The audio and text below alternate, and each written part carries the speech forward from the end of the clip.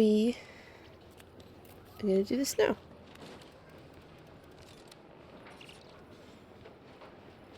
Act 3, baby! We're on focused experience mode. This is it.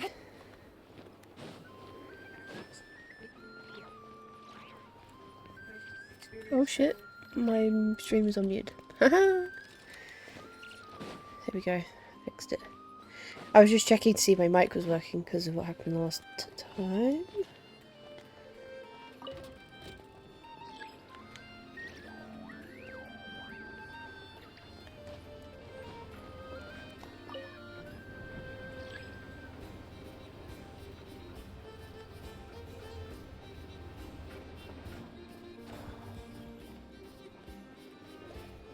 Oh, I didn't need to go up the lift. It's issue here. There we go.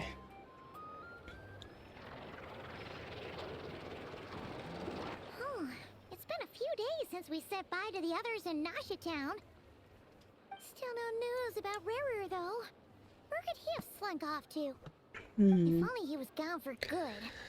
But with all the trouble he stirred up before, there's no way we've seen the last of him. I think so too. Hello, you must be the traveler in Paimon? Hello! Mr. Flynn has been looking for you. Unfortunately, there's been a serious wild hunt attack over at the quarry. He thinks it's time to regroup and figure out a plan. The wild hunt? Oh, uh-oh. We better get over there right away. Come on, let's go. Yes, let's.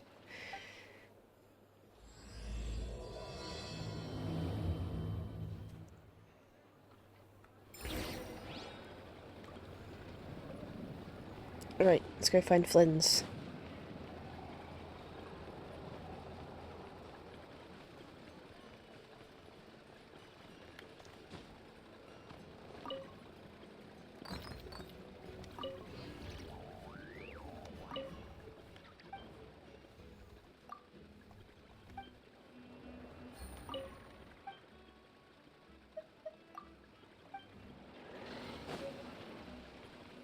Woo! Sorry, had to go get our sugar sculpture.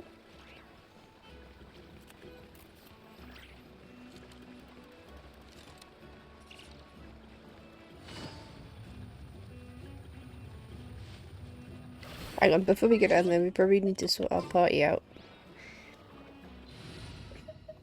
Tainari, I love you, but... I charge a higher... Oh, and Yamfe is half dead. Okay. Okay. We'll just have a mid-air snack. That's fine.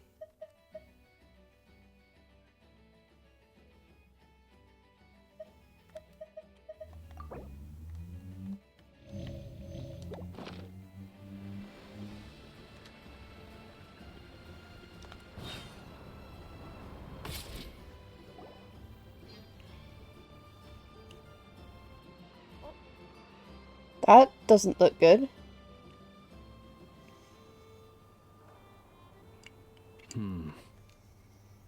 I can barely sense any Kuvaki at all. This whole area feels like a soulless husk. Looks like his appetite truly is insatiable. As if the power of that energy cannon wasn't enough. He's not seriously still getting stronger? What's his endgame here? Everyone's here already. Hey, we made it. So, what's going on? We've all been on high alert since we split up a few days back, expecting Rarir to strike again. But it's like he just vanished into thin air. No one has seen him nor found any trace of his presence. That is, until this morning, when a ratnik found signs of wild hunt activity while out here on patrol. As you can see, the crystalline itself is physically intact, but the Kuvaki it contained is all but completely diminished. And we're sure that Rarir did this. Who else? He's the only one who could pull off a stunt like this. Kuvaki loss has reached critical levels. Reikir of Solnari set to maximum threat level. Warning, unless de-escalation measures are taken soon, he will pose a threat beyond our ability to contain. The consequences could be catastrophic. Traveler, do you remember when we encountered Rarir just after regaining his body? There wasn't a shred of sanity left. Nothing but madness and rage. I remember it well. Yeah, didn't he shout out a bunch of names? Then he started raving about how nothing in this world mattered to him. Oh, Paimon gets chills just thinking about it. Oh, but the thought that he's still out there, lurking somewhere in Notcry, waiting for his chance to strike? Oh, even chillier. Last time we fought, we were already at a disadvantage. If he has such overwhelming strength, why would he suddenly go into hiding? Yeah, if I were him and I wanted more Kuvaki, I'd just take it by force. No point staying in the shadows. Unless something went wrong. His whole resurrection thing didn't exactly go smoothly. The other thing is, how does someone who's completely lost their mind still have the wherewithal to cover their tracks so perfectly? Beats me. According to certain medical studies, insanity does not always entail a complete loss of rationality. It may be that he is simply living in a world of his own. That actually sounds about right. He was ranting away to himself the whole time, like he had zero interest in talking to us. There are many unanswered questions here. He could be right under our noses, and we'd still be in the dark. Besides his name and title, we know little about him. Certainly nothing about his past, or what he might be hoping to achieve. Exactly. And we wouldn't even know where to begin looking. Even Boss hadn't heard of the Rahir of Solnari before all this. I'd be willing to bet that even if we gathered together every scrap of intel in Nodcry, we still wouldn't find more than, like, 3 useful facts about him. So, if we do nothing, he'll just keep getting stronger. But if we want to investigate him, we have no idea where to look. Last time we had Marionette and her big robo-buddy to help us, and we still barely held our ground. If we had to face him alone... Oh, Paimon's head hurts just thinking about it. What are we supposed to do against a threat this big? Cry? Pray? Well, I do have a little hunch about his next move. Given that he attacked the quarry, I'd say it's likely he'll target other places rich in Kuvaki. Somewhere like the Eye of Krati, or the Pillar of Embla. One thing's for sure. If we just sit back and let him keep absorbing Kuvaki, we really won't stand a chance against him. A perfectly reasonable hypothesis. However, it is worth noting that these two locations are quite far apart. To investigate them both, we'll need to split up. I agree, we should split up. Right now, Rarir's goal seems to be gathering Kuvaki, not fighting us directly. Once we're done, let's regroup on Hisi Island. Wait, why Hisi Island? If I recall correctly, your largest goddess statue was carved from Kuvaki-rich ore, was it not? That's right. Yes, it could well be a potential target of his. I should head back and start evacuating the pilgrims. Bye, llama.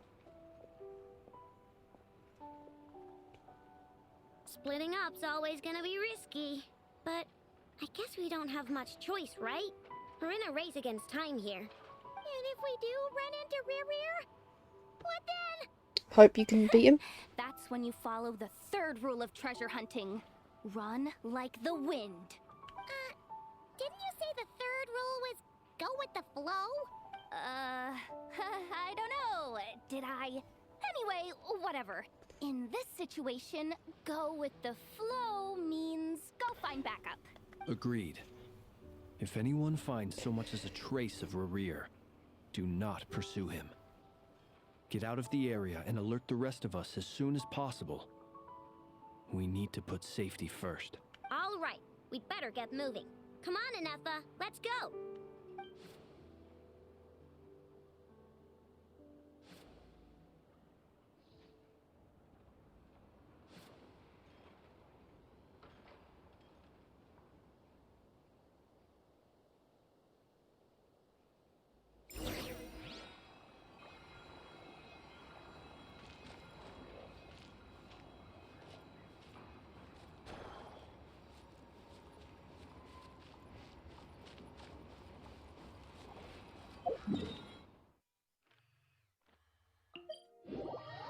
Okay, I guess we did our investigate.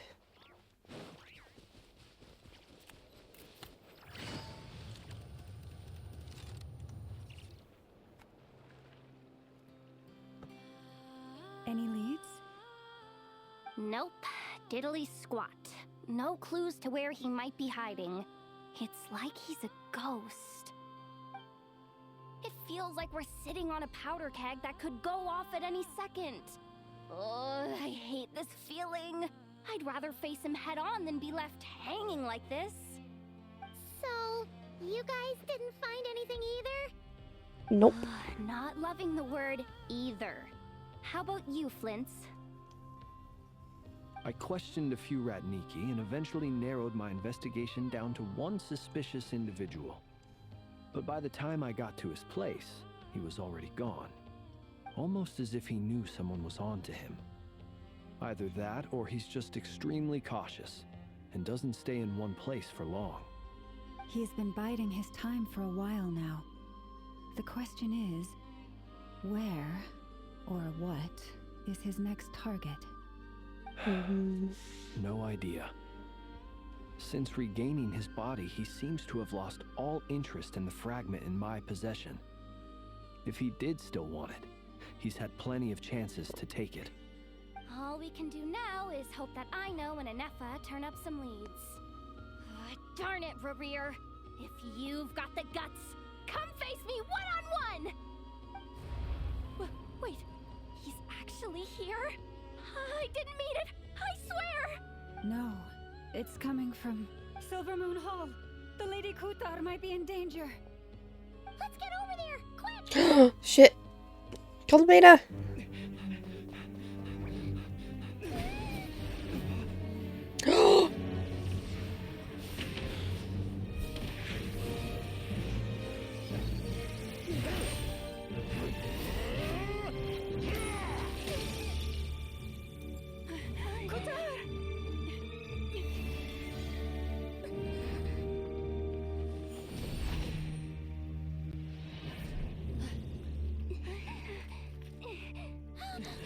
Good shit, Nama. Why is he attacking the damn elect? What's going on? No time for questions. Stop him! Oh, shit.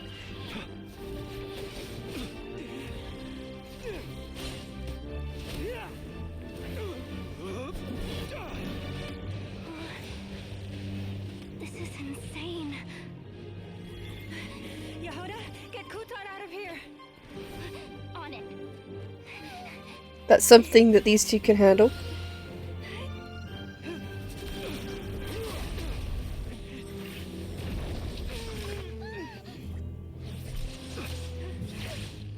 Look where your feeble light has gotten you.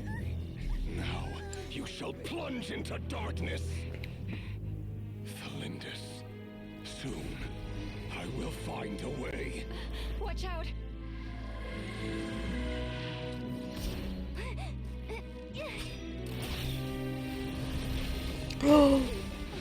Yoda! Oh! Fuck! Oh, she's hurt!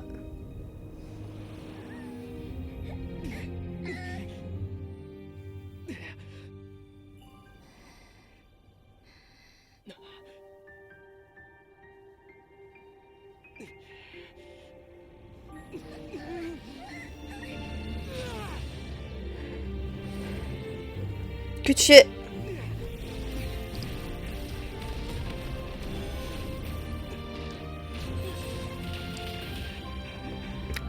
Get up for.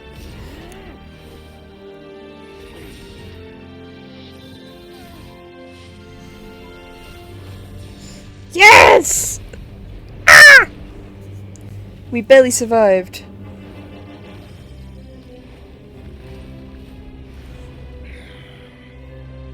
Find them, even if it means turning this place to ashes.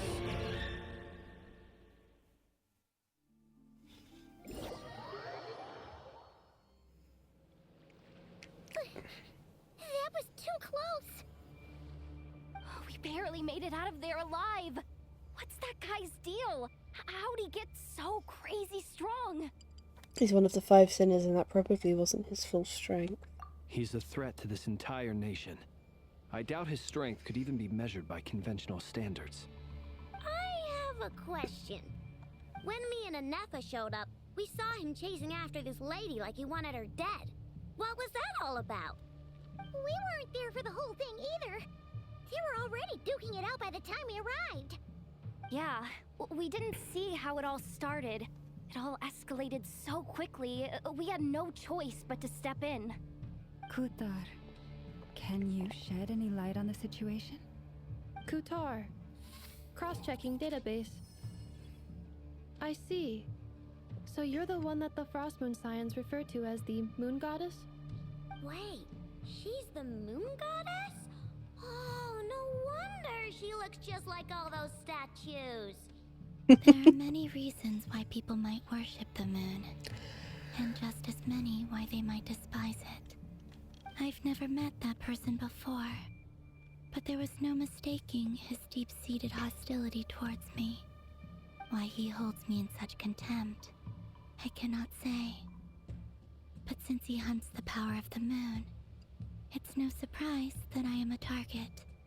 Kutar. There are many potential motives. For instance, you help the traveler escape his grasp. This could be his way of taking revenge. It is also possible that he covets the Kuvaki inside you and seeks to take it for his own. The list goes on. But right now, devising a counter strategy should be our #1 priority. The likelihood of this location being discovered is close to 100%. A counter strategy? We don't stand a chance against an enemy like this. Surely our only option is to run. He's not gonna chase us to the end of the world, right? So as long as we can sneak out of Nodcry undetected. No, I can't say that. Come on, Yehoda. This is serious stuff. You can't suggest we all just chicken out. Running is our only option. Huh? You seem surprised. But what other choice do we have? We are facing an enemy we cannot possibly defeat in battle. Well, I mean, yeah, but still. It's not too late. I can distract him, so you have plenty of time to make your escape. Wait, what? You're gonna act as bait? Doesn't that make sense? I'm the one he's after. There's no need for you to risk your necks on my behalf. A coyote doesn't stop for bypassers while it's howling at the moon. What is it, Loma? The Frost Moon Scions have already grown accustomed to life without their goddess. My presence here is no longer essential, and this is not my home, so you needn't ask me to stay. We can't just roll over and let him get away with this. That's not our style. Well said, I know. Yeah. We can't just call it quits after everything we've been through together. Besides, she pretty much saved my life back there. If I just ditched her now, I'd never forgive myself. We can't overlook that you have saved our lives multiple times now. To talk of returning the favor would be a little crass for my liking. But suffice to say that we are friends, and friends look out for one another. River's true objective remains unclear. Even if we were to sacrifice Miss Kutar, there's no guarantee he would stop. Running away won't solve anything. But Kutar, I know why you left the Frost Moon Scions so long ago. It was because people started treating prayer as a form of trade. They would make self-centered wishes, force you to accept meaningless offerings in return, and then expect you to perform miracles for them, as if that were their entitlement. If it were me, I might have walked away too. But I believe that time can change everything, and that sometimes it takes losing something precious to appreciate its true worth. After much reflection, I've realized that this was never about whether the Frost Moon Scions need you. Any relationship based on need is purely transactional. What I truly hope is that you'll choose to stay, not out of obligation, but as part of our family. You were born here, and now you've returned. Who knows? Perhaps it was the moonlight that guided you home. Thank you, Lauma. But my power is on the wane. I'm afraid I will be of little use to you now. We'll find a way. Very well then. I'll do as you say.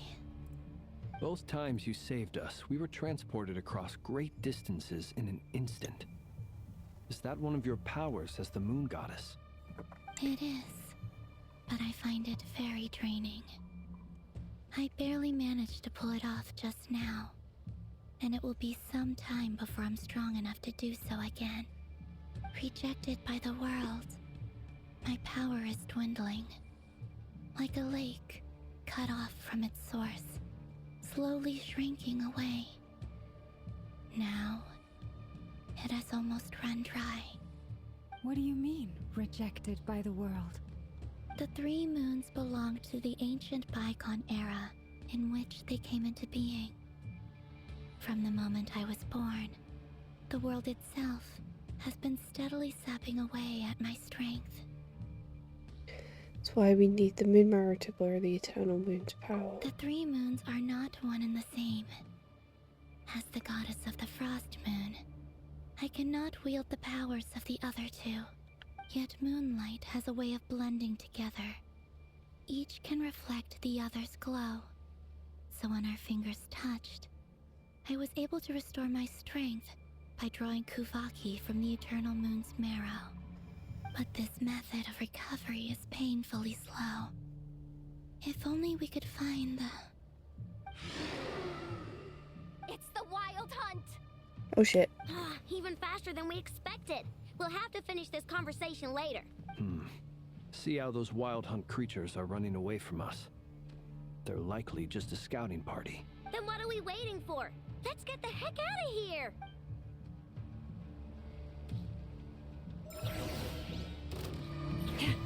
For the everlasting forest.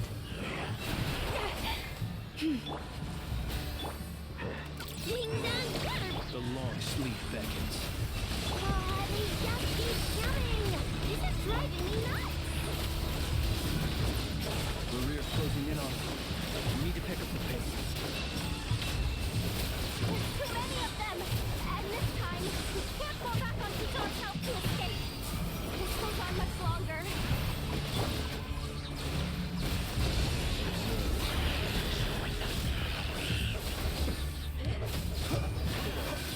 Ultimatum protocol. For the everlasting forest.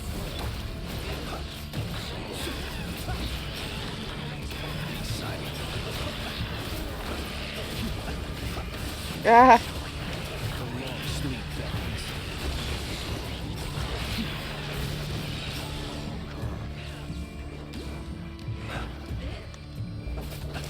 By the frost moon of old. Annihilation mode. Defensive mode engaged. Beware the creatures of the night. Night falls. With one heart, Ultimatum protocol. Cellular insulation chamber deployed. Close your eyes. Be silent. Fear the dark.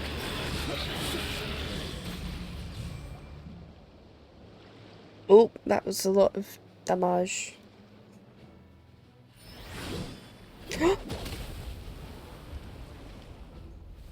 I think I know who that is. Eee.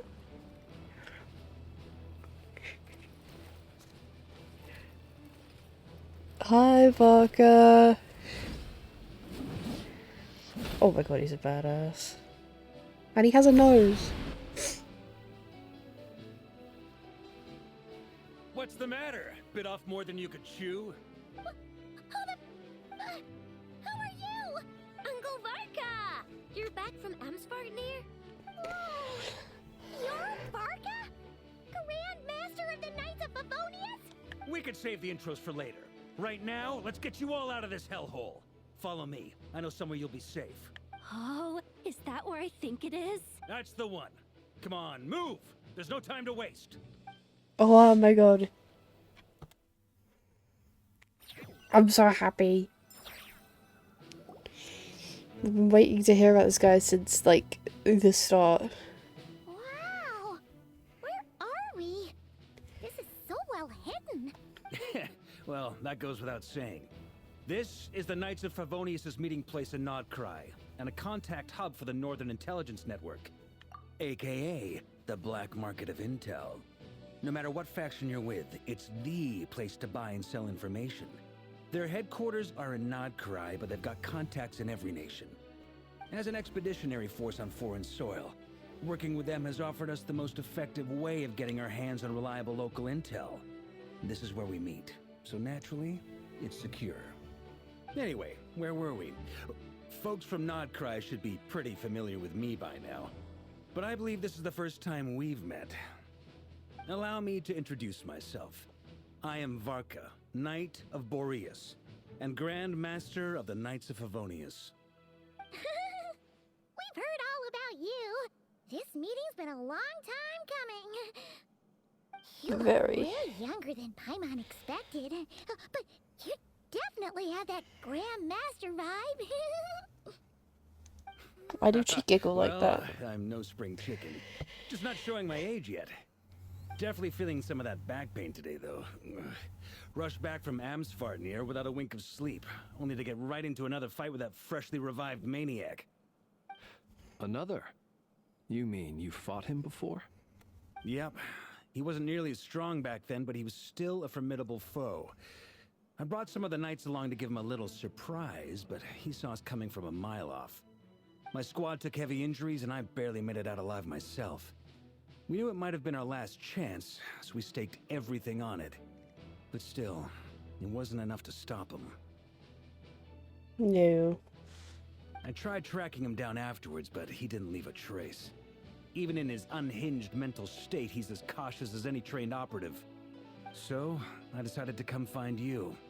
And as luck would have it, turned up to find you being ambushed by the Wild Hunt. The rest, you already know. Is that why he's been frantically absorbing Kuvaki these past few days? Because he sees you as a threat? Maybe I'm part of the equation, but even if I weren't, I'm sure he'd still be gathering power. He's clearly working up towards something. Note to self. Uncle Varka's strength rating officially upgraded. Guess it's my turn to ask questions now. So, what exactly has been happening in Nodcry? Why has the Wild Hunt returned in humanoid form? And why is it after you? That's a long story, but I'll try to make it quick.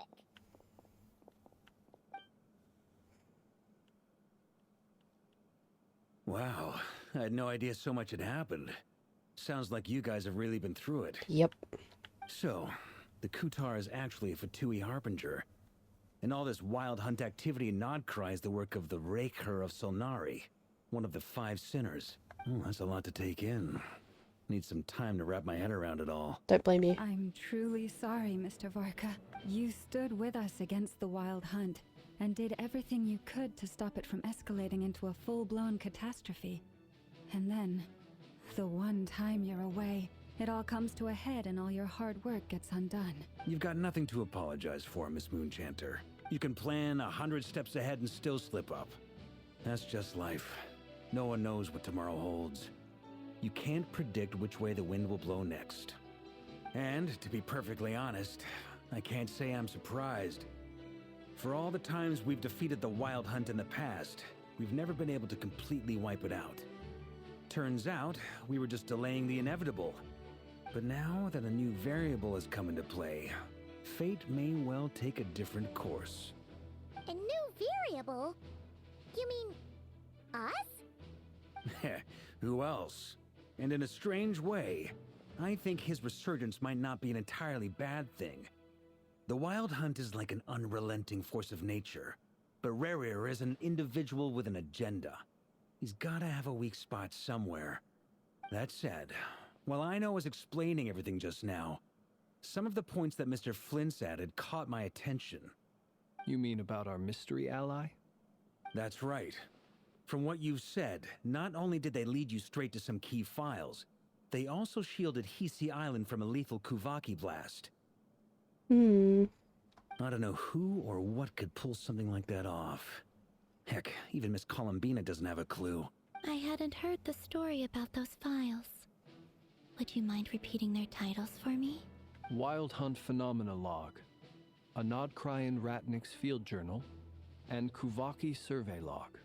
Oh. No. Still doesn't ring a bell. Another dead end. Guess all we can do now is hope that our mystery ally keeps showing up when we most need them. Still, it's safest to assume they won't be intervening again. From here on out, we'll have to resolve this crisis by ourselves. Your intel also explains something else I've been wondering about. The reason I led my team to Amsfarnir was because we'd had reports about a possible source of the Wild Hunt showing up there. But once we looked into it, it turned out to be a red herring. I don't know who was behind it, but clearly, it served its purpose. I doubt it's by chance that he happened to make his comeback while my attention was diverted. And from everything you told me, it sounds like his scheming began well before his return. So maybe luring me away was all a part of his plan. But is it even possible that he orchestrated all of this by himself? The Moon Maiden and the Raker of Solnari, Nodcry of all places. The way everything is unfolding, it can't be a coincidence. So, what do we do now? Got any ideas? Right now, we've got at least 3 things to consider. Let's go through them one by one. First, we need to figure out how to take down Rerir. If we can't beat him in a straight-up fight, the rest won't even matter. To my knowledge, the bulk of Nodcry's fighting force is already gathered here. But even with everyone united, we're still no match for Rerir in his current state, let alone with his power still growing. What if there was a way to tap into a new power of our own? How so? Have you thought of something, Columbina? 3 moons once watched over this world. The Eternal Moon was the largest. The Frost Moon was the brightest. And the Iridescent Moon was the most mysterious. They say that back then, the 3 moon goddesses wielded immense power. Enough to shape the workings of the world itself. I now bear the Frost Moon's power, and the Eternal Moon's marrow resides within the Traveler. Hold on. Are you suggesting? The Iridescent Moon, the last piece in the puzzle. That's right. If we can find the Iridescent Moon's marrow, I will be able to regain my strength much more quickly. The 3 moons are said to stir the tides and illuminate all things. Perhaps they hold further secrets beyond our understanding. According to my analysis, the solution is feasible. However, it is subject to one major condition. How do we locate the iridescent moon's marrow? I know a way, but we will need to visit the Fatui's Experimental Design Bureau.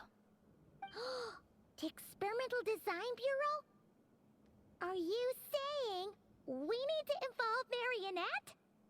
Yes. I must speak with Sandrone. It's a long way from here to the Experimental Design Bureau. There's a high chance you'll be spotted.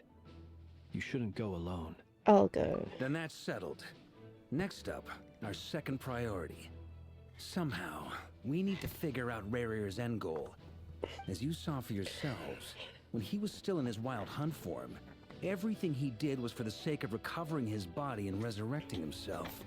His first act since then, after laying low for a while, was to try and assassinate this young lady. People's obsessions often reveal their greatest vulnerabilities. There must be a reason why he despises the moon so deeply. Perhaps it sheds some light on his title, the Raker of Solnari. The Wild Hunt has plagued Nodcry for centuries now. If we want to stop it for good, we have to get to the root cause of what's driving it. It's true. We still know very little about him. If Kuthar hadn't given us that lead, we wouldn't even know his name. But where would we even start?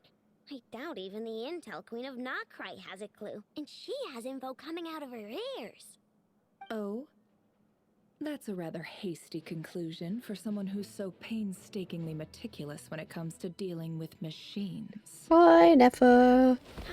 She heard me. Oh. Boss! What are you doing here? I'm now asking myself the same question. I received a letter from a humble knight of Favonius, requesting a meeting to discuss a major business deal. But it looks like this humble knight had something else in mind. Details, details. Miss Nefer, the important thing is that you've arrived at the perfect time. Since his failed ambush, I've been racking my brains trying to come up with a plan to fight Rerir. Given the severity of the situation, I think it's fair to say that our only chance lies in uniting as one. And I'm talking all the factions in Notcry. We can't do this without the Curatorium, but I knew it'd be a tough job to win you over. So, I took the liberty of reaching out for a little chat. Wait a sec. How did you even hear about this place, Nefer? Didn't you say this is meant to be the Knights of Favonius' meeting spot? And a contact hub for the Northern Intelligence Network? And isn't it supposed to be super hidden? You really think he could have gotten settled in Nodcry without my help? Besides, I'm the one running this gig. Of course, I know where the meeting place is. Allow me to introduce the current head of the Northern Intelligence Network. If it's intel you're after, she's your woman. Pretty much seen and heard it all. Please spare me the flattery. Let's cut to the chase. Seems like you've run into some trouble, huh? Well, this certainly qualifies as an unforeseen crisis. On behalf of the Curatorium of Secrets, I wish you all the best of luck. So you're just going to sit this one out? Why should I get involved? What could possibly be in it for me? I don't know, make sure What that if we Nodcry told doesn't you just die. We can't do this without you. Oh? Then I'd say, you'd better make it worth my while. I don't work for free. Jesus. I can't put a price on something like this. It's just not in my nature. But then again, you and I have always been polar opposites in this regard. So I can't exactly say I didn't see this coming. If you insist on compensation, I will pay you. Consider this a formal commission. Sound fair? You just don't give up, do you? Too bad. I know you well enough to know you can't afford my prices. The riskier the job, the more it'll cost. And a Moonchanter's stipend isn't exactly generous. Unless you're planning to start passing the donation box around among the faithful. Nefer, why are you being such a bitch? Boss, just a thought.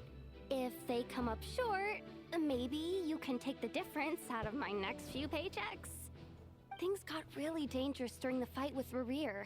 If this girl hadn't saved me, I'd be ley line fodder by now.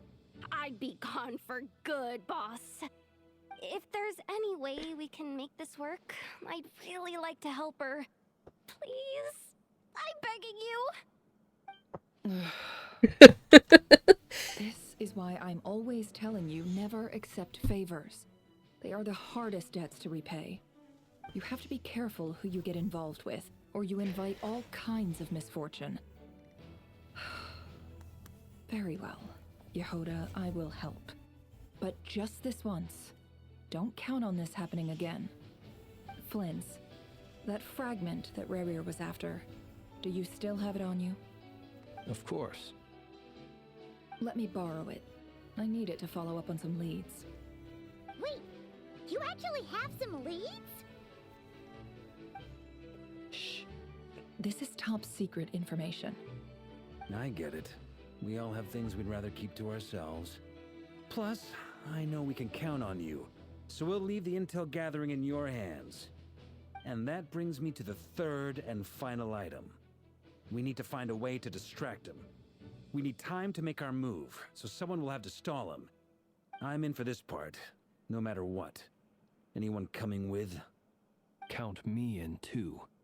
Come off it, you two. Quit playing heroes. I'm way ahead of you here. Nefa did a scan of the Moon Goddess's Kuvaki signature, and we're gonna use it to make some decoys over at the Krumkake craft shop. Anyone who's in, follow me. Once they're ready, we'll deploy the decoys across Nogcry.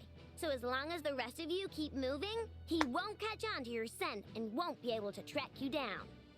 I like it. Genius idea. Well done, I know. No biggie. All right then, we'll split into 3 teams. Once your team has finished their mission, return here and wait for the others. Dismissed.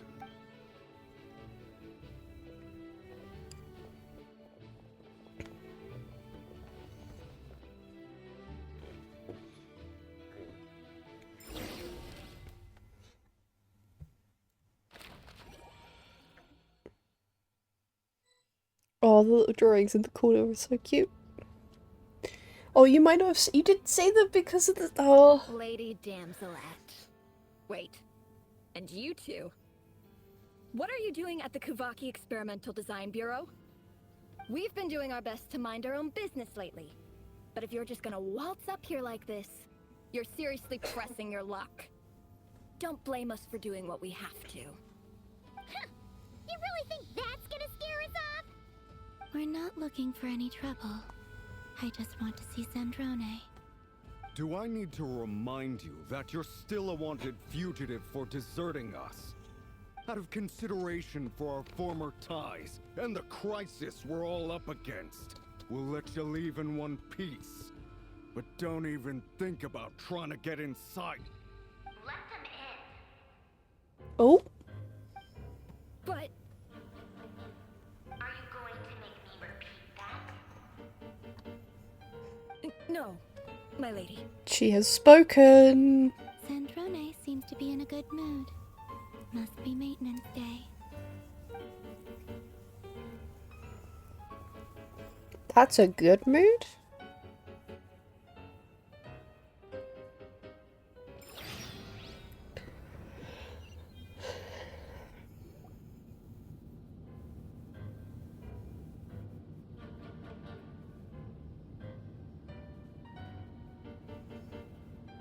So tell me, to what do I owe the honor this time?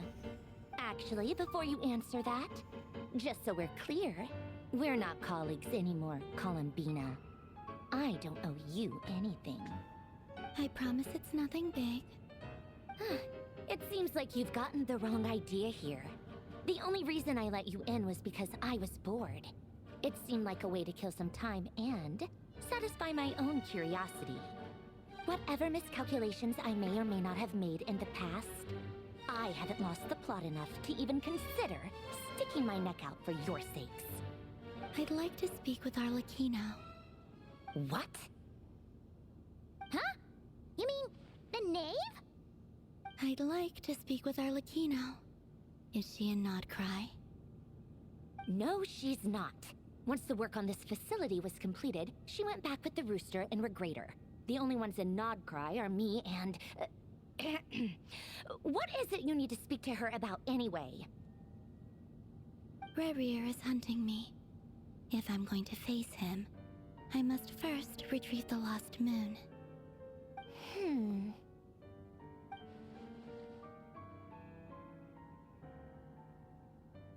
Doesn't look surprised.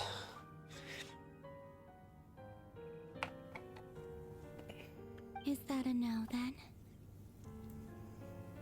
We're only doing this to stop Rerir. He's our common enemy. As if I need reminding. I was this close to settling things with him before someone decided to whisk me away to their weird little garden. Have you held any tea parties lately? Tea parties? Yeah, obviously. You don't seriously think we'd pack it all in just because you aren't here. If anything, they've been more eventful than ever. Just me, Arlecchino, and a bunch of insolent, insensitive guests who won't stop asking where you've gone. Oh, they've been a real joy. I bet you served them the worst tea you have. Just like you used to do to me when I upset you. Who cares about how good the tea is when there's no one around to drink it? I keep losing people. First Rosaline, now you. I'm running out of people who can make me laugh. Honestly, what could be more ridiculous than a multi-centenarian goddess who's only ever had the plain herbal tea she received as offerings? You'd always brew a different type of tea for me each time. Was it really just to see how I'd react?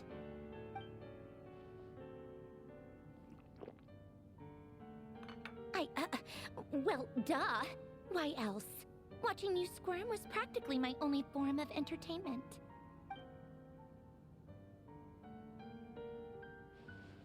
Yeah, I do think they actually get on. Like, they have the sister vibe. Oh, yeah. And Capitano sometimes used to bring Tartaglia around, too. But I guess we won't be seeing him again. No. Well, I guess we are overdue for a get-together. Polonia! Have Febronia pass a message to Arlecchino for me. It's time for tea. Will suffice. Pass along a message for me, too, if you would. My body cannot contain the marrow of 2 moons, so I'll be leaving one of them in her care. Excuse me? Who said you were on the guest list? If my tea meant that much to you, maybe quitting the Fatui wasn't your brightest move. Back when you were under the Tsaritsa's protection, no one would have dared come at you so openly. But that protection didn't come for free. In fact, I paid dearly for it. At the end of the day, it was just another transaction. I just got tired, that's all. I never wanted any part in their grand ambitions, and I've had enough of being treated like a bottomless supply of power. It brings back memories from the old days, when I was still worshipped as the moon goddess. Centuries on, it may be a different group of people, but I see the same greed in their eyes. I figured you'd leave eventually. You didn't have as much of a reason to stay as I do. The Tsaritsa gave you shelter and protection, but that was it. Nothing more, nothing less. Meanwhile, the Fatui demanded everything from you in return, until it was more than you could bear. I get why you left. And frankly, I have no interest in dragging you back just because the higher-ups told me to.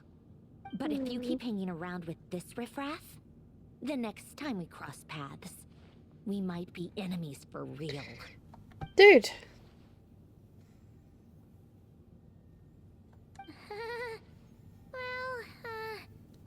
Guess that's our cue to leave. Better not keep Burker and the others waiting. That might be your plan. But it sounds like someone else wants you to stay a little longer. Huh? What do you mean? Listen.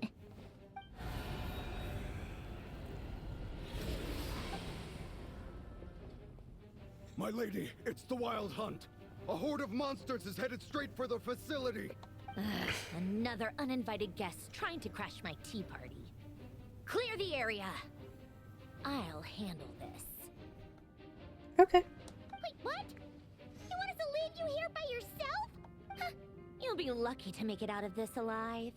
You really think you can afford to worry about me? Go on, get out of here.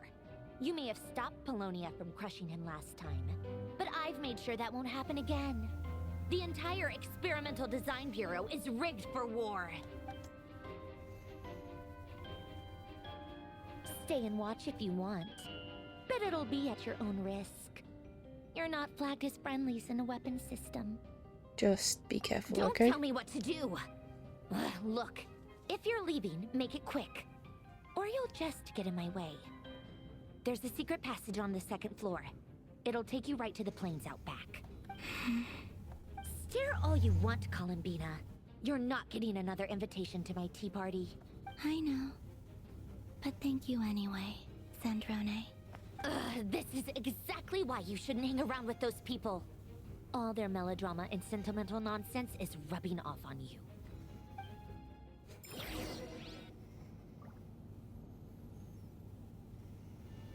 Ooh. Come on then, Mr. Ray here. Let's pick up where we left off. It's your Wild Hunt monstrosities versus my beautiful creations. Let's see who comes out on top.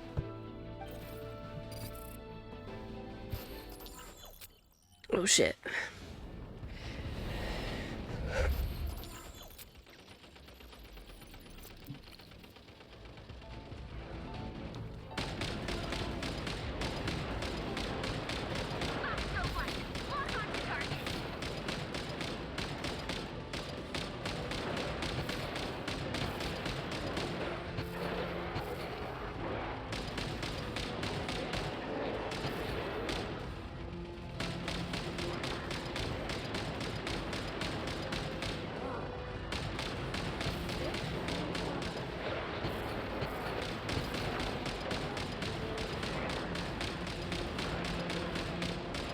Ah!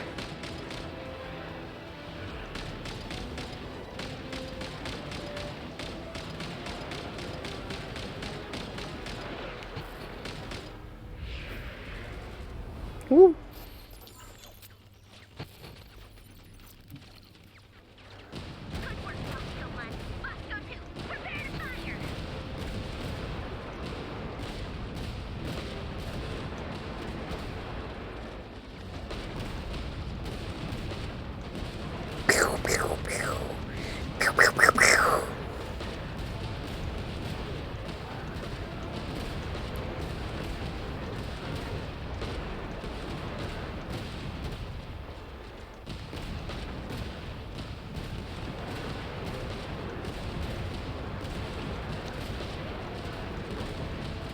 This is fun. Yay! Pew pew pew! Pew pew pew!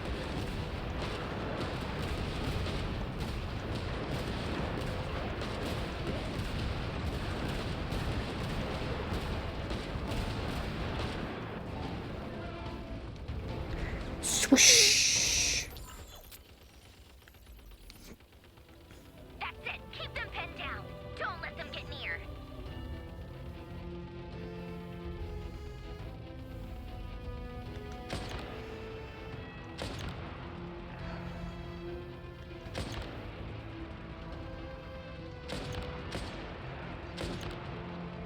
Snipe, snipe, snipe.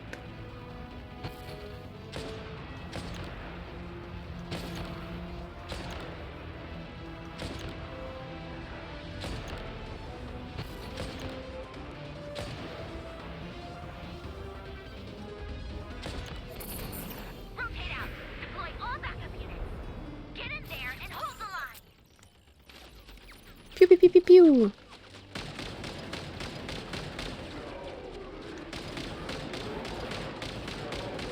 They're more tenacious than I thought. Whatever. This is where the real fun begins.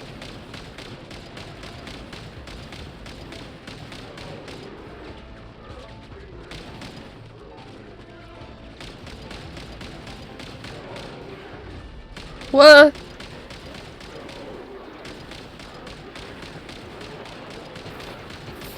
Don't worry. Once this is over, I'll put you all back together again. I promise.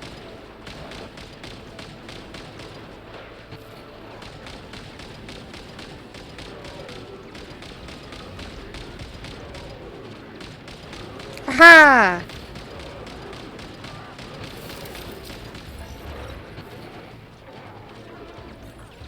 Finally, the ranger himself. Time to...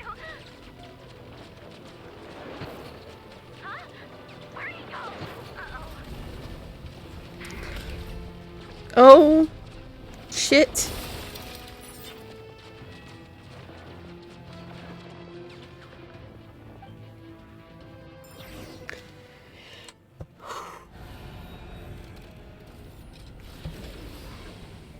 Oh dear.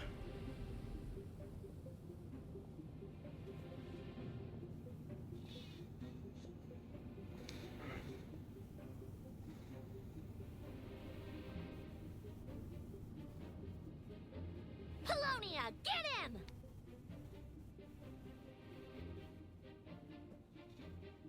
Oh.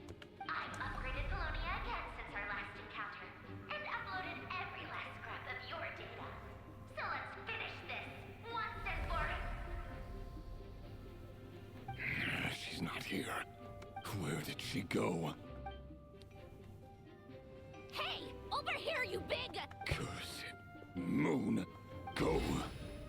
Keep searching. She cannot have gotten far. He is literally focused on Columbina.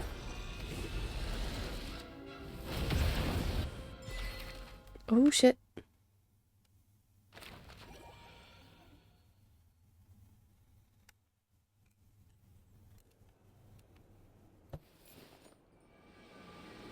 I needed to, like, give me a second to pause.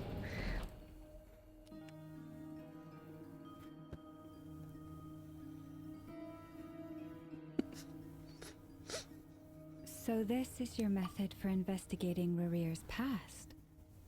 It almost looks like some kind of ceremony. Good deduction. But it's quite a different affair from what you're used to with the Frostmoon Scions. Whoa! First time I've ever been in here. Boss always said it was off limits, so I pictured some kind of creepy dungeon. But it's actually kinda nice. Oh, I guess this must be Sumero decor? That's where Boss is from. And that nice shopkeeper who sold me my treasure compass. I'm not sure exactly what you've got planned, but it looks like you're all set. When do we begin? Whenever we wish. But for some reason, I've got a feeling this isn't going to end well. Oh? I've never faced Rarir myself, but from what you've told me, his power is beyond anything I could imagine. I, on the other hand, am just an ordinary businesswoman.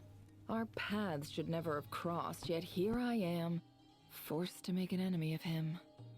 If you ask me, you're about as far from ordinary as it gets. So what are you saying? You're getting cold feet? Once I take a job, there's no backing out. Still, I have to ask myself if the power I'm relying on will even work on an opponent of this caliber. And also how to make sure I come out of this alive if things spiral out of control. Death is the one thing we can take for granted. It is the great equalizer, however fortunate or unfortunate we may otherwise be. So it's important to consider how to spend what lifespan we have left. Come on, boss. Lighten up. Quit talking about death. It's bad luck. For once, I agree with you. When you're up against a foe like Rarir, there's no such thing as being too prepared. Is there anything I can do to help? That won't be necessary. I've already made up my mind. Time to cash in a precious favor I've been saving for a rainy day. Yehoda, I need you to find someone for me. The sooner the better. Eh? Find who? That shady merchant who sold you an overpriced treasure compass the other day. Come on, boss. You're pulling my leg again. In what way is she shady? She showed up when I was completely lost and sold me a neat little gadget that was exactly what I needed. Trust me, she's a good person. Oh my god, you are so naive. Anyway, I know who you're talking about. Don't go anywhere. I'll be right back.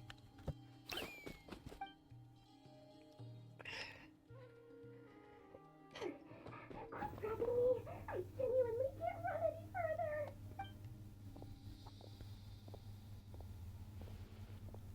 Hey, aren't you? What is it? What's the Hi, big rush? Dory. You dragged me out of a dream where I was literally swimming in Mora. I'm charging double my usual attendance fee. See, look how easygoing she is. After that rude awakening, she could have completely snapped at us. But instead, she kept it together and just asked for an extra fee. Dory Sangama Bay?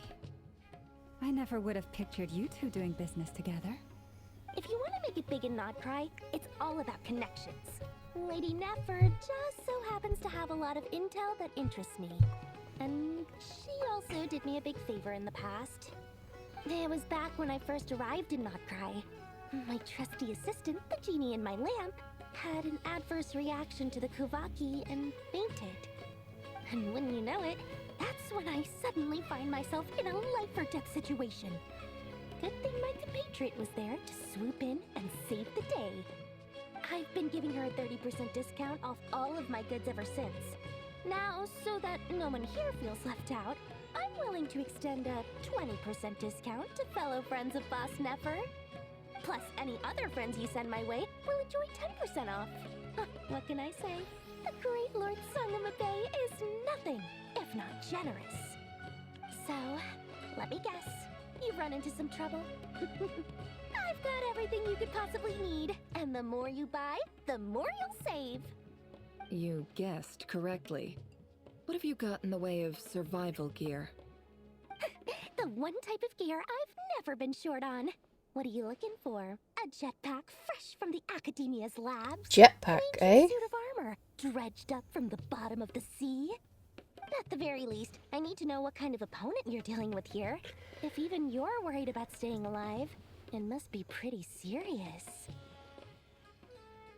What if I told you it's someone with the power to bring a nation to its knees? Is that so? Then we really are talking top-shelf treasures. I don't have anything like that in stock right now. I'll have to ask my supplier. Your supplier? A powerful woman, make no mistake. I can't reveal her identity, but luckily for you, I hear she's planning to visit Notcry in the near future. If you're willing to wait, I can ask her when she's here. Can't say exactly how long that'll be, though. Then, let me put it another way. What would you do if you encountered an enemy like that? Roll over and serve yourself up on a silver platter? Of course not. I have a handy little trinket from one of my generous suppliers, which... Hold on. What exactly are you getting at? No, no! This is for my personal use only! Let's just say I'm borrowing it, all right? Just for insurance purposes. You'll get it back later. Favors are the worst kind of debt to owe, and now you've got a chance to repay one. A win-win situation, don't you think? Fine. You can borrow it for 5 days. No, make that 3. And for every extra hour after that, I'm charging you 1,000,000 mora. Deal? Deal.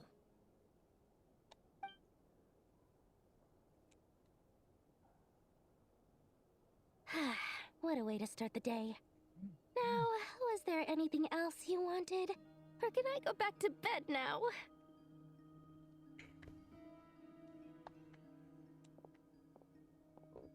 That will be all. Take care now. Don't trip up on your way back, friend. See you later! You're my favorite shopkeeper. Oh my god, Yehoda. Don't trust her!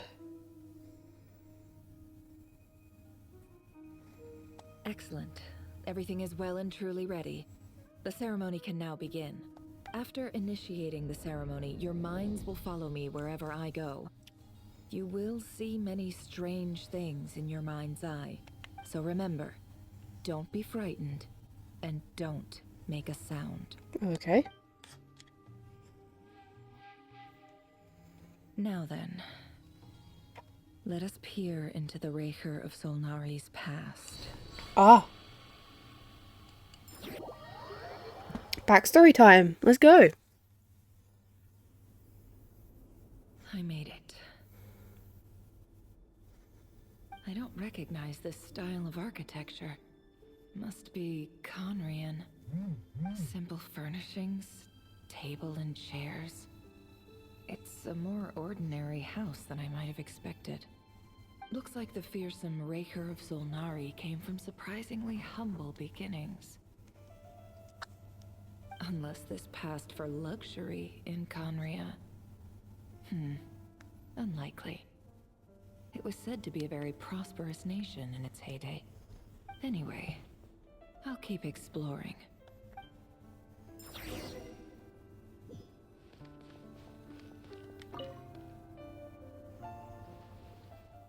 Hi, River. Since you're working extra hours tonight, I thought I'd keep myself busy by checking out that new kebab shop. I've heard good things about their menu. Kebab. I'll test it out, and if it's as good as everyone's saying, let's go back together sometime. P.S. New stash from the Universitas Magistrorum. I brought some goodies home. A few teacups and a pin rack. Hope you like them. They didn't sign their name, but they must have been close, Sounds like they were living together. Oh, 1 second.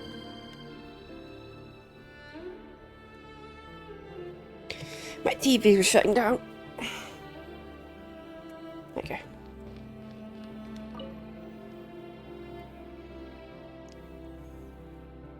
I went over to Joseph's for drinks today. They have a fine collection, but I went alone. Felindis was tied up with something and couldn't make it. Joseph asked why I came alone, but I didn't really have an answer. He then went on to ask about other things. If you ask me, someone who asks that many personal questions is too nosy for their own good.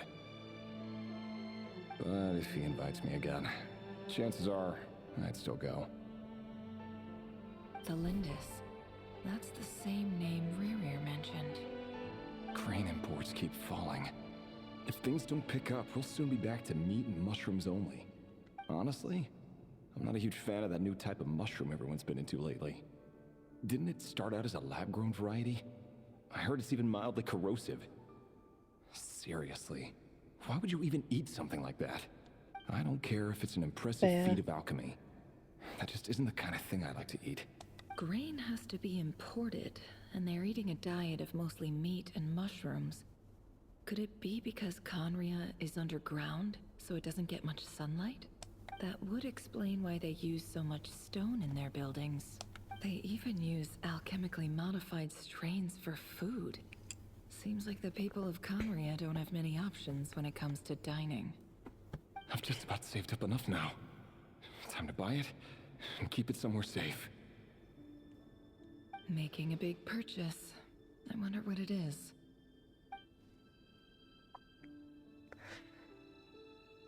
Most of what's written in the diary are mundane details of everyday life. It's clear the author was an ordinary Conrian, or at least they were passing themselves off as one.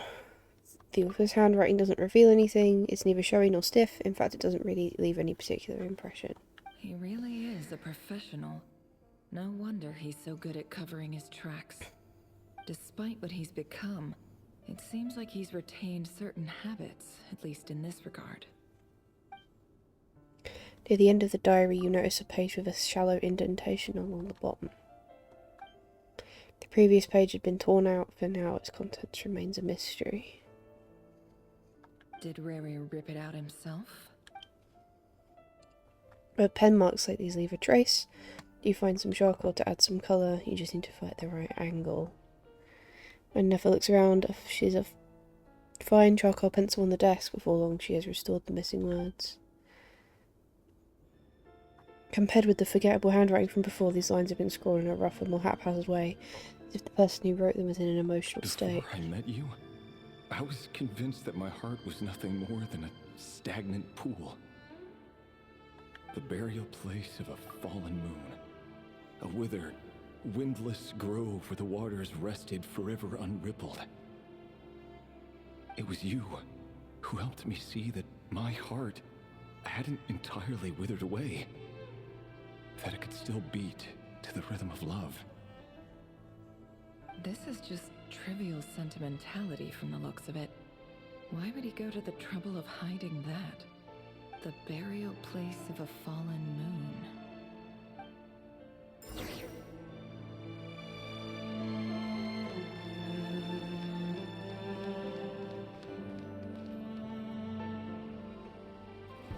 Rerir, over here. Dane! Dane! Oh, and it's Dane from the past! What a surprise to see you here, sir. Hello there, Rerir. You need not address me so formally outside of court. He doesn't get that much free time, so I invited him over for a drink. Even the court prophet deserves a break every now and then, right? Well, I'm flattered. So, what are we discussing today? Hey, don't look at me. As far as I see it, we don't need an excuse to have a few drinks. Come on, don't give us that. Didn't you say you were about to pop the big question? How's that coming along? Who'd have thought the great Twilight Sword was an even greater gossip? It's so weird to hear him not I be just complete didn't expect depressed. you to be the first one to settle down and get married, that's all. Serious, but he's like an actual human. If you told me that a few years ago, I wouldn't have believed you either. So, are you planning to come clean about your job then? I'm guessing you still haven't told her. Sure, I'll have to tell her at some point. But I'll need to pick the right time and place. To be honest, I have no idea how she'll take it. Come on, stop being such a pessimist. For all you know, she could be thrilled. I bet she'll be much more impressed by your actual job than the one she thinks you're doing now. A member of the King's Guard. Quite the cover story. Does the king himself even know? Of course he does. Anyway, enough about me. How have you been? Me? Same old, same old. Nothing much to... Huh? What's up, Fed? It's nothing. Vedifulnir, Dainsleif's elder brother. Oh. Renowned throughout the court of Conria as the Visionary, and said to possess a wisdom far beyond the reach of any ordinary man. And yet, despite the gulf between us, he seems to have something to say about me. Does he even know me? Does he see me as a friend of his brother, or just another of the Vinster King's blades? Why did he react so strongly? Was it really to do with what we were talking about? Brown, curly hair and brooding blue eyes. So this is what Rerir looked like back in the day.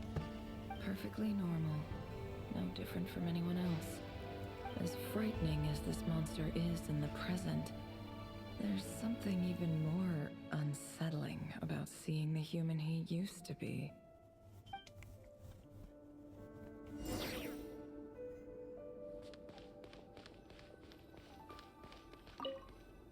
Okay.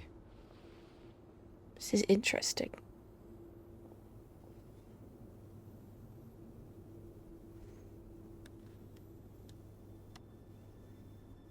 Felindis? You're back early? Aww. Our equipment's being she's serviced cute. today, so I got off earlier than usual. How's your day been? Aw, why the long face? Is something the matter? Has your boss been giving you a hard time again? Went for a drink with Dane and the others after work. Isn't that a good thing?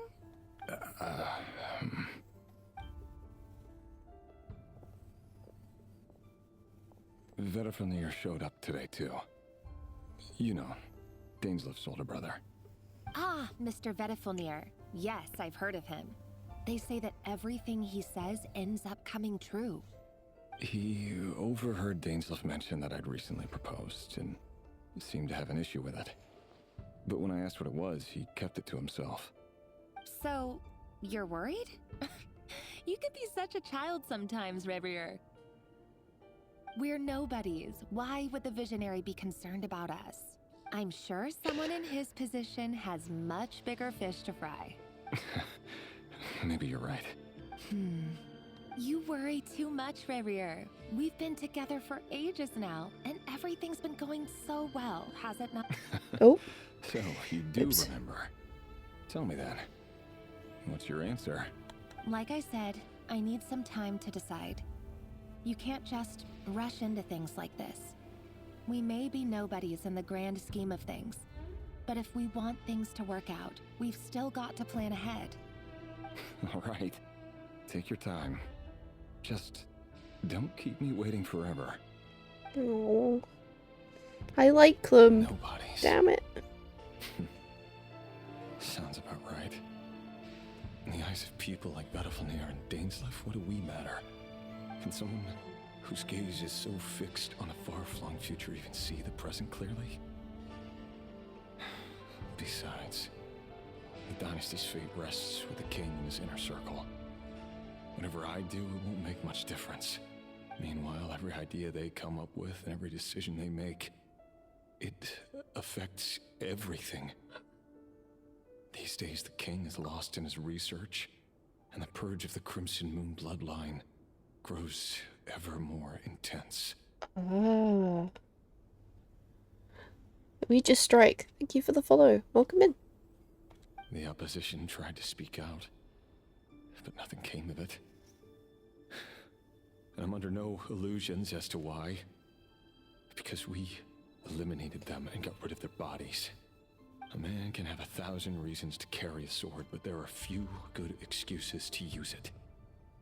Yet the king has never even considered a gentler approach, and he never will. What becomes of someone who kills on another's behalf? Can he ever find true peace?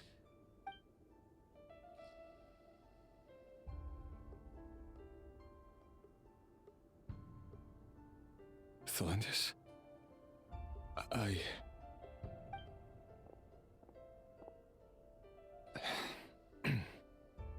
It's nothing. You were right. Fate has never smiled upon nobodies like us. But by the same token, it's unlikely to bear a grudge against us either. There's no reason we can't keep living happily together, cherishing the simple joys of each day as they come. See? You just need to stay positive, Revere. I can feel your warmth, your breath. You're right there, right by my side. Just seeing you makes me happy in a way I can't explain. And that's something that no one could ever take away from me. So smile, my love. Let go of that frown. You're right, Thelindis. I've just been overthinking things. That's better. Getting caught up about things like this will only ruin our evening. Speaking of which, all set for the ball tonight? I need to go get ready. You go ahead. I just have a few things to take care of, then I'll come join you. Even busier than the big shots, huh? Fine, I'll go get started. But don't be late. If you keep me waiting too long, I won't be a happy bunny. Relax. I'll be there.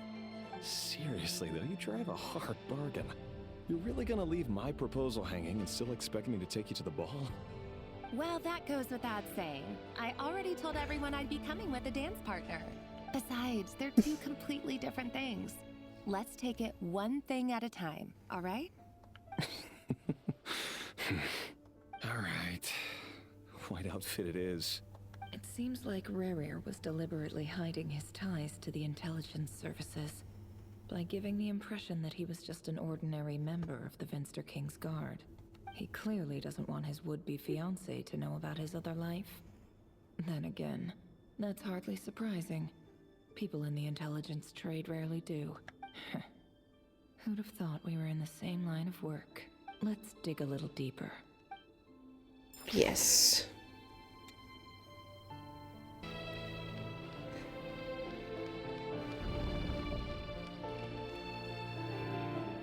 Our last operation was a resounding success, and all thanks to you, Rehir of Solnari.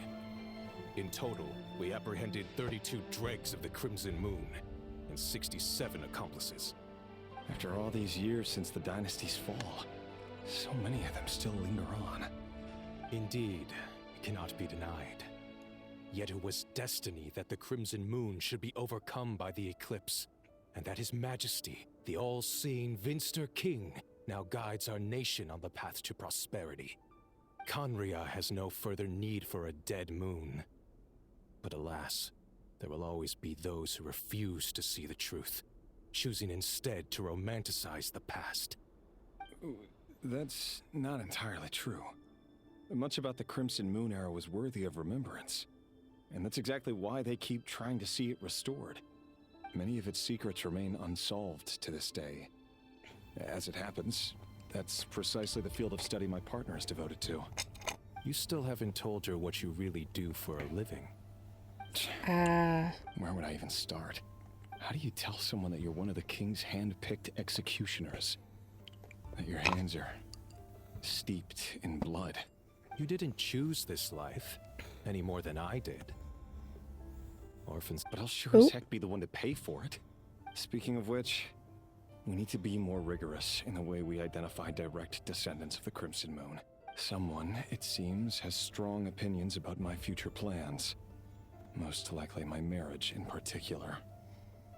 I have a feeling that we may soon become targets of the Crimson Moon's retribution. Your concerns are not unfounded. They've taken out many of our colleagues these past few years, and for that very reason. These are no helpless lambs we're leading to the slaughter. They're wolves in sheep's clothing. Take care, Rayhir of Solnari. I look forward to toasting you at your wedding. Thanks, Thorkel. You look after yourself, too.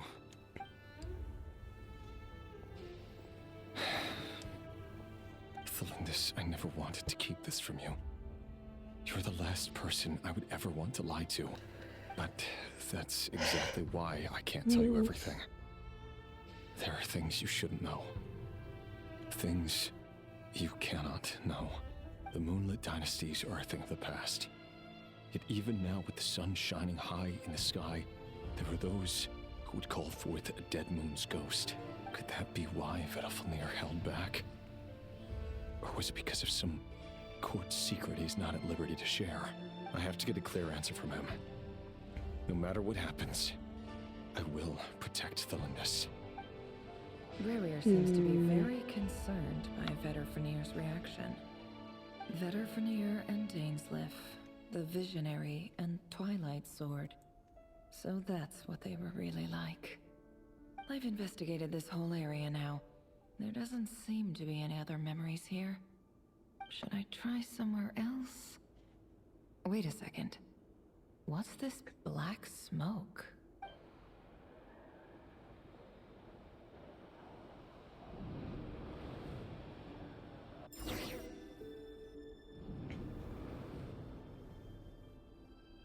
So, he's late after all. Just you wait, Rerir. You're in for it. Big time. Are you waiting for someone, ma'am? Could I tempt you into buying some flowers? Oh, sure. Pick me out a pretty bunch if you would. Thank you. But I'm afraid none of them are as pretty as you. For someone so young, you sure have a way with words, don't you? I'm only telling the truth. Look me in the eyes. You'll see I'm not lying. May we have a word in private? Who are you? And what do you want? It doesn't matter who I am. Too many of our kind have fallen lately, so I decided to take the risk of reaching out.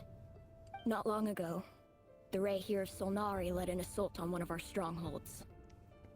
We suffered many casualties, and many who came to our aid lost their lives as well. Sorry, I don't know why you're telling me this. And I don't want to get involved. Wait, hear me out. This time we finally got a clear look at his face and learned his true identity. His name is Rayhir, and he claims to be one of the king's guards. What did you say? A cruel irony, isn't it? The man you're set to marry leads a double life as a brutal executioner. Oh, Surely shit. He must have caught a whiff of the blood on his hands. Why are you telling me all of this now? Simple. It's because...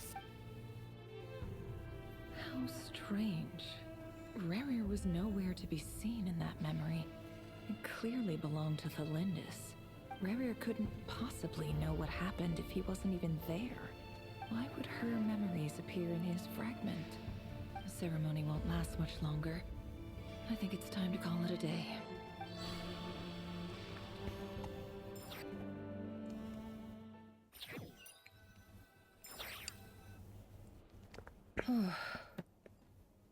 So that was your doing? Did you just pull us inside Rerir's fragment to spy directly on his memories? Any more questions, and I'll have to start charging. I had no idea you could do that, boss! Seriously, that was amazing! We're not worthy. We're not worthy! I gotta admit, though, I'm itching to see what happens next. Feels like we barely scratched the surface.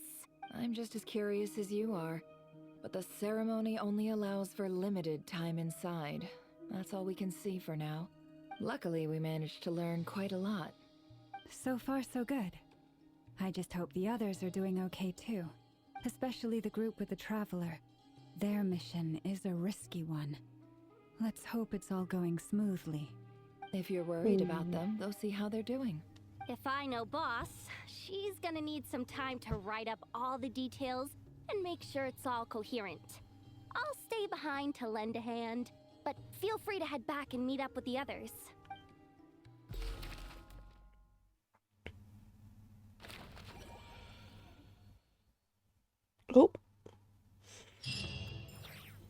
to hear. Oh, they've been prowling around for nearly 2 days now.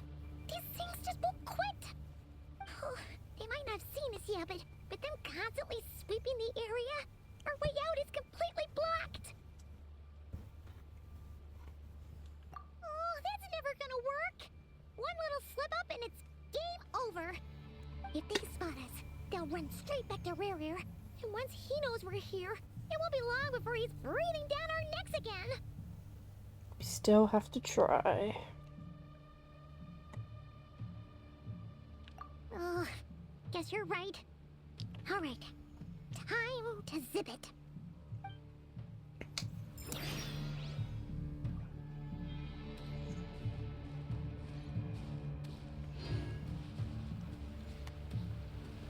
Quick, hide! We almost got spotted!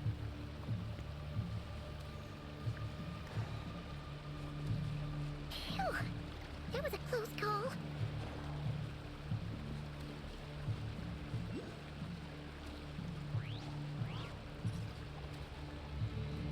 Watch out! It's coming this way!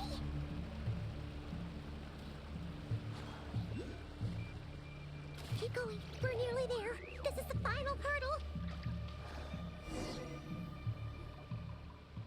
Dunzo. Oh, there's no end to these things. Oh no.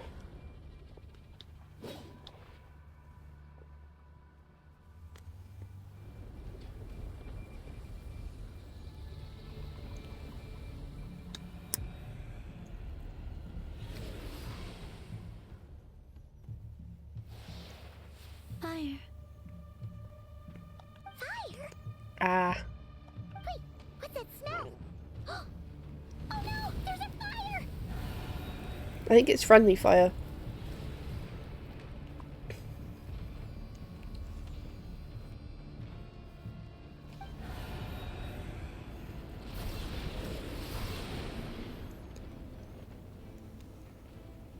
That was quick. There she is. Hi, Alicino.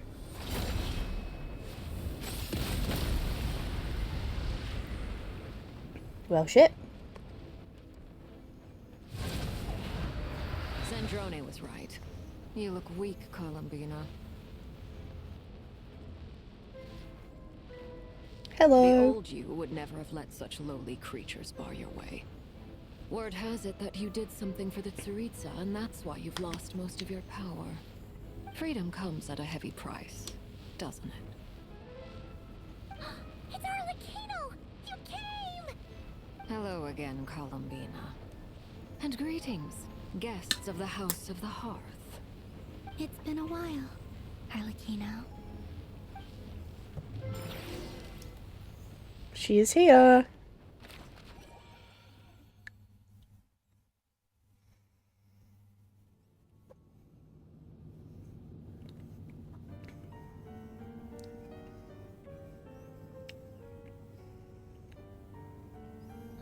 Stupid right here of stupid Solnari. Ugh, whatever. I've got all the data I need. Next time we meet, you're finished. He sure doesn't pull his punches. Excuse me, do you need a hand? You can do me a favor by staying out of my way. Can't you see I'm busy? Wait a minute. I recognize that voice. Hello, Miss Sandrone. Father sent us over to help. Hey, guys. How considerate of her. Hey, Fremine, get over here and help me fix this. Lenny, you do your thing. Just keep your sister away from my machines. Nearly every machine that cat girl touches ends up going haywire. Go put her on cleaning duty or something.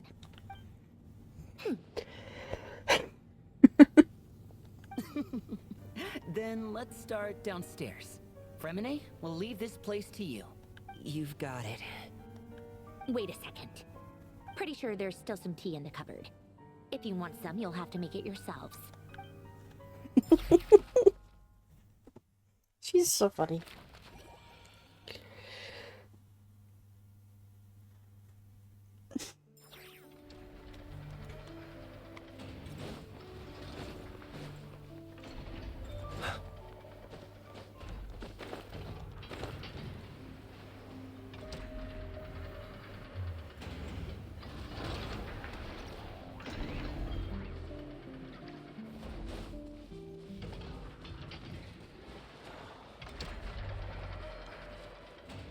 Still a lot of chests that we can pick up around here.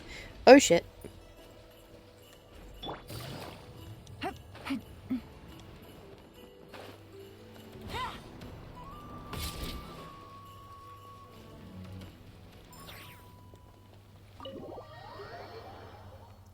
Boom.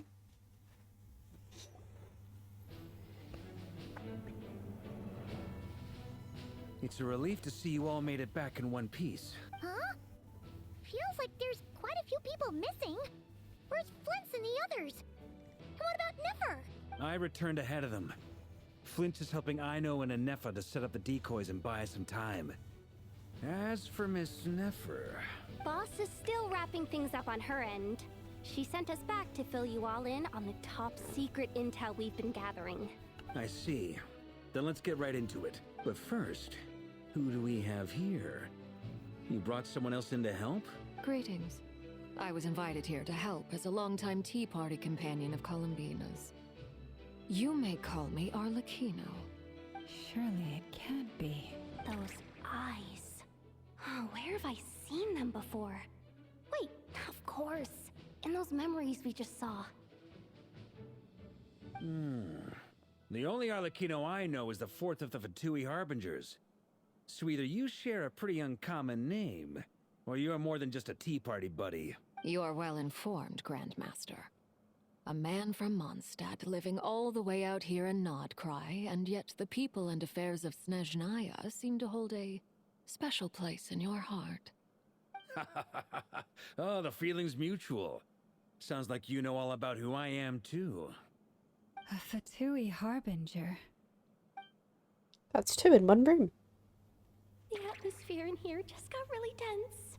Guess we can't just start trusting Fatui Harbingers, even at a time like this. I must admit, though, I'm a little curious. Seeing as the moon goddess no longer belongs to the Fatui, what makes you so willing to put your neck on the line here? Nor does Nodcry belong to Mondstadt, Mr. Varka. Yet still, you're fighting for it all the same. Things don't always have to have a tangible payoff. Sometimes, stopping things from spiraling out of control is a higher priority than chasing the spoils of victory. Of course, I can't say there's nothing in it for me at all. But that's between Columbina and myself. Apparently we can trust her. I don't mean to doubt you. It's just that the Fatui really have been the source of many of our troubles. We have our own way of doing things here in Nodcry. But ever since they arrived, the Fatui have treated us with nothing but hostility. I know there's been a lot of bad blood between us in the past. I've done my utmost to avoid friction whenever I could. But sometimes fundamental conflicts of interest simply can't be settled amicably. That's why I'm here solely in a personal capacity. This has nothing to do with the Fatui. Fair enough. As a gesture of good faith, I'll be frank. I can help Columbina track down the iridescent moon's marrow, which will help her restore more of her power. Anyway, what else is on the agenda? Let's begin. She says she'll be frank, then completely skips over the details. Looks like she doesn't want to give away too many secrets after all. But she clearly wants to change the subject. It'd be awkward if I tried to bring it up again now. I guess we'll just have to go along with it. She's the fourth of the Fatui Harbingers after all. One look and you can tell she's not someone you'd want to mess with.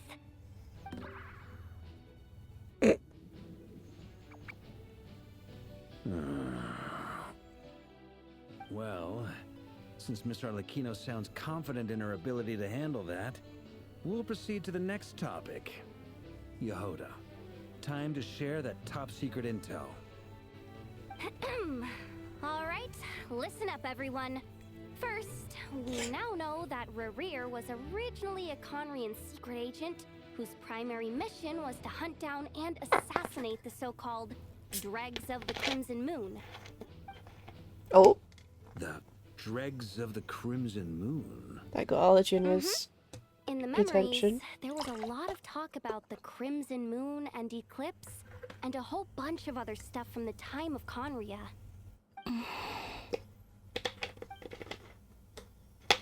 To my knowledge, those were the names of two different Conrian dynasties. Long, long ago, it is said that the people of Conria worshipped the Crimson Moon, drawing a mysterious power from its reflection.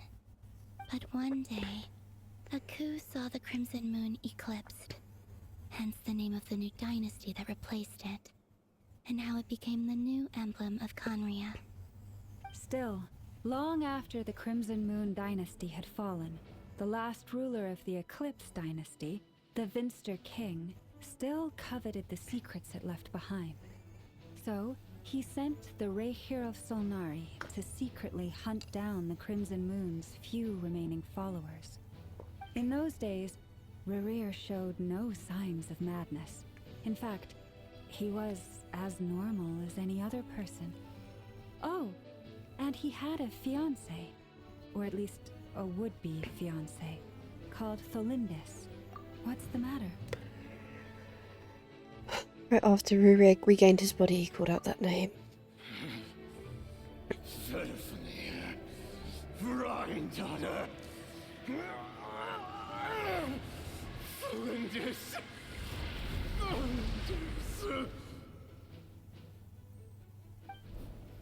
Interesting. Anything else? What about this would-be fiancé of his? Do we know anything about her? Well, she was a researcher at the Universitas Magistrorum, but it felt like she was hiding some kind of secret.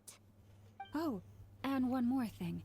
For some reason, Rerir's fragment also contains some of Tholindis' memories, though only a very small portion. Well, no shortage of potential leads, I'll give you that.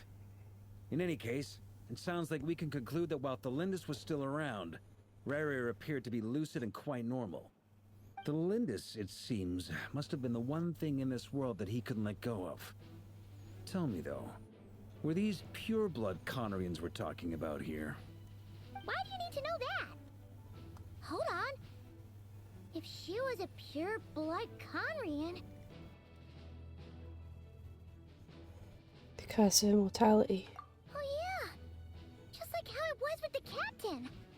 If we could somehow find her, do you think there's any chance Rerir might regain some of his sanity? It's possible, but it would take a miracle.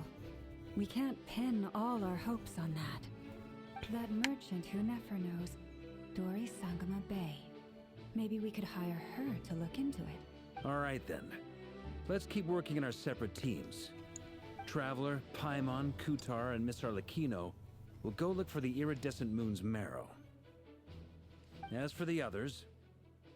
On the way over here, I noticed that the wild hunt monsters had grown even more frenzied in their search for Kutar. At this rate, the people living here will be in grave danger too. So I'm thinking of gathering together some of our followers to go wipe them out. I'll head back to the curatorium and meet up with the boss. Feels good knowing we've all got something to be getting on with. Given that the Wild Hunt has been a lot more active lately, the Lightkeepers have likely begun their own operations too. If that is the case, someone will need to pass the news on to Flint's. I'll hold the fort for now. Then discuss our next move with Flint's, Aino, and Anefa when they get back. Alright then. Well, the clock's ticking. If that's everything, we'll be on our way. We'd better get moving too. We'll try to buy you as much time as we can. Relax. Just do your thing. I decided to call in some backup since things are getting so hairy. Our reinforcements should be here any minute now. Hello? Stay safe, everyone. Dismissed.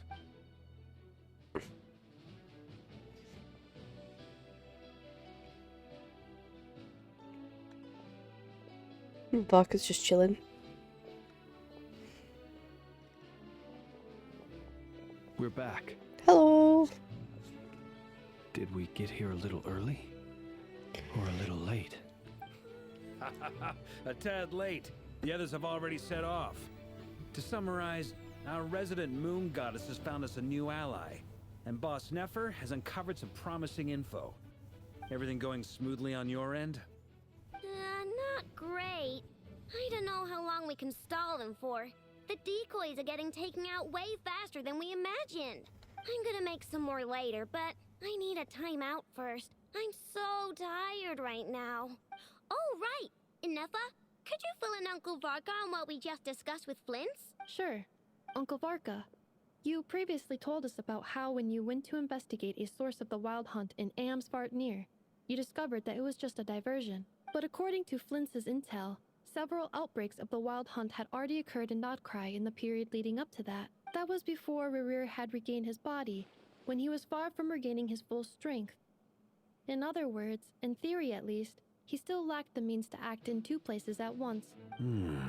Flints, with everything that's been happening, the Lightkeepers across Nodcry are rallying to fight back against the Wild Hunt. They're gonna need your help. I know, I'm sure you're capable of coming up with something far more effective than decoys. But for now, you should stay here and get some rest. And Effa and I will head back over to Amsvartnir to see if there's anything I missed. I told you Uncle Varka would say that, didn't I? A deal's a deal. Not a word about my snack intake for the next week. Database updated. Reliability of Aino's predictions increased. What does that mean? They were betting on how you'd respond after hearing their intel. It's the obvious choice, isn't it? That's hardly worth betting on. We already decided that Ineffa should go investigate the situation over at Amsvartnir on her own. You might as well stay here and keep watch. Someone needs to hang back and oversee our strategy meetings. And besides, you still haven't fully recovered from ambushing Rerir. So I've ended up with the easiest assignment. Well, I appreciate it, everyone. See you when you get back. Admiroff?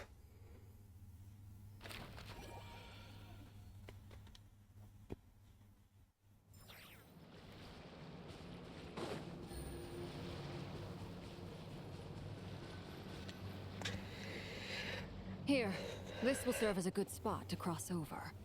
Arlecchino, hold up a second. Since you brought us all this way, would you mind telling us what you've got planned? We still haven't got the slightest idea what's going on here.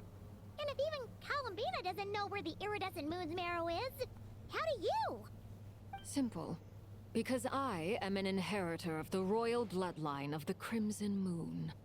And one of the last surviving embers of the Two Worlds' flames. Huh? Are you serious? Isn't you're a descendant of that Crimson Moon dynasty we were just talking about? The one from ancient Conria? Yep. Your surprise is understandable. I was also taken aback when I first learned of it. But the more I thought about it, the more I realized the signs had been there all along. When I was young, I discovered I could wield a very special kind of fire. It coursed like blood through my veins and smoldered away inside my nerves. What's more, whenever I experienced strong bursts of emotion or drew too deeply on this power, it was like some kind of presence within the fire would begin to gnaw away at me, consuming me from the inside out. Exactly. That is why my hands are like this too. At first, I saw it only as a curse, but once I became a harbinger, the Jester apprised me of the truth.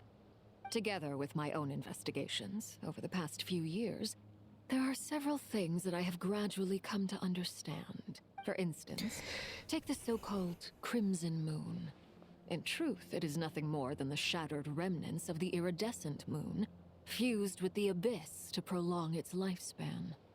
Since this blood flame was bestowed upon me by the Crimson Moon, it is a fusion of the iridescent moon's former power and the corruption of the abyss. You all understand the nature of the abyss well enough. I draw upon its power, and in return, it hungers for my soul. This strange blackness is the mark of corruption it has left behind. If I recall correctly, you once told me that if the corruption ever made it to your heart, you'd become a completely different person. Yes, and that's the reason I'm always careful not to push my power too far. It's essentially a never-ending tug-of-war. Oh, sounds intense. Anyway, the rest of my story can wait. Is there anything else about the Crimson Moon or the Iridescent Moon that you're unclear about? Paimon has a question. So, the Crimson that the Karians used to worship was actually the iridescent moon, right? Which was one of the three moon sisters. Does that mean that the Karians were to the Crimson Moon as the Frost Moon Scions are to the Frost Moon? So much of that history has been lost. We have no way of knowing exactly what they were like. But I would suspect that the Conrians weren't as devout in their moon worship as it might appear. The iridescent moon's remains simply served as their link to the Abyss. Later on, perhaps someone discovered a way to make direct contact with the Abyss. Or maybe there was some kind of ideological divide. Either way, a dissenting faction staged a coup and drove out the royal heirs of the Crimson Moon dynasty. Still, even with the dark sun looming high overhead, the Crimson Moon's glow never truly faded. If you want living proof, it's standing right before you. The first time we met, I sensed something familiar in your presence. When I looked at you, I felt I could see that mysterious red moon in the corner of my eye. In your flames, I saw its broken image, surrounded by a strange black aura. Well, I appreciate that you kept it to yourself. Much about the Crimson Moon is still a mystery, and I'd prefer not to end up as the object of an insane research project. Anyway, time is against us here, so if there's any other questions, they'll have to wait. I just want to make sure I've got one thing straight. In her letter, Sandrone mentioned that since you are unable to contain the iridescent moon's marrow yourself, you intend to leave it in my custody. Correct? That's right. For now, it's the only way I can pay you back for your help. The iridescent moon is already part of who you are, so with its marrow in your possession, you'll be even more powerful than before. Deal. Then let's get started. Get what started? What does this place have to do with the Crimson Moon? When I first became a Harbinger, the Jester gave me a book called Paranhari, also known as Leobranto Inamorato. You should Oh yeah, read my everyone's heard copy of it. next time you're in Fontaine. It's a love story set in the Crimson Moon era. But setting aside the tangled romances of its characters, it also records a few interesting details. In the Crimson Moon era, or so the story goes, there was an orphanage that received children from beyond the bounds of this world, and subjected them to a peculiar induction ceremony. Beyond the bounds of this world? For real? And what kind of induction ceremony? The Crimson Moon sages looked beyond this world for beings with powers that surpassed the gods. But fearing they might lose control, they subjected these children to a process of refinement. Oh. They made these children crawl up a fireplace and kept asking them, "Have you died? Did you see it?" Until they finally admitted to having died and seen a crimson moon.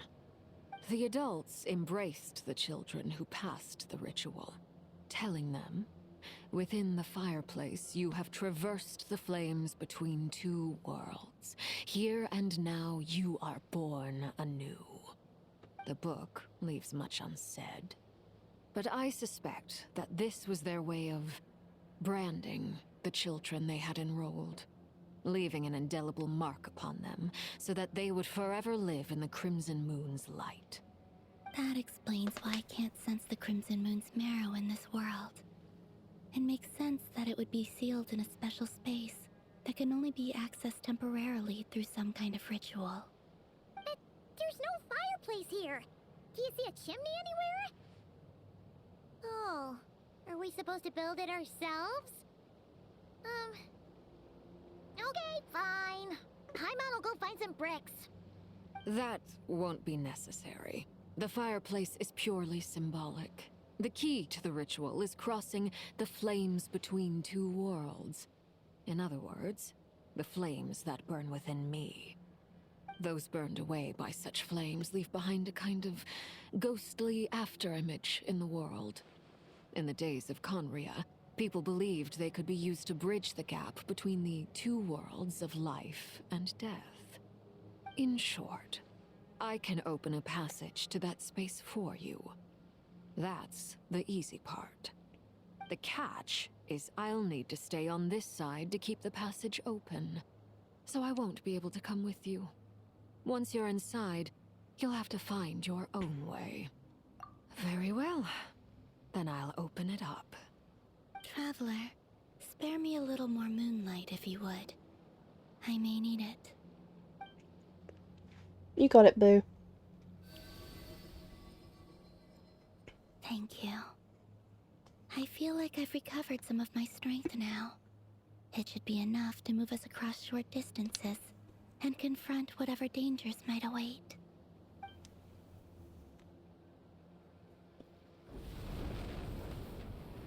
Mistress of the 7 hues of ages past, Great Mother of the present, crimson-clad sovereign of the 2 realms.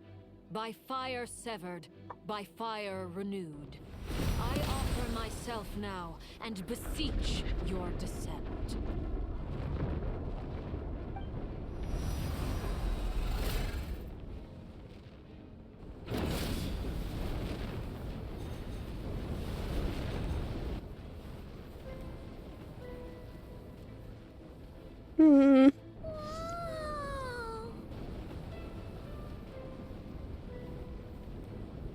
One word of advice.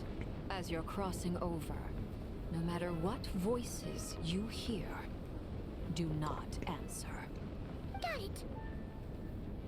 I sense a sinister gloom inside, but also the familiar light of the moon.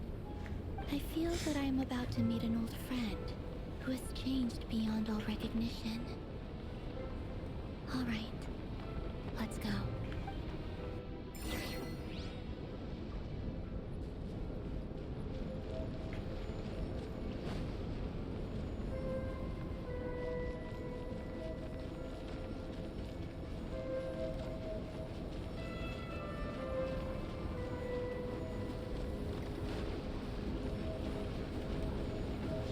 Okay.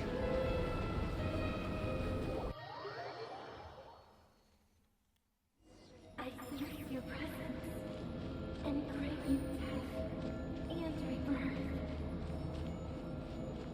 Wait,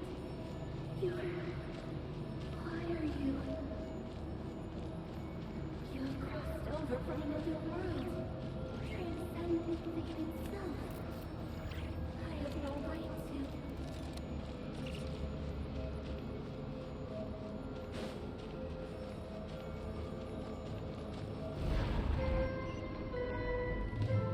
Hey! Look up at the sky! A red moon! This must be the spot, right? Is that the abyss? It's practically filled the entire place! What now? What a tragic sight. Fragments of your broken body, seized by the abyss and hung up aloft like mummified remains. Iridescent moon. Was this truly what you wished for? Careful! There's something spooky about this place. Feels like something is lurking in the fog. I agree, Paimon, it's gross. Behind you. Whatever you do, don't run off without her.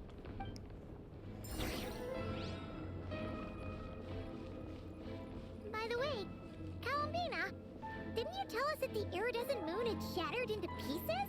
The moon up there looks pretty whole to Paimon. How is that possible?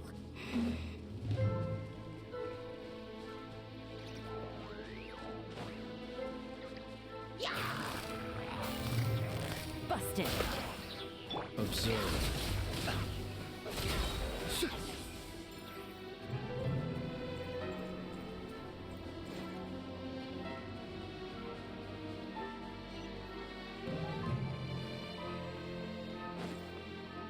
Just like I thought. It was only a facade.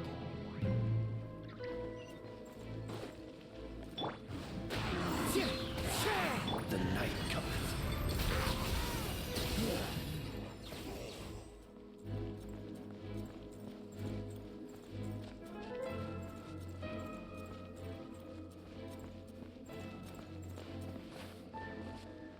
Whoa!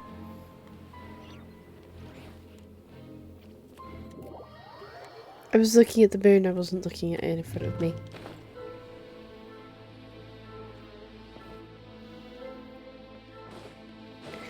Whoopsie daisy!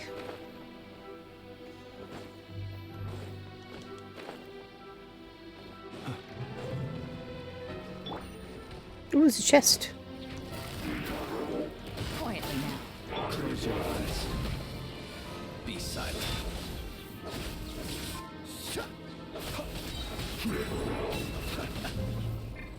Incinerate!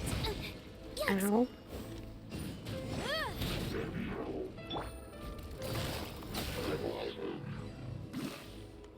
Chest, please. Thank you.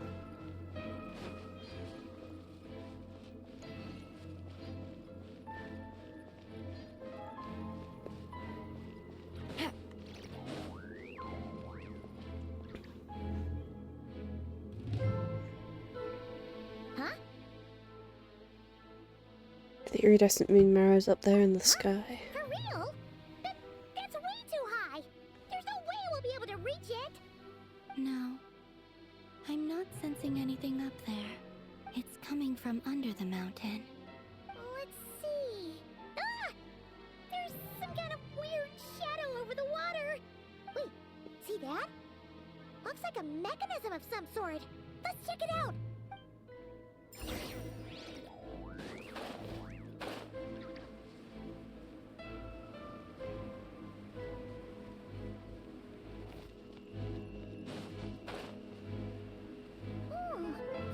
Looks like a device from the time of Conria. Maybe people once came here to study the Crimson Moon's domain, and they left this behind. Oh, if we can activate it, we might find some clues.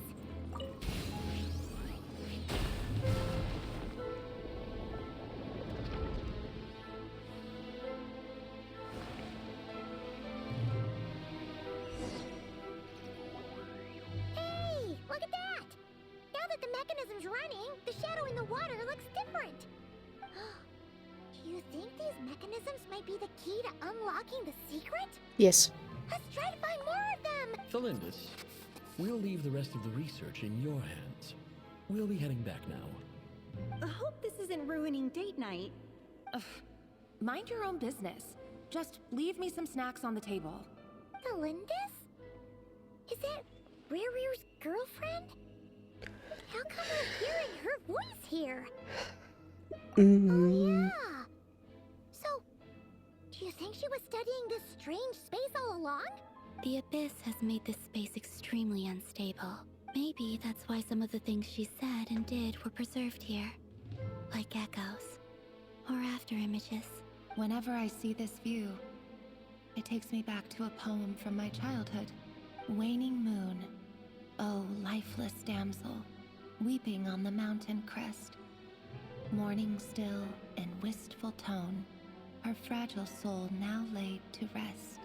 For me, of all people, to be here investigating the mysteries of the Crimson Moon space. Is it a coincidence? Or something more?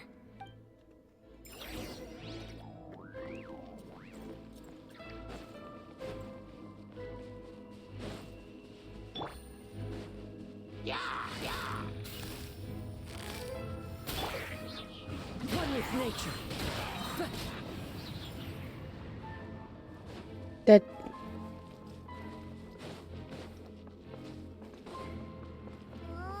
Looks like the Abyss has messed up this mechanism. We need to find a way to get it working again. Let's see if there are any other devices nearby.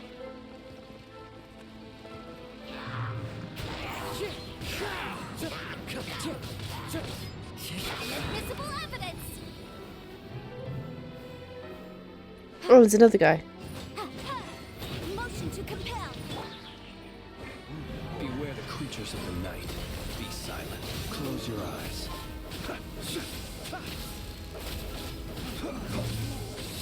Observe.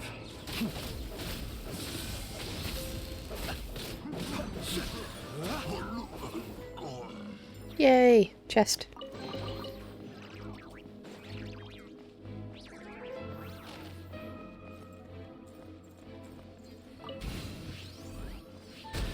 Pew!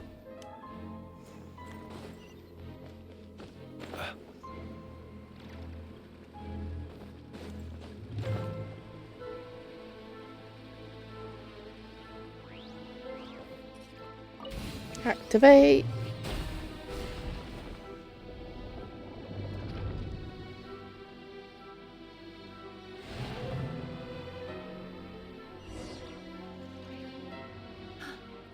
I see. So the moon marrow, or rather the power of the 3 moons, is the key to unlocking. If it really does exist, then maybe this madness can finally be put to an end.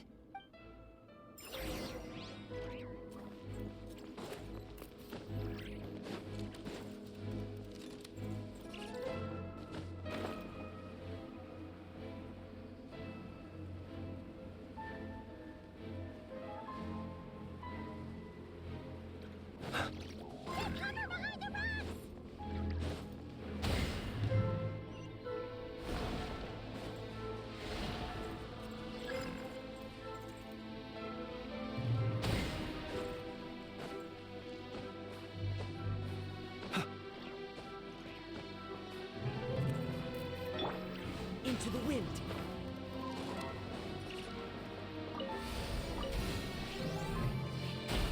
There we go.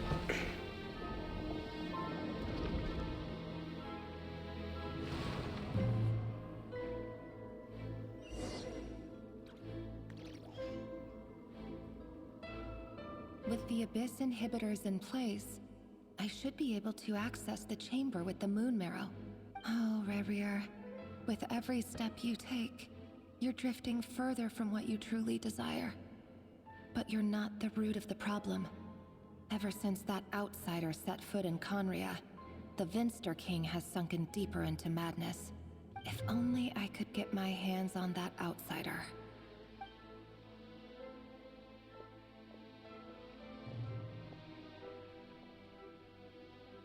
Hey look! The moon's reflection is back to normal! Elendis' voice mentioned a chamber with the moon marrow. Do you think maybe it's hidden in the moon's reflection? It must be. For within it, I sense the fragile aura of a dying soul. Then there's no time to lose! Let's go!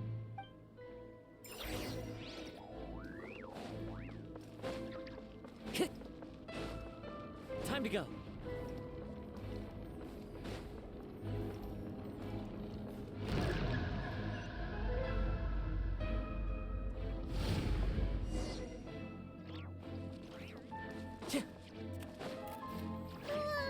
These things are so creepy! Looks like we'll have to destroy them if we want to get to the iridescent moon's marrow! Da da da da da. That must be the iridescent moon's marrow! Oh, but we'll need to destroy these things before we can reach it! I agree, Paimon, I agree. Time to go. The wind knows me. Fallen leaves. Adorn my night! Busted. Gotcha. Be silent.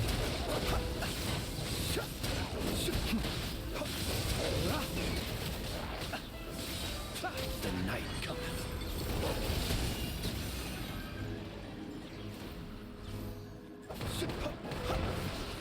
There's one.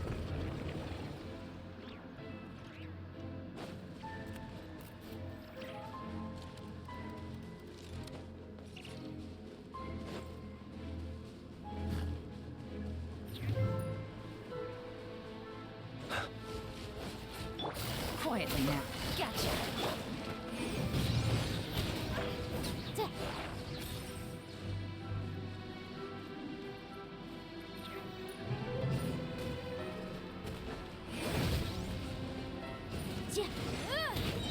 Time for your arraignment. Busted. Gotcha. Into the wind.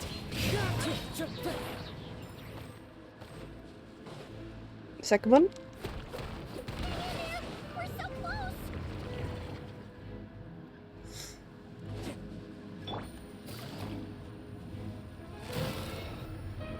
Busted.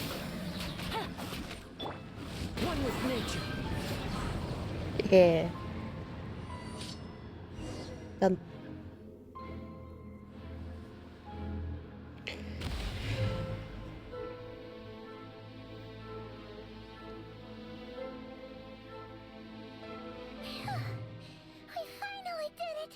The iridescent moon's marrow, still burning away like an undying flame, yet now contaminated by the abyss.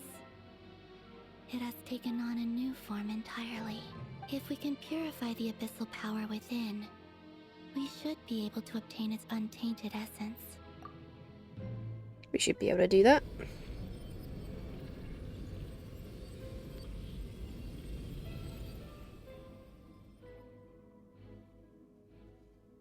There it is. It's so cold.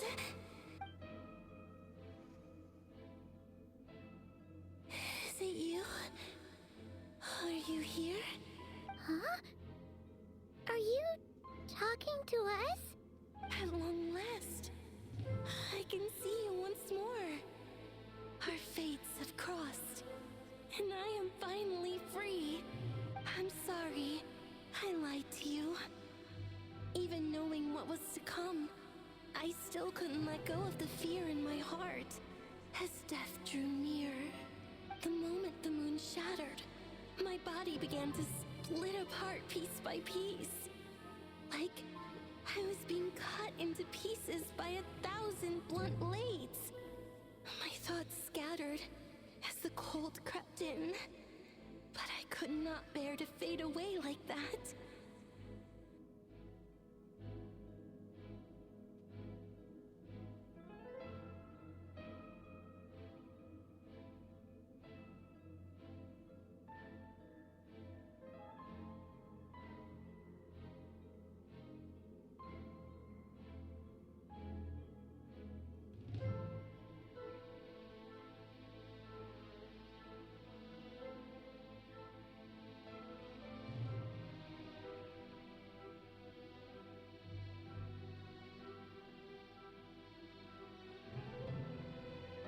Tell me, what was it that brought you to us all that time ago?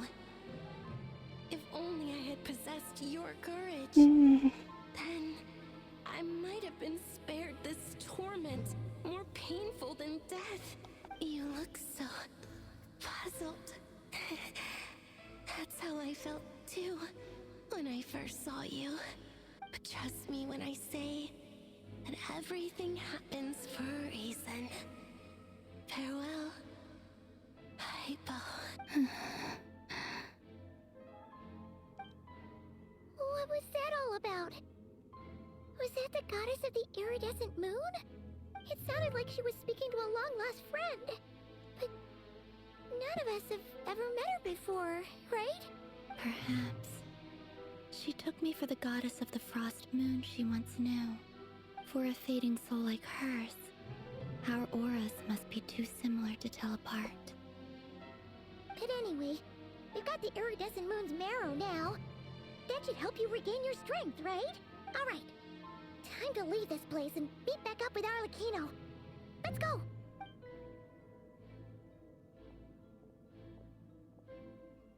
That's odd. This place looks different than when we came in.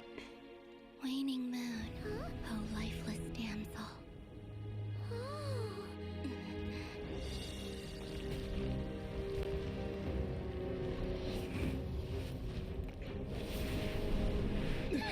Hurry! The place is collapsing! It wants to trap us here. Who's it? The abyss? Now we've taken the moon marrow. All that's left here is a dark will. It will show us no mercy.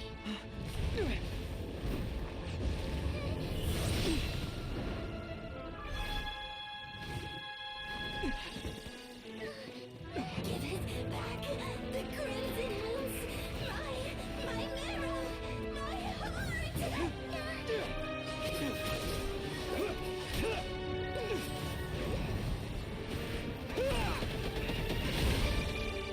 Oh. Finally! Huh? Oh no! The exit's blocked! They're back! Now what do we do? This is where you fall. Witness my rise. What are you waiting for?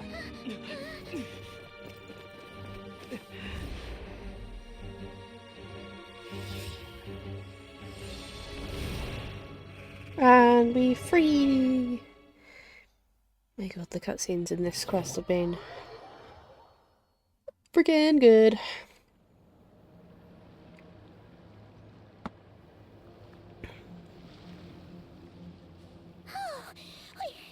We made it! Was that you, Arlecchino? Did you save us? Wait, your hands!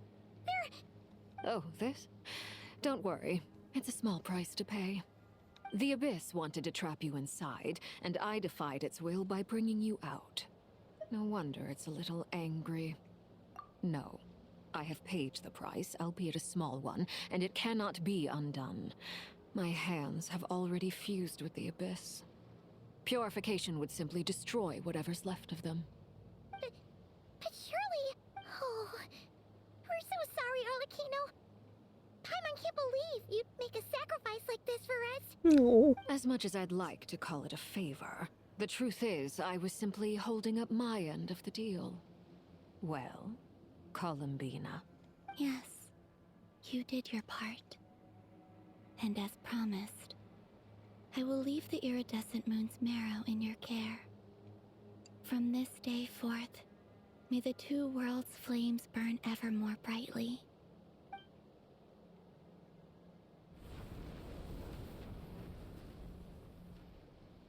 I'll take that as a blessing. Now, Columbina, give me your hand. Accept this moonlight I offer in return.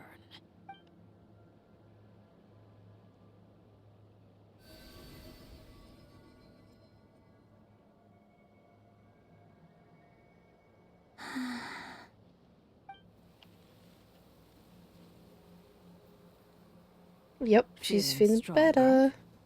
Hey, Columbina, are you okay? I'm fine. Our powers are a little at odds, that's all. By the Frost Moon's authority alone, wielding the power of the other moons was always going to be a stretch. Still, I think it's fair to say that your strength has returned. At least to the level it was at as Third Harbinger. It's still not enough. There's no way I can hope to challenge Rayrear like this. Just one more ray of moonlight, if you would. It's okay. I can take it.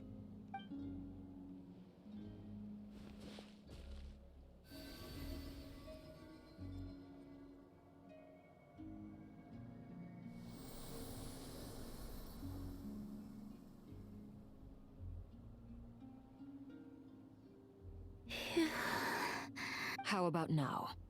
Fighting fit? At the very least, I won't have to stay hidden like before. I want to see him gone from Notcry. The Ray here of Solnari and his wild hunt must be sent back where they belong. Well, it's good to have something to aim for. You certainly seem more alive now than you did earlier. When I first met you, you didn't strike me as a ray of moonlight. More like a wisp of fog drifting in from who knows where, ready to scatter at the first sign of a breeze. But now, you're full of vitality. Just like the Frost Moon, once the brightest of them all. May you keep shining, Columbina. This is who you are. Thank you. Look after yourself too, Arlecchino. I know you have plans of your own, and that's why you're always seeking to grow stronger.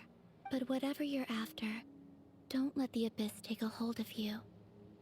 I do not wish to see you go down the same path as Rayrear.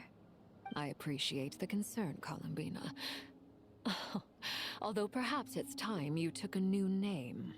A new name? Kutar, the Moon Maiden, Columbina. They're nothing more than code names. They describe who she is and the roles she's played, but they're not her real name. We often use code names in the House of the Hearth, too. But it's knowing your real name that keeps you grounded. Up till now, you've been living a wandering life, so you've probably never really cared. All I'll say is this. Once you've defeated Rayrear, give it some thought. All right, that's it from me.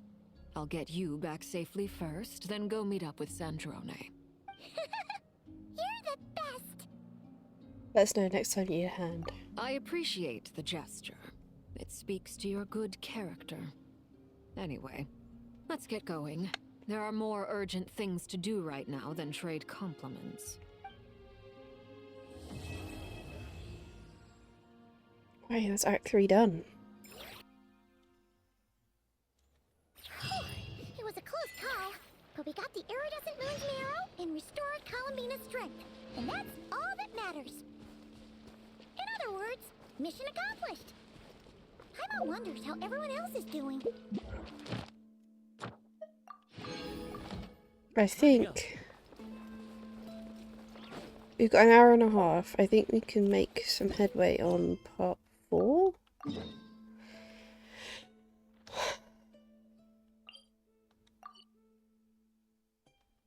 I don't know, I might regret this.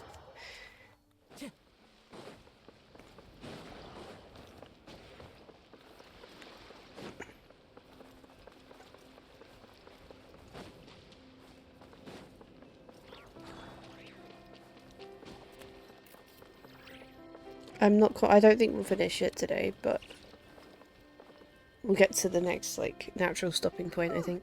Do you think the others are making good progress? Hope it's all going smoothly. Oh, hey look! They made it back as well! Flintz! Lama!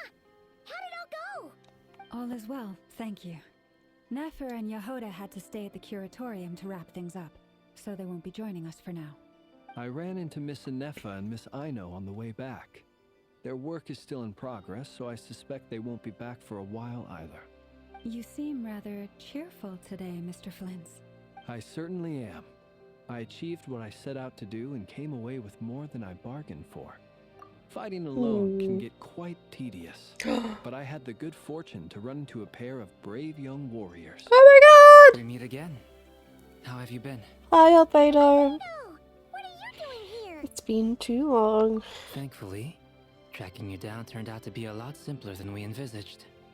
These two courageously lent me a hand while I was fighting the wild hunt. When they told me they were Sir Varka's colleagues, it all made sense. And given how people of outstanding talent tend to cross paths, it's no wonder you're already acquainted. So, who's your travel buddy, Albedo? Why don't you come and introduce yourself? Oh. He's so cute. A gentleman of few words, I see. And a rather stern countenance. I presumed you were acquainted with him. Is that not the case? Those horns, he must be. It's nice to meet you. Again. Durin! We've technically met before. Wait a sec! You're Mini Durin! I think it's just That's regular right. Durin now. It's me. I'm glad to see you again. By the way, he says it's okay if you drop the mini. Yeah, I'm not as mini as I used to be. Interesting. Now isn't he's it? just small. The first step towards blending into human society appears to be reflecting on whether one's name really reflects who they are. Wow! You look so different! In a good way, of course. It's great to see you looking so healthy. Thank you, Paimon. He's adorable. And although you're I'm as gonna need to mini call as him. ever, I understand that diminutives don't always convey endearment. I'll be sure to simply call you Paimon as a sign of my great respect for you. Wow! You're such a smooth talker now. Paimon could get used to this. From now on, you may refer to her as your esteemed guide, Paimon. I actually think a diminutive is warranted here. Little Paimon is pretty tiny after all. Personally, I think our little Paimon is the perfect size. When people call her Little Paimon, it's just because she's so adorable that they can't help themselves. If that's not a sign of endearment, what is? You're absolutely right, Miss Lama. My brother still has a long road ahead of him when it comes to understanding human relationships. Anyway, speaking of long journeys, didn't Columbina, leave with you? How come she isn't back yet? She's been catching up with old friends. Wouldn't be surprised if she stopped for a cup of tea or 10 on the way back. Uh-oh. People are talking about me. Hope it's nothing negative.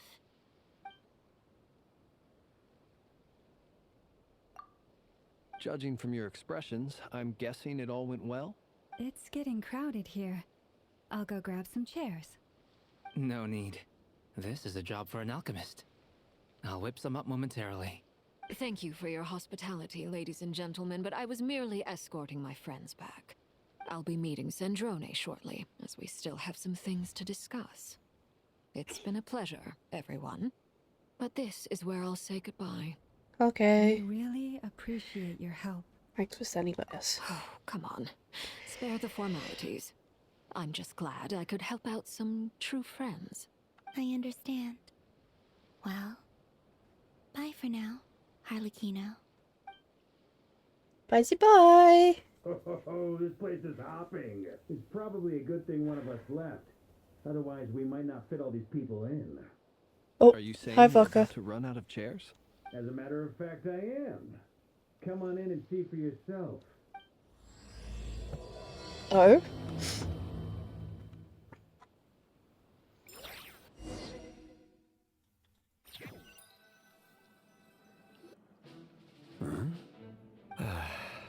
Dane's here! Hi, Dainsleif!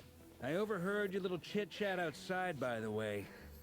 With Miss Columbina's colleague gone, we should be back to the original crew plus the other colleagues I brought in. Though, it looks like we have another new face.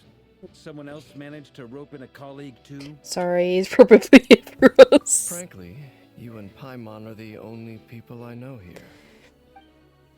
This here is Dainsleif, colleague of Tibet's greatest guide, Paimon, and greatest adventurer, the Traveler.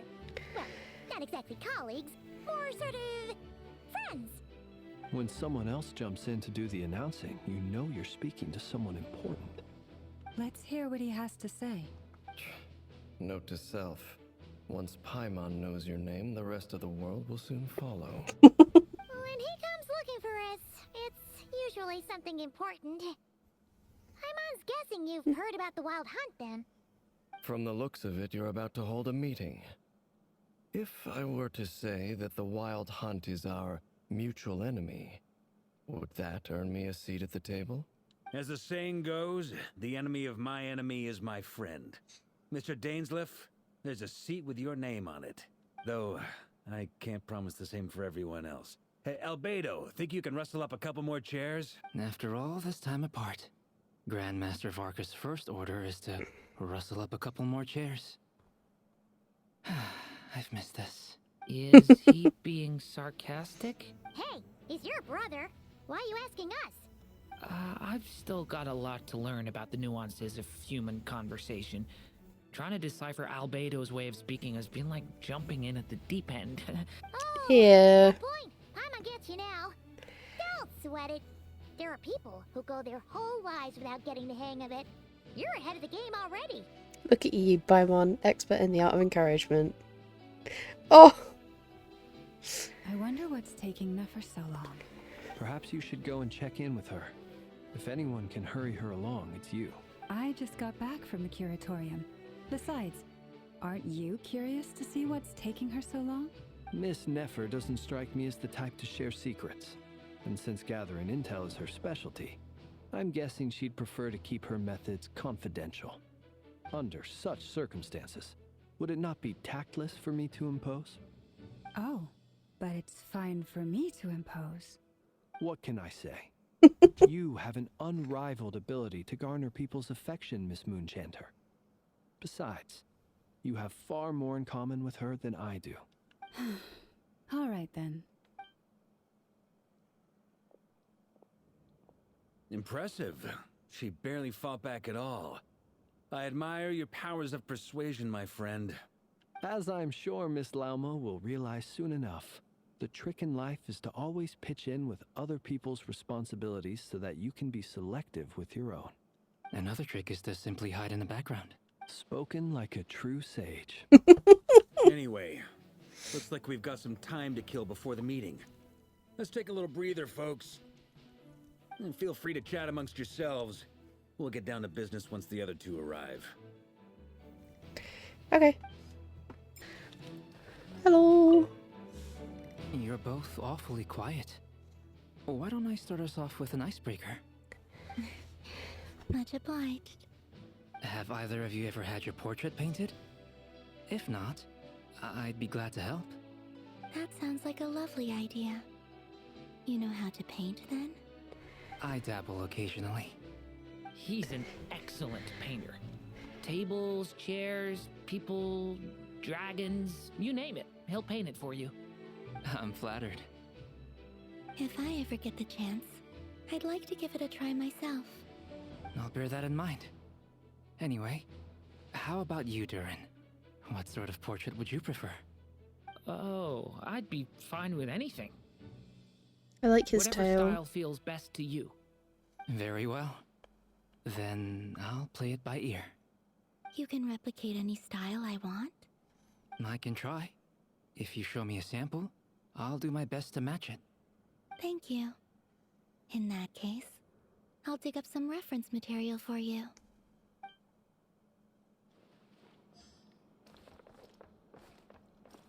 Right, Dane, why are you here? Is there something you'd like to say to me? Yeah!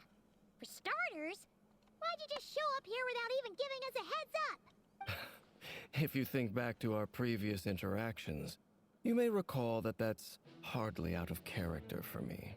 True. You do have a point there. Oh yeah! You'll need to find somewhere to stay the night too, right? Wanna tag along with us?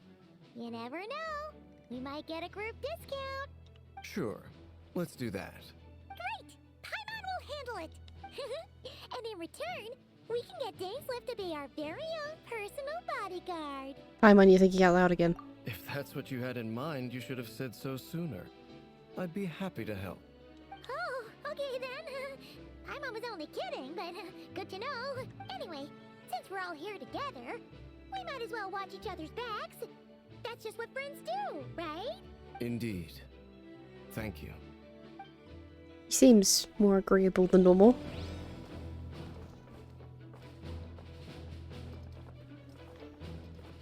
Valkyrie is just absolutely massive.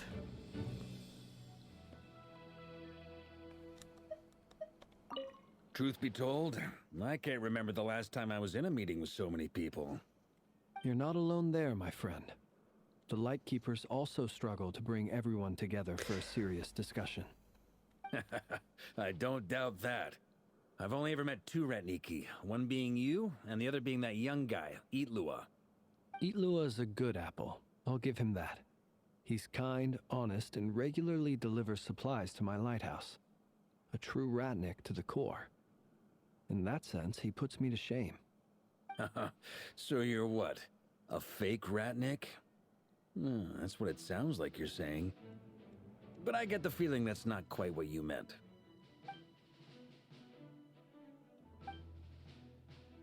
Come on, why the awkward silence? Sorry. I'm not even gonna bother trying to hide it. You've known all along, haven't you, my friend? Now, that was an awkward silence. Let's just keep this between ourselves. Probably best if Eloa doesn't know, huh? That goes without saying. Gotta be careful what you share with youngsters, after all. Anyone else in the know? Let me guess. The Traveler and Paimon? It's dangerous being too sharp for one's own good, you know. Then, in the name of the Animo Archon Barbados himself, I swear your secret's safe with me. When we went for drinks, you said that you and Barbados were practically best buds. In the light of that claim, do you really expect me to take your oath seriously? Of course. Just as long as you don't go spreading around the fact that I'm close with Barbados, all right? Fair enough, then. Nothing like a bit of mutual leverage to seal the bonds of friendship.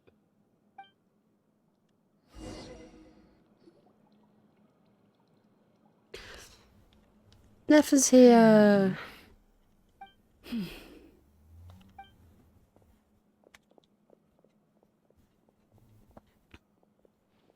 Ah, Miss Nefer. You made it after all. After all these talk about chairs, I haven't seen a single one. I'm here to give you an update on how things are going on our end. Once this is over, I'll be heading straight back to continue my work. I left Yehoda back at the curatorium to watch over things while I'm gone. Huh. So much for just this once. Shh! Not so loud! We're on a roll here. What if she remembers and suddenly decides to back out? Did you say something, Mr. Varka? Huh? I didn't say anything. Right, Flints? Must have been a frog. They get so noisy around here at nighttime. It's like they're putting on a concert in the background. Anyway, before we begin, there's a few introductions to make. Let me start by saying that it's an honor to be speaking before so many distinguished colleagues and collaborators. First up, we have Miss Lauma. As Moon Chanter, she's the leader of the Frost Moon Scions, a local religious community in Nodcry. Then there's Miss Nefer, boss of the Curatorium of Secrets, an intel gatherer extraordinaire. Nefer is leading the investigation into Rerer's background, assisted by Yehoda and Lauma. From the little I've heard, they're making some great progress. Over here, we have Mr. Flints, a ratnik and guardian of the abandoned lighthouse. In our last operation, he courageously distracted the wild hunt to buy time for the rest of us. For those of you who've never met, this is Mr. Albedo, a renowned alchemist and captain of the Knights of Favonius investigation team. By his side is a new face for us all, myself included, Mr. Durin, who has come to lend his aid. Next up, we have the Moon Maiden and former Fatui Harbinger, Miss Columbina. Then we have the Traveler, who's earned more titles than I could possibly hope to list out, so I'll spare you the rundown. And Paimon, the ultimate travel companion and quite possibly the best guide in all of Tevat. Wow! That's a lot of people! Great turnout! Miss Nefer, it looks like you might have another job coming your way, so You just completely skip congratulations on the boom over in business, Dane. I guess. You think I haven't got enough on my hands as it is? Who's looking for me now? That would be me, Miss Nefer. Oh, there we go. I have a commission for you. And you are? Who I am doesn't matter right now. What does matter is that I'd like you to gather more intelligence about the Recher of Solnari. Well, it's not as if we never take on anonymous commissions, but in your case, I'll have to decline. I'm gonna take a wild guess and say your job's probably more hassle than it's worth. Something about you seems like bad news. It's my eyes, isn't it? Conrian, I assume. And what's with the mask? Are you trying to hide your identity? In any case, the fact that you're even still alive raises an awful lot of questions for me. My name is Dainsleif. And yes, Oh, that'll I pique am your from interest. Conria. As I'm sure you're aware, the Recher of Solnari's real name is Rerir. He was once an acquaintance of mine. Really? Then you must have been quite an influential figure yourself. You flatter me, but none of that matters anymore. My point was simply to clarify why I have asked Miss Nefer to investigate Rerir's background. So you're both from Conria, and it sounds like you used to be friends? What am I missing here? Surely you already know how he became one of the Five Sinners. I'll tell you everything I know. The history of Conria, the names and identities of the Five Sinners. I remember it all like it was yesterday. I have never spoken openly of this before. But the truth was exactly as people say. The Five Sinners were each driven by their own desires, and it was by playing upon these that the Abyss tempted them to their fall, tearing Conria apart in the process. The visionary, Vedafinir, who wished to foretell the future. The wise, Haroptatir, who sought limitless knowledge. Gold, Rhindaughter, who desired to create life. The foul, Sertologi, who pursued supreme strength. And last, but not least, Recher of Solnari, Rerir, Ravager of the Moon. Of the five, Rerir is the only one who remains a mystery to me. He never harbored grand ambitions, So what changed in the space of a single night? How did he come to fall like the others? In other words, you're saying that his change came as a shock to you, and you have no idea what actually happened? That's right. You mentioned how the Abyss tempted them, which led to their fall. But what did that look like in practice? And what other context can you give me about the events of that time? The more detail you can give me, the better. Strangely, now that it comes to it, I hardly know where to begin. The fateful night took place during the era of the Eclipse Dynasty. One day, my elder brother, the visionary, Vedifenir, was summoned to the palace by the Vinster King, only for the king to gouge out his eyes and cast him into the dungeons. When I came to hear of this, my fury knew no bounds. I gathered together every ally I thought I had, and together, we set a night to storm the palace and free Ved. Centuries on, the memories of that night still haunt me, like a never-ending nightmare. We broke through the palace gates, just like we had planned, each striking towards our separate targets. But then, I was betrayed. Even Vedifenir, the very person I had come to rescue, abandoned me and partook of the Abyss's power. So, it's personal after all. Then tell me, Mr. Dainsleif, what price are you willing to pay? You, of all people, must know that nothing comes for free. I cannot say what price would be worthy of such a commission. But know this. Rerir was not always a madman. Believe it or not, there was a time when he was just an ordinary man, working for the Conrian Intelligence Service. Uncovering the truth of Rerir's past is the only way to unravel this mystery. But before you decide if you will accept my commission, I will tell you more about him. Enough, I hope, to help you plan your next move. Sounds pretty good to me. Feels like we just flagged down a random passerby, only to discover he's actually a master strategist who has a score to settle with our enemy. Who knew having a Carmian friend would come in this handy? Can I borrow your halo? It could be useful in the lighthouse. Hey, enough with the wisecracks! Besides, isn't that lamp of yours bright enough already? Relax. It was meant to be a compliment. If that was a little over the top for your liking, I'll make sure to tone it down next time.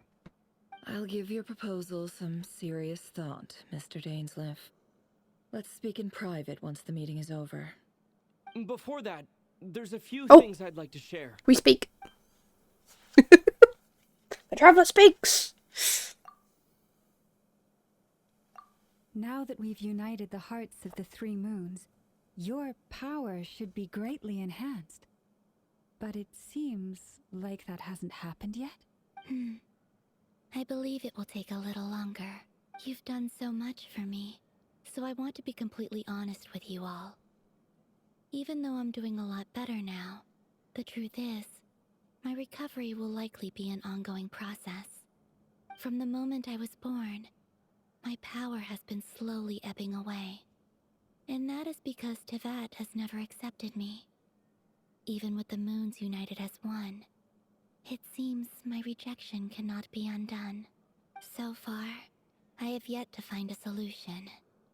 It may turn out to be a problem that will plague me until the day I finally leave this place behind. Even so, I will do everything in my power to help you drive out the Rayhir of Solnari. As Arlecchino put it, this is not about chasing the spoils of victory. It's just a gesture of heartfelt gratitude. Kutar. Defeating the Rayhir of Solnari will be no easy task. While my strength slowly recovers, we'll also need to gather more intel. Naturally. We should take all the help we can get if we hope to defeat him. We've considered several viable plans now, but our choice hinges on the answers to a few key questions. Is it even possible to kill Rerir? What experiences shaped the person or monster he became? And what's he really after? Given Albedo's expertise in alchemy, I think we should leave him to try and answer the first of these questions. Understood. As for the other two, I'm afraid we'll have to count on you again, Miss Nefer. Believe me when I say it's not my wish to burden you. But right now, relying on your skills is our only option. So you're placing all your hopes on me, huh? We can't thank you enough for agreeing to help us. Honestly, I can hardly believe how lucky we are. You sure have a talent for changing your tune, Miss Moonchanter. Timid like Yehoda one moment, then flinches insincere flattery the next. Ladies, please. I must object to your portrayal of me. That's all. Feel free to keep bickering. Just pretend I'm not here. I almost don't want to leave this room. I'm curious to see how this plays out. I have faith in you, Miss Nefer. Something tells me you'll stand by us until the very end. Oh? And what makes you so sure of that? What if I suddenly decide that my compensation is insufficient? This isn't about the money. I can sense that you've got a deep-seated distaste for Rerir. And knowing you, that alone is motive enough. Look at them getting along so well. Like two peas in a pod. And I'm the one they accuse of insincere flattery. There is no justice. Miss Lauma, you have to understand something. Unlike you, I don't actually enjoy having everyone's hopes on my shoulders. Is that right? Well, maybe the fact that I'm willing to put my hopes in other people says more about me than you. But the fact is, I also trust you. And that's because I know that you're someone we can count on. Anyway, we've got our plan, so let's get moving. Mr. Dainsleif, let's talk. And Traveler, once we're finished, if you've nothing else planned, I'd like you to come with me. This whole experience is teaching me a lot. For instance, I now know that when other issues come up in the future, I'll have far more luck getting Lauma to convince Miss Nefer than trying to do it myself. Hate to say it, friend, but that's one of the funniest things I've heard in a while. Why? You think I've got it wrong? Quite the opposite. But what makes it so hilarious is how long it's taken you to realize.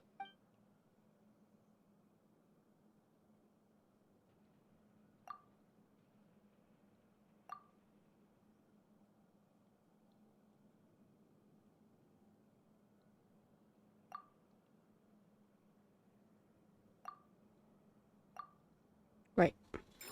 We're back in the curatorium. I'm a little worried that we're not going to be able to, like, step out of this quest at any point.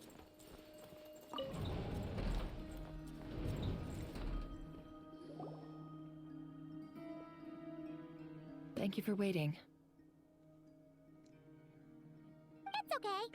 We actually used the time to help Dainsleif get a room at the hotel. That's very considerate of you.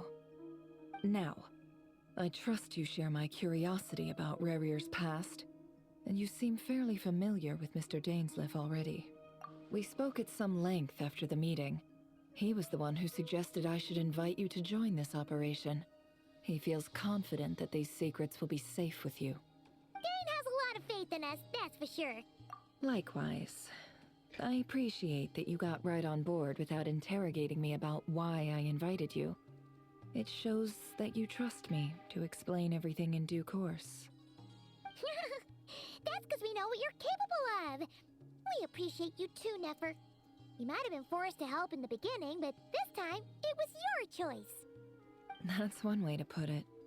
Another is this, that once a decision's been made, it's set in stone. After that, my only goal is to see it through. Alright, so here's how it is. I'm going to access Rerir's thoughts again using my confidential method. Now, I'm sure you've seen things like this before on your travels, so you're surely well aware of how dangerous it can be. The reason I've gathered you all here is to ensure my safety during the proceedings. I plan for us to enter the fragment of his consciousness together, and once inside, I will focus on searching for information. Think of this as a diving expedition into someone's brain. If I'm the diver, you are my safety equipment, tasked with keeping me alive while I'm under the surface. Once the ceremony begins, we will all be spying on privileged information. But in the interests of safety, you must remain absolutely silent at all times. We will discuss our observations after the ceremony has concluded. Lastly, any individuals of a weaker constitution are advised not to partake in the ceremony. In any case, Paimon has her own job to do, which requires staying in the room but not joining the ceremony.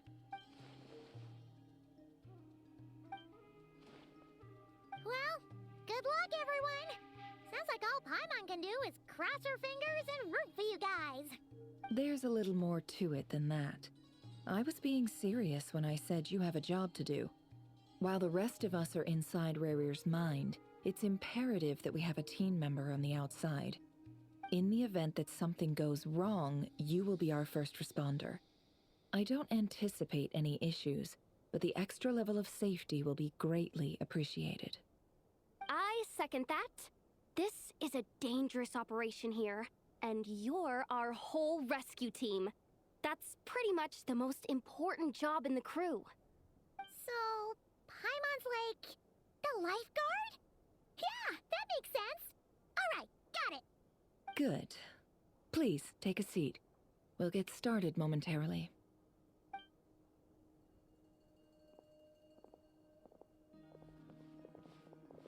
So, did Mr. Dainsliff tell you anything else? He told me that he believes Rarir kept some big secrets in his life. He's not sure that they were the cause of his eventual downfall, but he's asked me to uncover what those secrets were all the same. But surely you're not planning to go through with this, no matter the cost. If you think that, you'd be overestimating me. I'm a businesswoman, not a mercenary. But I do have my own professional reasons for taking this job. You think I'd turn down the opportunity to get a first-hand glimpse into Conrian history? No chance. Well, as long as you don't let morbid curiosity get in the way of safety concerns, we're good.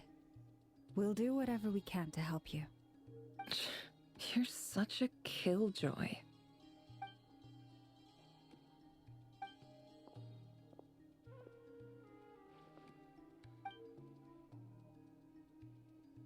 All right. All set over here, too. Let's go. Paimon, you'll be extra careful. Pinky promise. All right.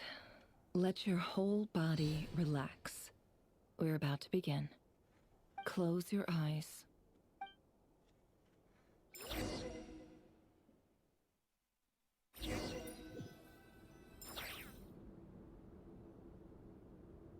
Phew. Could this be his office? Pretty standard setup. Bookshelves, paperwork, files. According to Dainsliff, Rarir used to be an intelligence operative. Chances are there's plenty of top secret intel stashed away in this room. Is this where you keep your secrets, Rarir? Can't say I'm not looking forward to this.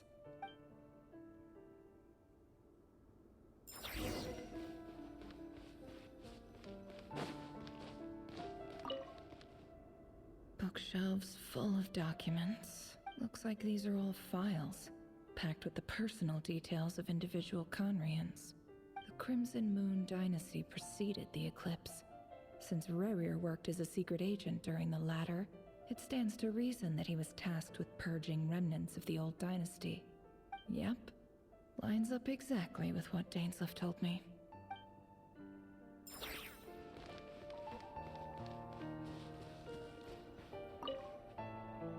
A file tucked inside a folder. The title reads, Dear Breakfast Shop Owner. It's a list of names. But at this stage, I have no idea who any of them even are.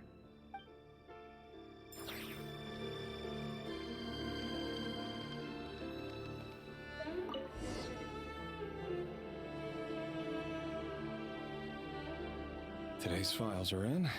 Time to wade through them, just like usual. Male, 51. Occupation, cook. Confirmed Crimson Moon descendant. Has maintained frequent contact with other descendants over the past year. Poses a threat to the dynasty. Neutralized.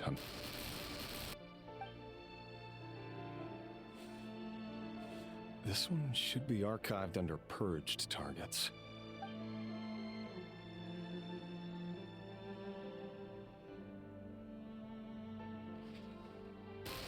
Female, 23. Occupation, office clerk. Confirmed Crimson Moon descendant. Has maintained frequent contact with other descendants over the past year. Poses a threat to the dynasty. Neutralized.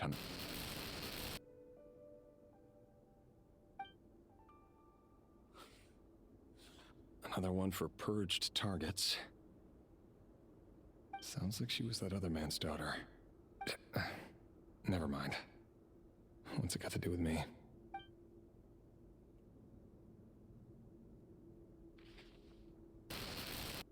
Male, 40. Occupation, teacher. Confirmed Crimson Moon descendant. Has been observed making contact with other descendants during the past year. This is brutal. Poses a threat to the dynasty.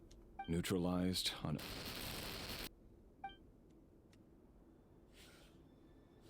Just another nobody for the archive. Come to think of it, I remember surveilling this man. A case like his never would have been considered a priority in the past. Huh. He barely even interacted with other Crimson Moon descendants.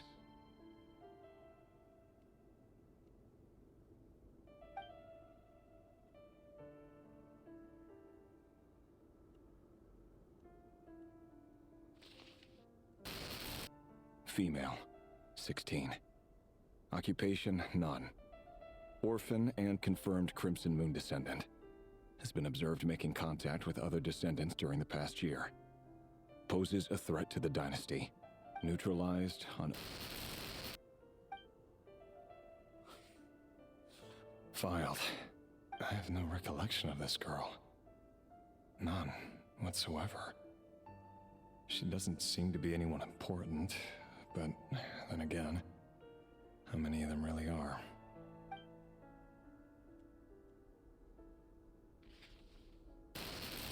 Female, 13. Occupation, none. Orphan and confirmed Crimson Moon descendant. Has been observed making contact with other descendants during the past year. Poses a threat to the dynasty. Neutralized on... It just seems to be the same thing for everyone. It's gotta be soul crushing. Male, 11. Oh. Occupation, none. Orphan and confirmed Crimson Moon descendant. Has not been observed making any contact with other descendants during the past year. Poses a threat to the dynasty. Neutralized on...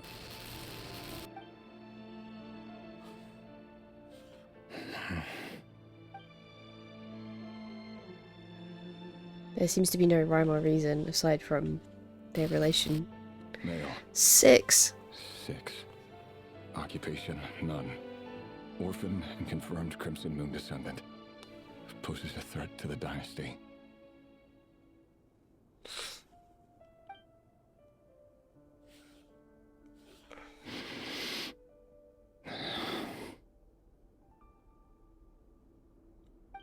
It's funny, isn't it? Your job is becoming both harder and easier at the same time, depending on how you look at it. Sooner or later, the Crimson Moon descendants will be completely wiped out. But as their numbers dwindle, they become harder and harder to track down. That's not how it is. Fortunately, however, most of the able-bodied adults have already been taken care of. The remaining weaklings will be increasingly easy to deal with. No! No. My job is to ensure the survival of the Eclipse Dynasty. And the only way to do that is by eliminating any and all potential threats. It's a perfectly legitimate line of work. Every single one of my colleagues can attest to my fairness. And if my friends were aware of the facts, I know they'd back me up too. Assuming, of course, that they were aware of all the facts. Yeah, they, ooh. Basically, the previous dynasty fell, and anyone who is related to the previous dynasty is being eliminated. Under the premise that they are a threat, but it's becoming more and more evident that that doesn't actually matter. How do I get out of here? Oh, there's a door. I'm a dumbass. It's fucking hard to watch. It's been quite some time since we last met. Rerir, I trust you're here because you have something important to discuss. Forgive me. I wasn't tuning out, it's just, I noticed you didn't even phrase that as a question. As if you knew I was coming. Tell me, does someone in your position ever feel the need to ask questions at all? It is indeed within my power to foresee certain things. Things like your arrival. I was just thinking. It won't be long before I'll be inviting both you and Dane to my wedding. That isn't a lie, but nor is it a fact as such. It's a wish, isn't it? No fooling a prophet, is there? Ever since that day we met for drinks, I knew it was only a matter of time before you came looking for me. Does it feel good? Knowing how the future will unfold. I'm afraid the notions of good and bad fail to capture the complexity of what such a power entails. Once you've seen what will come to pass, it can be all too easy to succumb to fear and melancholy. Unless, of course, you learn to abandon these feelings. You fear my silence, and long to hear the words I left unspoken that day. That's right. You must have noticed my reluctance to broach the subject, and the reason is simple. Because the truth could never have lived up to your hopes. For both our sakes, such words are better left unsaid. The burden of prophecy was never meant for your shoulders. So who exactly do you deem worthy to hear your prophecies? None but our exalted king? Or rather, our king as he once was. You're closer to his majesty than I am. You must know better than anyone how much he's changed. You say that as though it is to my benefit. Yet precisely because of that, I dare not speak rashly. A king can turn out to be the most virtuous of rulers, or a tyrant more terrible than the most vicious of dragons. You are so wise and far-sighted, yet still you would have me live in fear of the unknown? You make a fair point. Especially given my silence alone was all it took to send you spiraling downwards. Very well then. Let me offer you some advice. And I say this not as a prophet or a visionary, but simply as the brother of your friend. For many reasons, there is very little chance of your marriage ending in happiness. If happiness is what you seek, you should find another fiancé.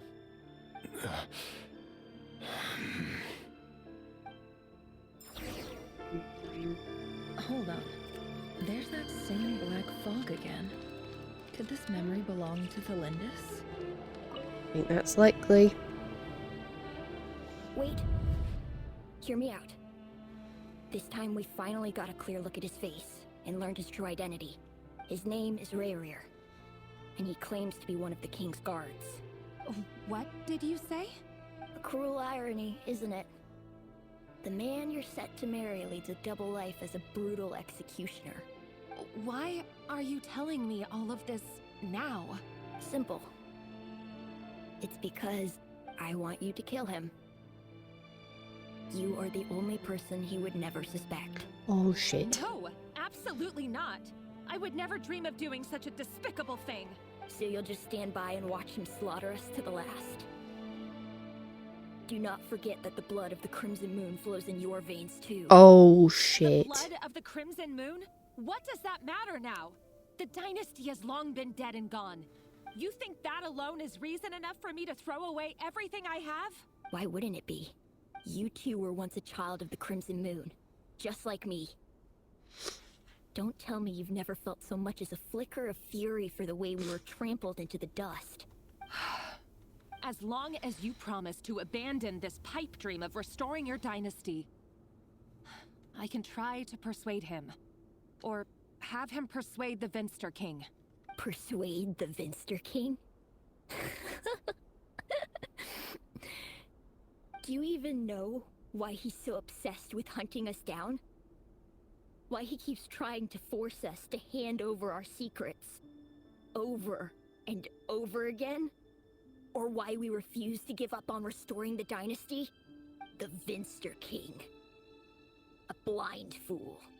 His eyes clouded by powers from beyond this world. A petty little man with a miser's heart. And he dares to sit upon the throne? Mark my words. Sooner or later, Conria will fall.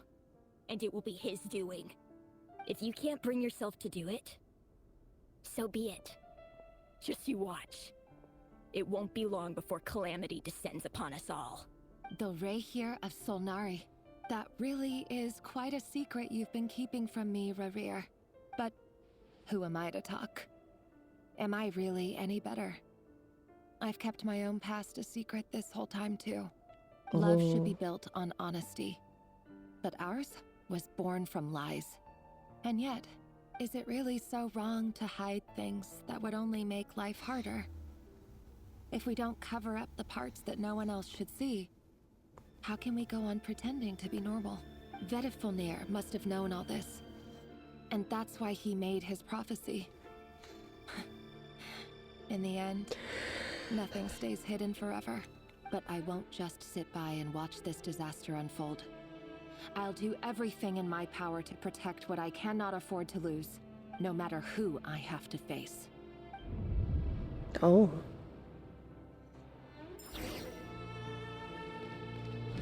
Huh? Was that Rarir who just walked past the window? Doesn't it give you the chills that he still takes the same road to work every day, as if nothing ever happened? Those people at the deli. Enough already. They're clearly pretty taken by their own disguises, so just smile and play along. Pull the rug from under beasts like that, and you'll risk having your throat torn out. Deli. Oh. They're talking about those people from the opposition. Right. I'd almost forgotten they used to run a deli. Oh shit. But surely you can see he's not the man he pretends to be. So many have died already, and they say that the king's madness grows with each passing day. We're not going to survive this, are we? But why does it have to be this way? Do we really deserve to die just because of the blood that runs through our veins? Felindis, are you even listening? Sorry, Freether. My mind was off wandering. I heard you, though. You're talking about what Rarir said. He's just following the king's orders. He's a secret agent, and it's his job to hunt down rebels and dissidents. By the time you first met him, he'd already taken lives. Maybe he was using you from the very beginning. No. Rarir has no idea I have anything to do with the Crimson Moon. My family are only distant relatives of the main lineage, and besides, my eyes are perfectly ordinary. Truth be told, apart from my teacher, pretty much no one knows I have any connection to any of it. It's been a long time since my family severed ties. But as Orlog said, who could possibly talk sense into that raving lunatic of a king? No one. I'll work something out. Trust me, I'm with you all. But for now, you need to keep yourselves hidden. Don't let anyone find you, anyone at all. Don't forget that Rarir is an Eclipse operative. You need to be extra careful when he's around. And when I am too. For now, don't come looking for me. And if anything happens to me, just act like we've never met. If even you can't escape this, what hope do the rest of us have? But after all this time together, surely he wouldn't lay a hand on you. I won't speak in his defense, nor can I give you a clear answer to that question. But I'll do everything I can to put an end to this. Here, hold on to this. If an opportunity to escape presents itself, take it. You'll be glad you took some spare change. You call that change? But what about you? I've got a job, and there's still money coming in. But you can't go anywhere right now. Please think about yourself for once. They're on opposite sides of this war.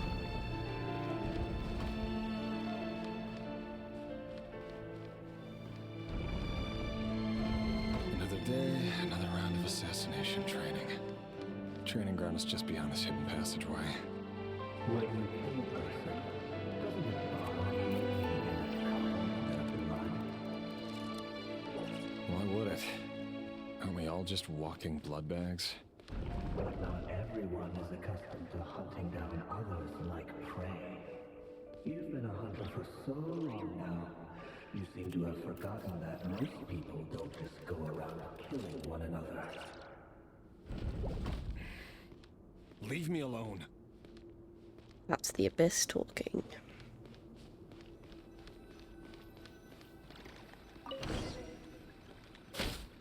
Make sure you have a firm grip on the handle. Then choose your angle well. Keep your movements light and brisk. And the prey won't sense a thing. I know that. I'll bet no one ever died a quiet death in your life. I work clean. There's no traces.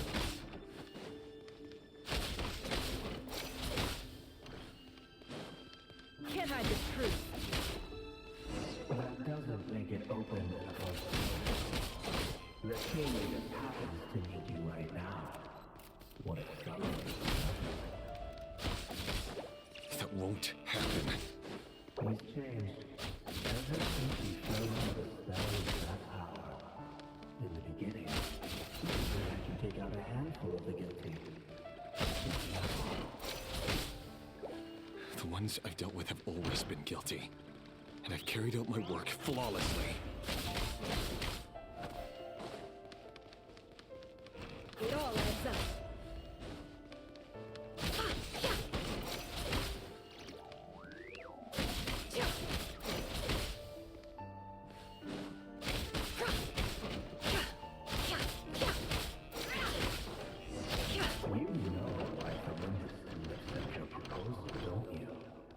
Was it because she didn't trust you? Something else.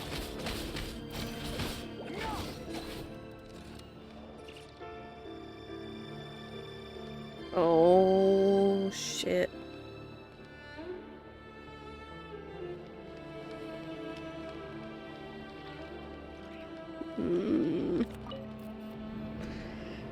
Delindis, do you still remember Orlog? Orlog. The boy who was pretending to sell flowers. You spoke for quite a while, didn't you? Yes, we did. What about him? He was arrested 2 days ago. Chances are he's already dead. He... I just don't get it! After everything he's done, why do you still stand by him? Or does it mean nothing to you that people keep dying? No, that's not... Just hear me out. I need to go now, Thelindis. They're looking for us. You take care too. If you ever need a place to hide, come find us.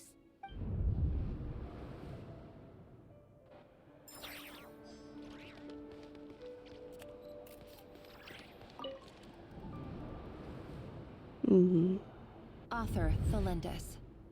Over the course of this week, the research object was subjected to interference for a total of 47 hours for experimental purposes. The results are as follows. All subjects of observation that were sent inside have now... The situation within is proving more problematic than anticipated. No progress whatsoever. What now? Won't you give me even a glimmer of hope? Things are getting worse by the day. I have to find a way or we'll all be in danger. But I... If all this research comes to nothing, what then? Sooner or later it'll be my neck on the line. But could he really bring himself to kill me? No. Surely he wouldn't have the heart. Oh, I have a really bad feeling.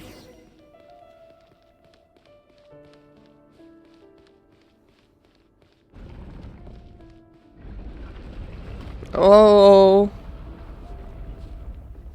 That's creepy.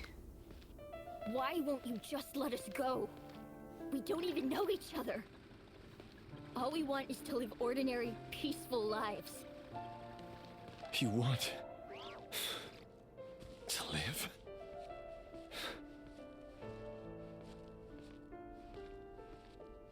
Yes. I just want to go on living. Is that really such an unforgivable crime?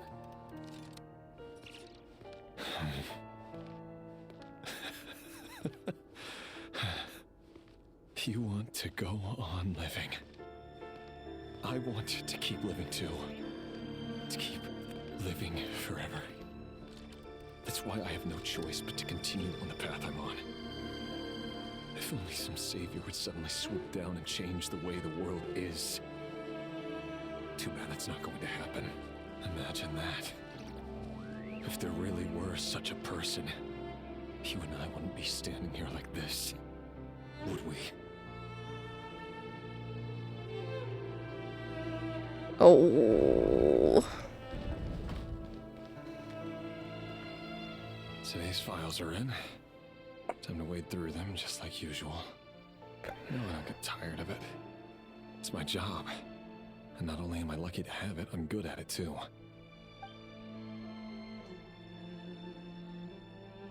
Huh. Wait. That's...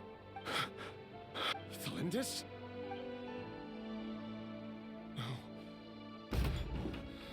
No. No! Why?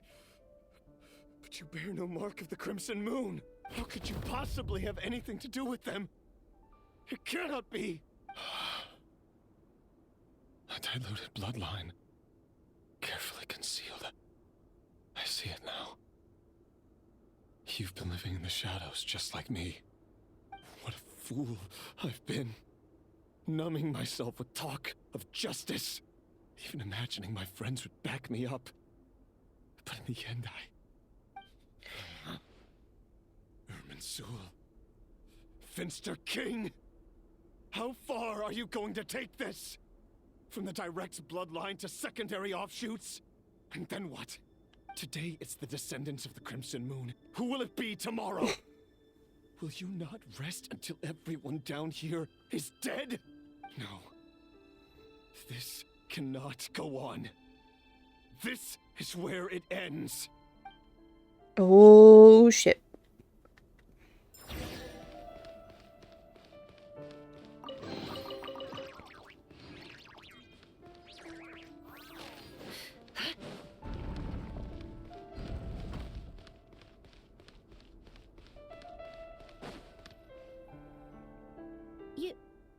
You're really letting me go?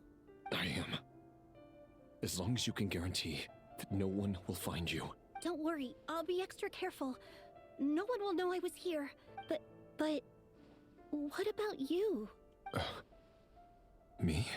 If you let me go, you won't be able to complete your mission, will you? Good point. In that case, maybe you should stay. No, please! I just want to see the outside world again. To... Go on living?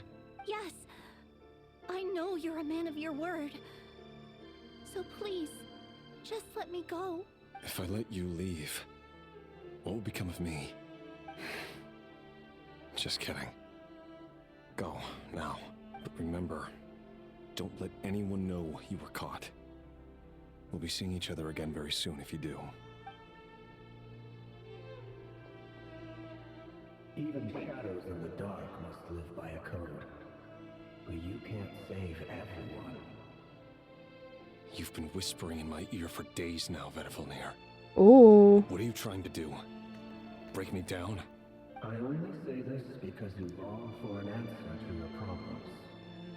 Let her go, Rerir, or you risk losing everything. I will not abandon Thelindis. Then you'll need a little more vigilance and a lot more power. The world is changing, Rerir. Keep your eyes peeled for your moment of opportunity.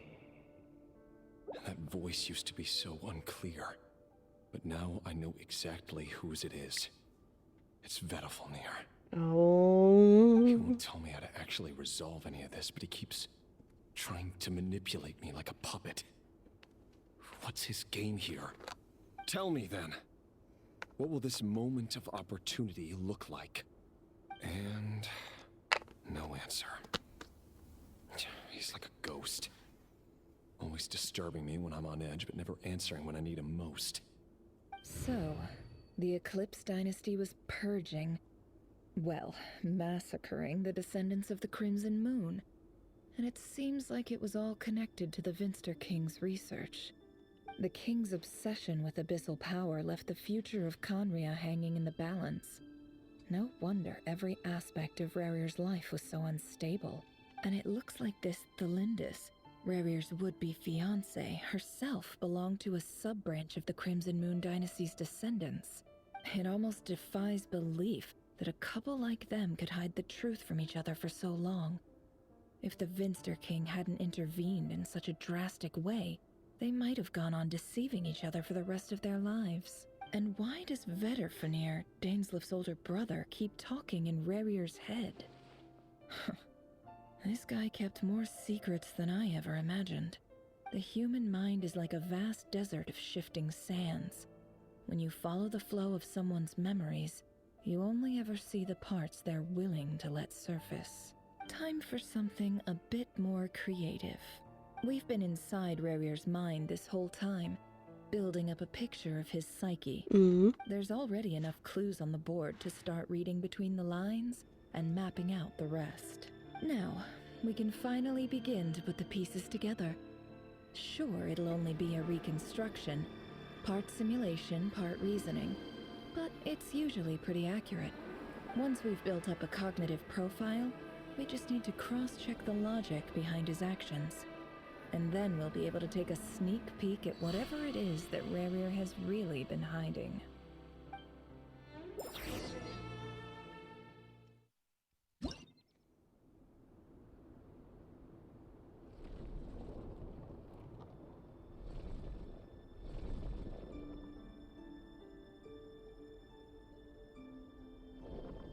Rerir, are you there?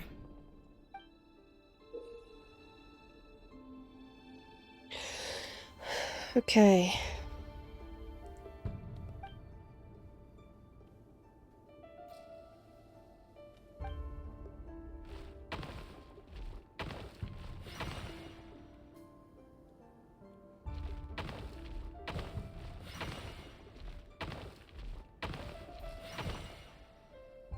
Hey, Rerir! Come out, it's urgent! Dane? What's wrong? Quick, come with me. I'll explain everything once we've met up with the others. Okay. I'll come. But the Lindis is still over at the Universitas. I'll need to leave her a note. All right then, but make it quick. I've never seen Dane so worked up before. Whatever this is, it must be big trouble.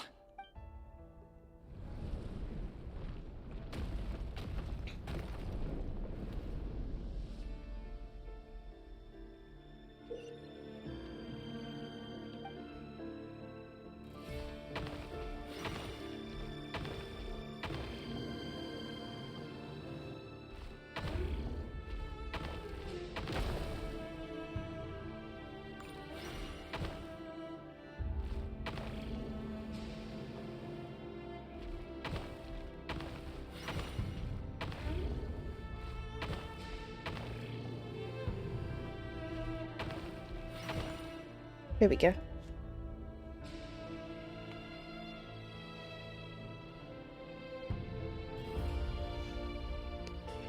Well, this is a nice change, meeting you all at this hour. When men and women of ambition can speak face to face in broad daylight, I say that's a big step forward for our dear Conria. Don't be ridiculous. We do not fear the day. Why would we seek refuge in the night? You might ask your blade that same question. I'm told it prefers the cover of darkness. The word on the street is that Sir Delogi only strikes when he has an unfair advantage. But that is patently false. I see you're missing an arm and a leg. Surely only a fair fight could explain that. If this is your way of offering me replacement limbs, believe me, I'll take them. Oh, we can certainly discuss that. With bioalchemy, anything is possible. Assuming I have your full support in my research. Lunatic. Roptatir. What brings you here? Why, Dainsleif, of course. He invited me. Please, cast aside your apprehensions, Miss Rhine-daughter. Whatever the rumors may say, I am but a humble servant of the king, and I can assure you he affords me no greater convenience than he does you. Well, the Universitas Magistrorum won't stop fawning over you. So at least some of the rumors must be true. You're president of the Universitas Magistrorum, the chief royal mage known as the Wise by royal appointment, and by far the most favored among the 4 pillars of Conria. Vice President Veit doesn't even try to hide his envy when he sees you. My success is the product of hard work and good luck. It's as simple as that. Were the king not such an extremist, I hardly think I would have received a senior post at my age. Of course, no job is without its gripes. Serving a king like ours can be a challenging task, as I'm sure you can imagine. And as for Efterveit, in missing out on the presidency, he's dodged a mountain of stress. Like everything else in life, it comes with pros and cons. You're all here. I apologize for the short notice, but it was an emergency.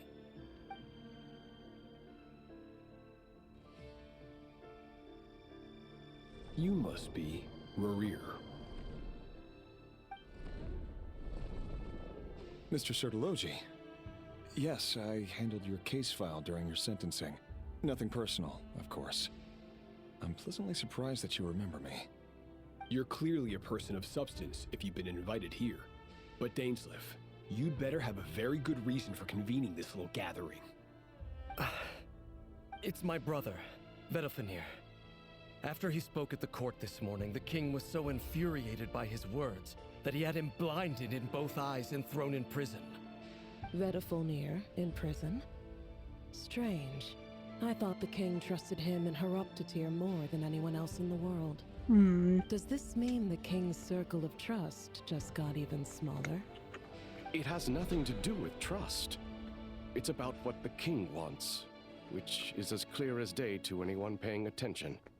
I simply appease him, because it's in the best interests of the Universitas Magistrorum. And also because you're slimy. Vedalfenir, perhaps less so. But still, a visionless visionary? It rather inclines me to think that qualifications are not what get you ahead in Conria. Do you honestly think this is an important discussion to be having right now? Dane, what are you planning to do? Rescue Vedalfenir, I assume. Correct. It will mean storming the palace by force. Tonight. I need all of you on my side. That's far too dangerous. And don't forget, Dainsleif, you're captain of the Royal Guard. You swore an oath to the throne. You've been planning this for a while, haven't you? I have no desire to commit treason. But whatever critique the king may have of Vedalfenir, disfiguring your most loyal subject for putting the best interests of his court and nation first, this is not the conduct of a wise ruler. My blade will force the king to see the error of his ways. So, Vedalfenir's prophecy enraged the king. I'm sure it wasn't what he wanted to hear, but if he won't take counsel even from the visionary, that is deeply troubling news. The extent of His Majesty's madness is now all too clear. The question is, how does a man like me get out of this situation unscathed? You have noble ambitions, Dane, but I'm afraid they don't do much for a guy like me. I'm not interested in saving the world. All I want is a letter of pardon. A letter of pardon? For whom? Thelindis? The chances of the Vinster King issuing a pardon for anyone connected to the Crimson Moon seem vanishingly slim.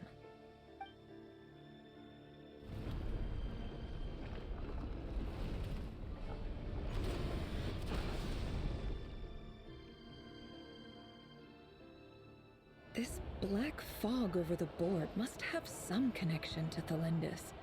But why is it taking this form? Does it have something to do with Rarir's past? Another mystery I'll need to unravel.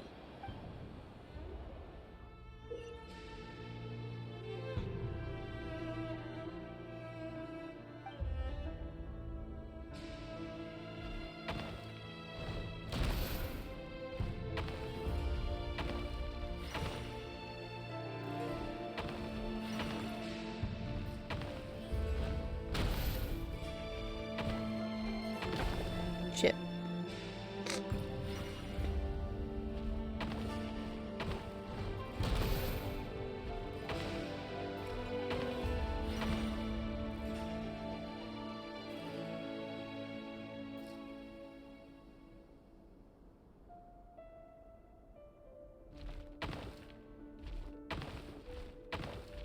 There you go.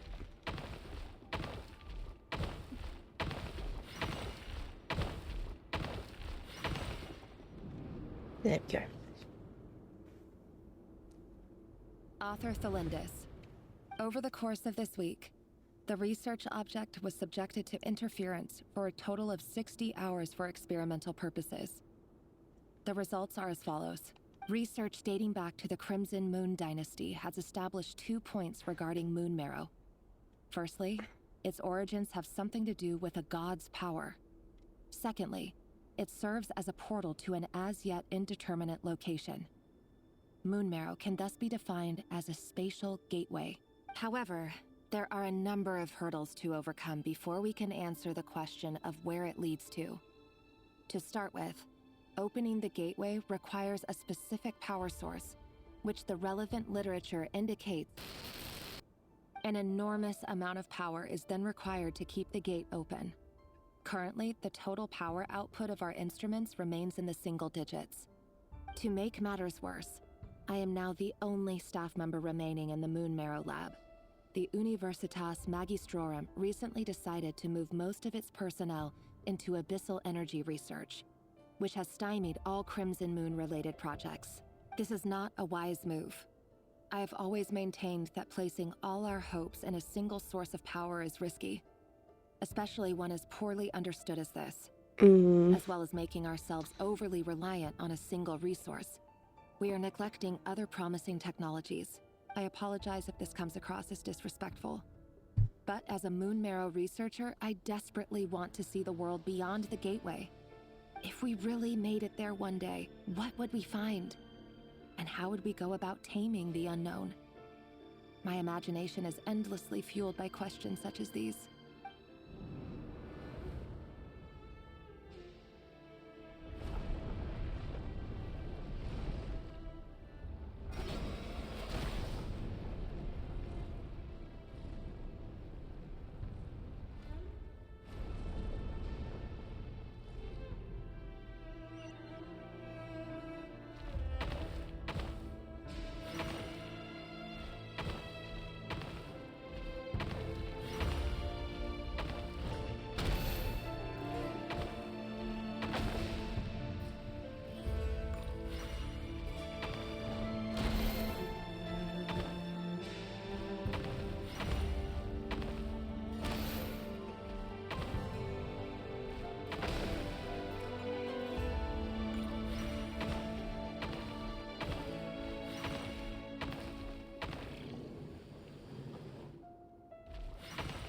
There we go.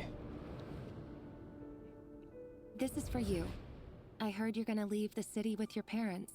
Delindis, did you hear about what happened? I've heard nothing. Rerir got back very late last Friday, and he was acting a little unusual, but he slept pretty well, so I'm guessing whatever he did was a good deed. You never saw him, and I don't know what he did. And this conversation never happened. You understand? What if he finds out that you pried into his secrets? Don't be silly. I don't know what secrets he does or doesn't have. All I know is he's just a normal guy who happens to run some errands for the king. Are you scared of him? I don't know. The Rerir I know doesn't match the person you all describe. Logically, I should be scared of him. And yet, I don't want to lose him. But enough about that. You should get going, and be careful with the package I gave you. Keep it secret. Keep it safe. What's in it? A piece of the moon. All you need to know is that as long as you keep it safe, then in the future, everyone will be able to see a red moon. A red moon? You mean our moon? That's right. Our moon. Promise me you'll look after it. I promise, Delindis. The Crimson Moon bloodline will never die out. Its light, the color of blood, will become like a fire that flows in our veins, no matter how long it takes.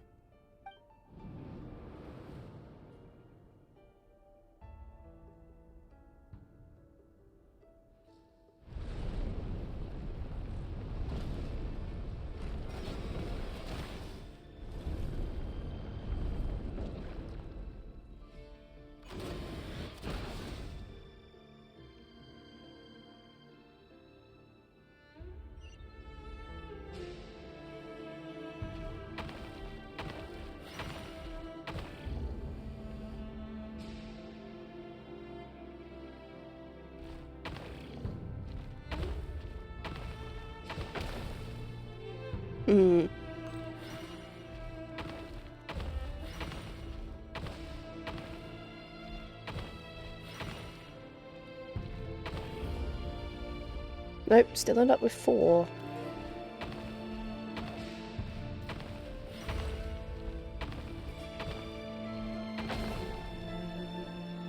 Okay, no, okay, I see it now.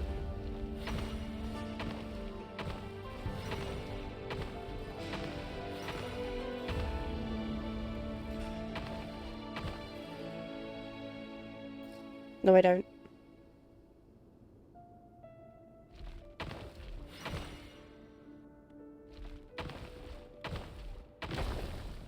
No, I don't.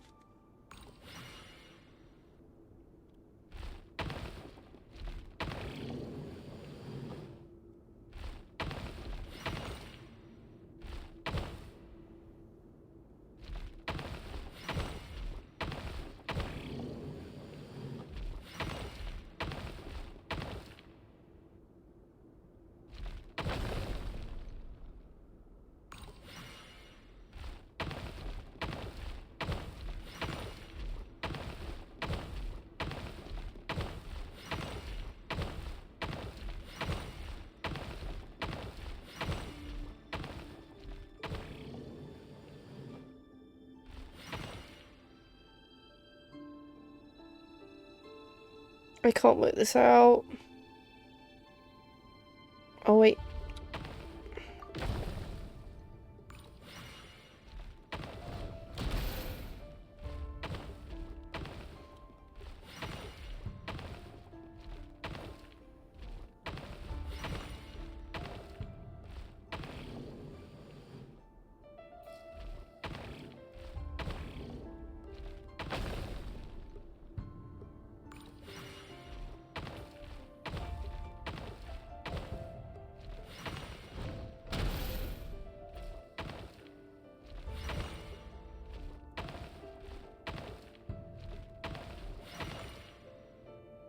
Hurry, everyone, and stick to the plan. Sir Dainsleif, what are you? Is this treason?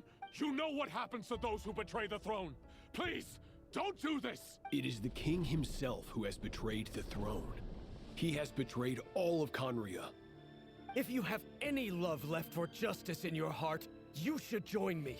It's showtime. Dane and his group will handle the troops in the palace. Then Hraptatyr and Rheindater will disarm the security measures. My job is to enter the prison and rescue Vedifalnir. Stay safe. Wish me luck. Look after my brother. Draw your blade. It is time for justice to prevail.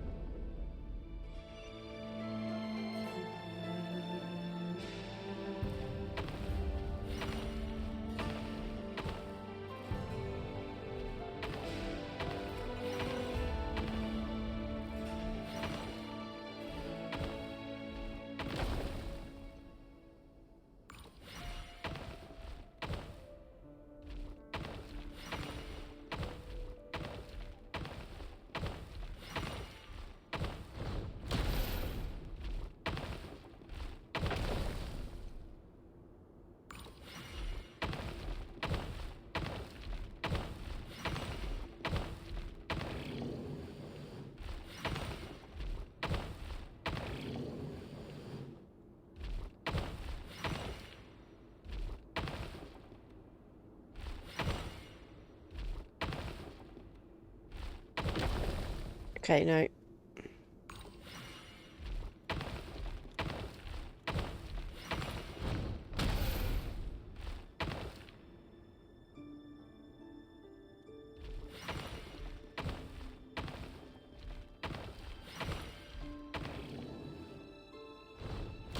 There we go.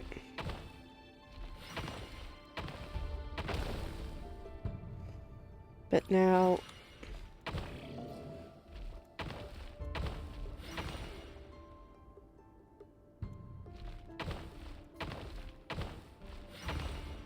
Done.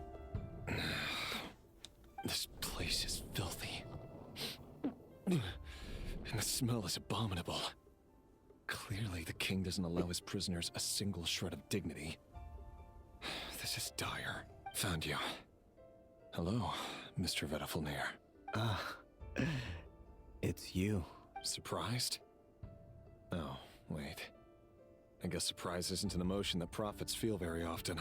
I certainly felt some surprise in the moment when I was blinded.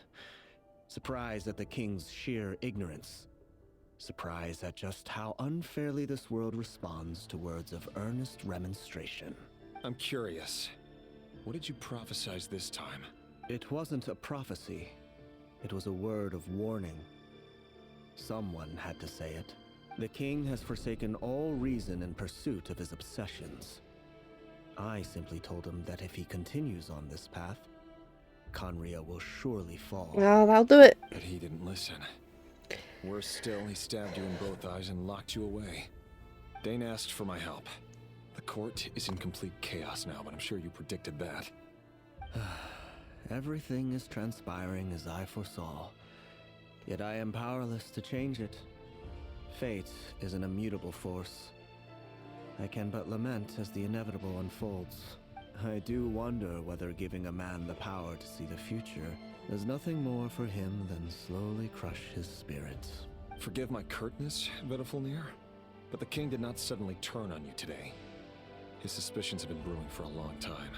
You can't have wisdom beyond the reach of your fellow man without attracting his fear and suspicion.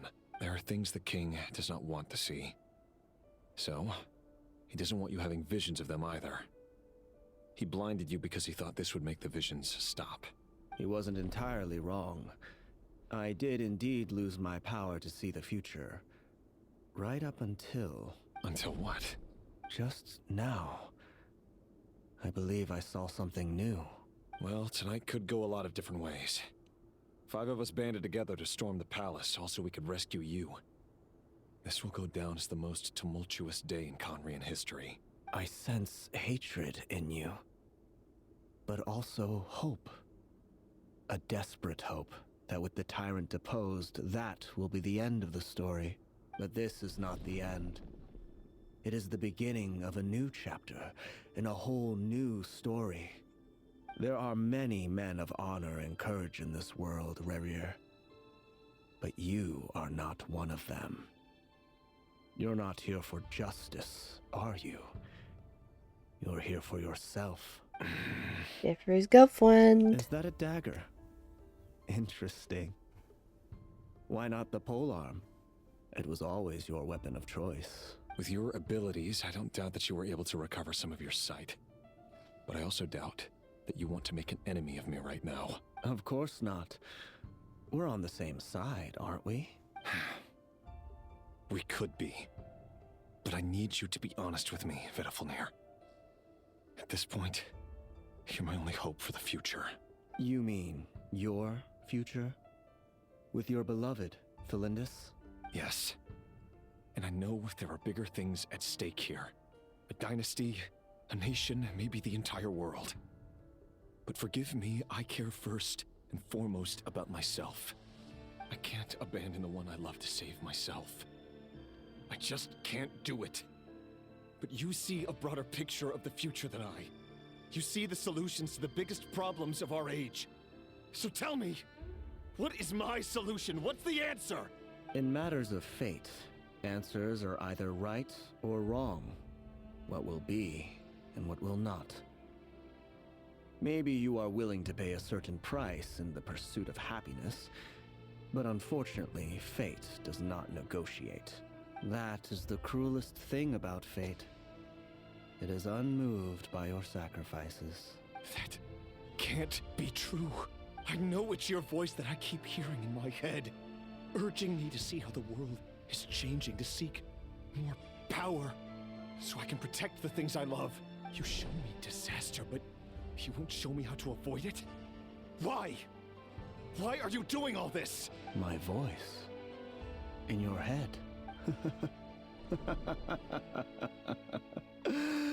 So, you hear it too? Who's right? The voice that steals your mind, gains your trust, and drives you crazy. It turns out that we are not so different, you and I. Vedafilnir just broke into the strangest smile I've ever seen in my life, as if he'd discovered some monumental secret. But then he suddenly switched to looking extremely weary. Very well then. My advice to you is as follows. You must persevere. Whatever trials and tribulations you may face, be steadfast in the belief that they are your path to the future. For as long as you live, your story with Thelindis shall not come to an end. That is the only chance you have of fighting back against fate. It is up to you whether you believe my words. Regardless, that is all I will say on the matter. I have no right to intervene any further. How are the tedious tiles? Not too bad. I will hold you to your word. Thank you for setting me free. In return, I will tell you one more thing that you cannot afford to ignore. Just then, a strange wave of energy rippled through the city. We had no idea what it could mean. If I were you, I would head to the Universitas Magistrorum. The Universitas? Oh no! Zoom. I'm sure we'll be seeing each other again very soon, Rerir. Whatever Vedafilnir said, I didn't catch it. I didn't even help him out of the prison. There was no time to lose.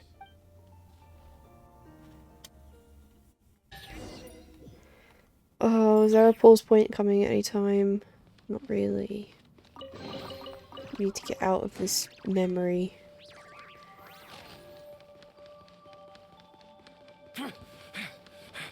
Monsters? Is this Rhindaughter's doing? With the Universitas Magistrorum?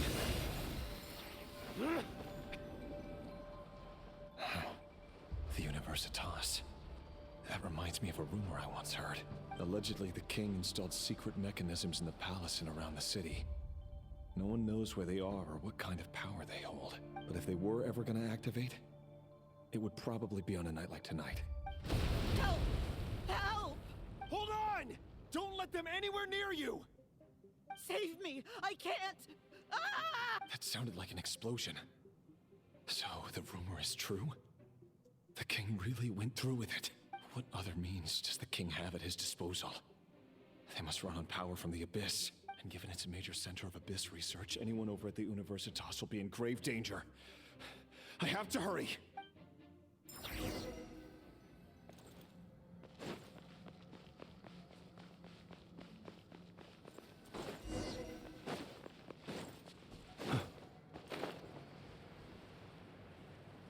Okay, fight the monsters. Oh, no. Oh, Flints.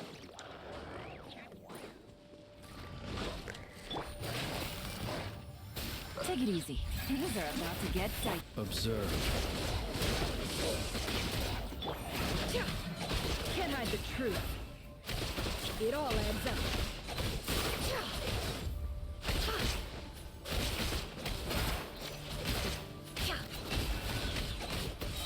The mystery unravels. Hehe. No more lies.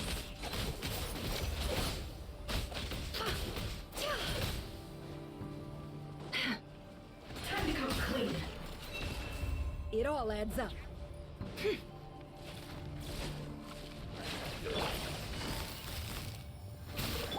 No more lies.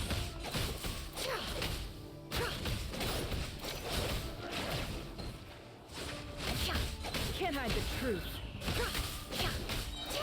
Seek within.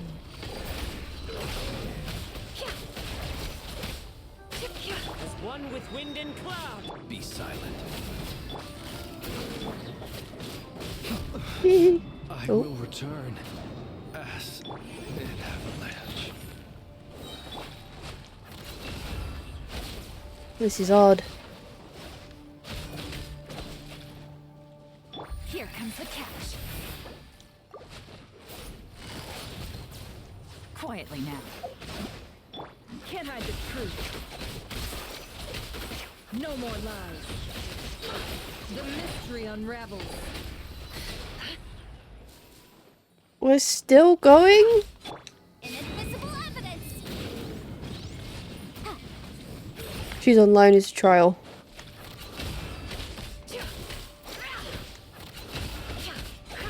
I don't think I will be picking her up. Oh, what? Okay, no, I'm gonna need to whip out the lunch.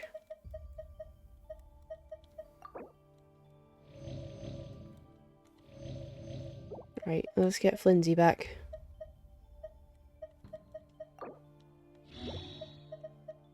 Give him a couple of chickens.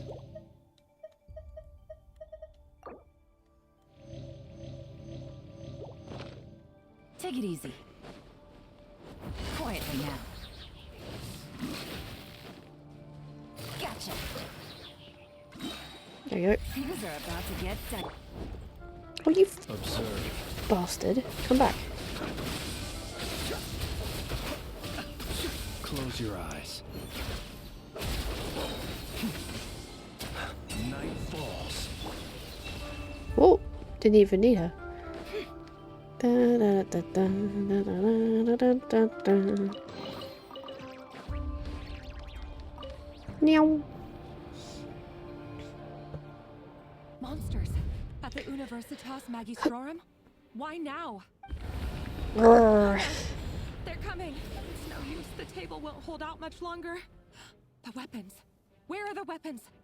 Of course. All the lab equipment was upgraded after the inspection last week, but the new weapons haven't been allocated yet. I'm done for. Is anyone there? I need help! Ah! Stay back! Please stay back!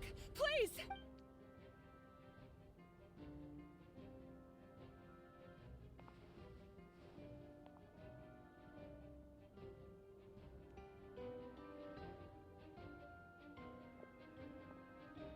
She was oddly calm all of a sudden. Oh. What's that? Rear. So the rumors about your work are true. What? No! Listen, something happened at the palace tonight. We have to leave. You don't need to lie to me anymore. What do you mean? I know why you're worried, and I will respect the decision you've made. But it's okay, because I found a solution. I know how to end all this. You can have it back. The normal life you so desire. But until then, I'm afraid our wedding will have to wait. Oh. Celindus? No, don't do it! Celindus! Celindus!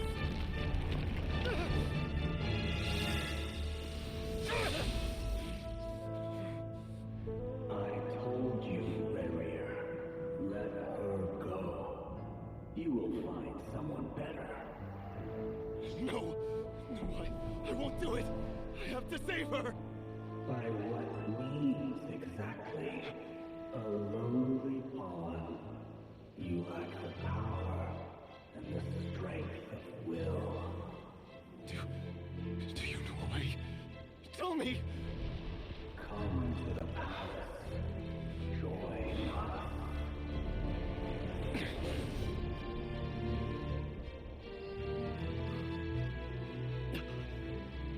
Rarier, thank goodness we...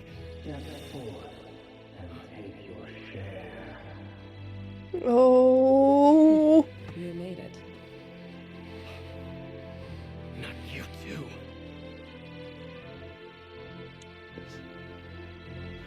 Hatred or grief, despair, desire.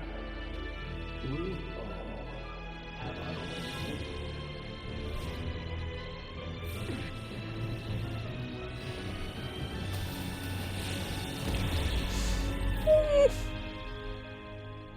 Rarier. Rarier. Celindus? Were you daydreaming?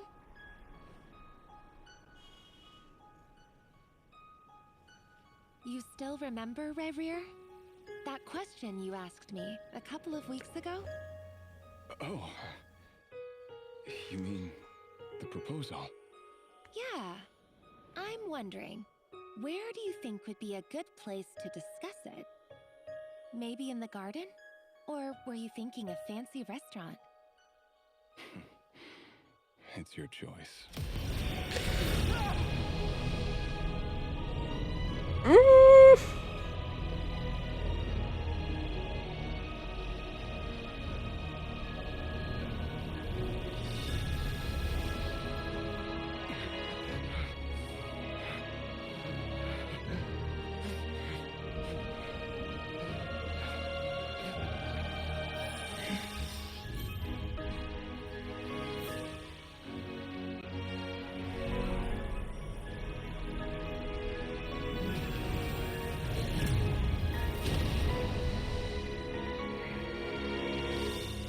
Oh, he doesn't look happy.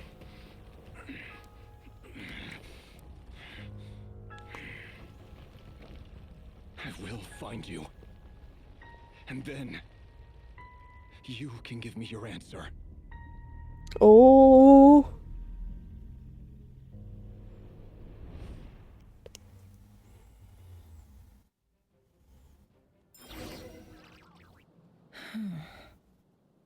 So that's how the Raker of Solnari was born.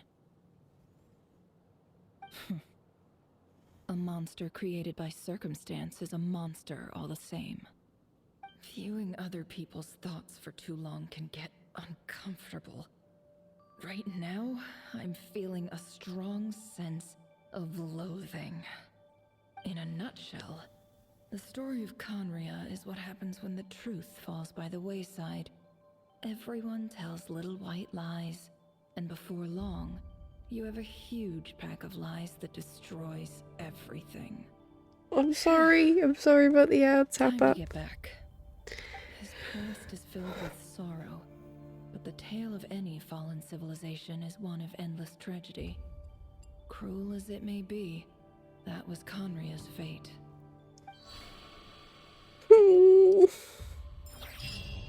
Hopefully this is a point where I can pause. Because I need to, like, digest that. Oh, no, we're going back into cutscene. Everyone, I'm back. Can I get a standing ovation? How are you holding up? Feeling okay? She's fine. Boss is a pro. Yes, I'm fine. You will have seen the events of Rarir's life through my thoughts. It's now clear that he is just a regular nobody, driven by personal tragedy, as he said himself. I mostly agree. There's only so much we can know about him from his memories alone, but they did give us a clear glimpse into his life in Conria.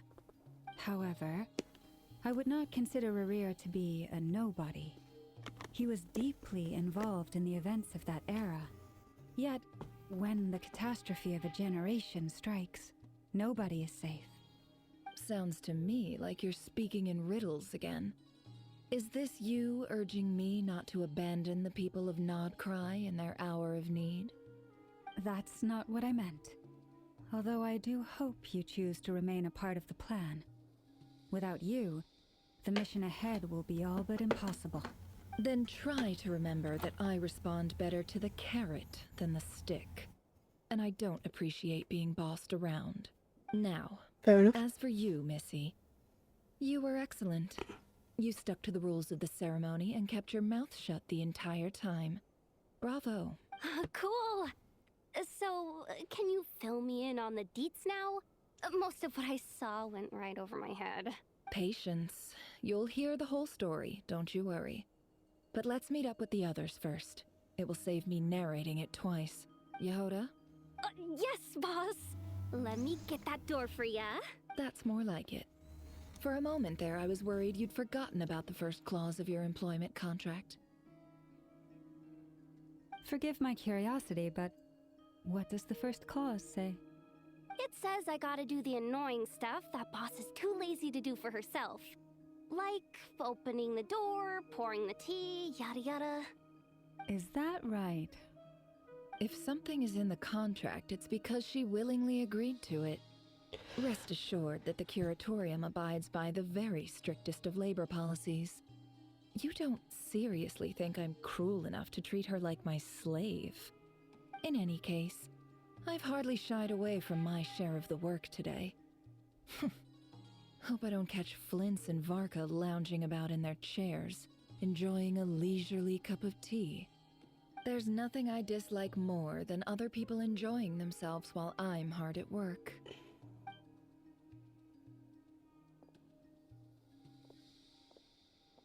Oh no. Oh no what? Oh no what? You can't just oh no and then cut to black. Sorry to disturb you, but we seem to have run into some trouble. Evidently so. Don't worry, I'm not about to leave you to fend for yourselves. I'm not that kind of boss. And it would go against the Curatorium's labor policy. Prince Umeru. I'm sorry. What did you hear me say? I wasn't talking about labor policy. Wait. How long have I been standing here? Not long. You just appeared by the door a moment ago. Boss, what's wrong? You look like you've seen a ghost. We've been tricked. We never left at all. Somehow I hallucinated that whole scene back inside the office. Hallucinated? But how? How indeed. This place should heed my will alone. All thoughts and actions that occur in here are just a result of pawns moving across the chessboard in a carefully calculated manner. And nobody has access to this chess set but me.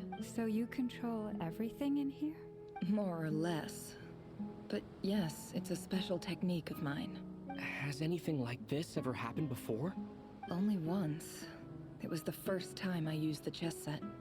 Is there any similarity between what happened then and what's happening now?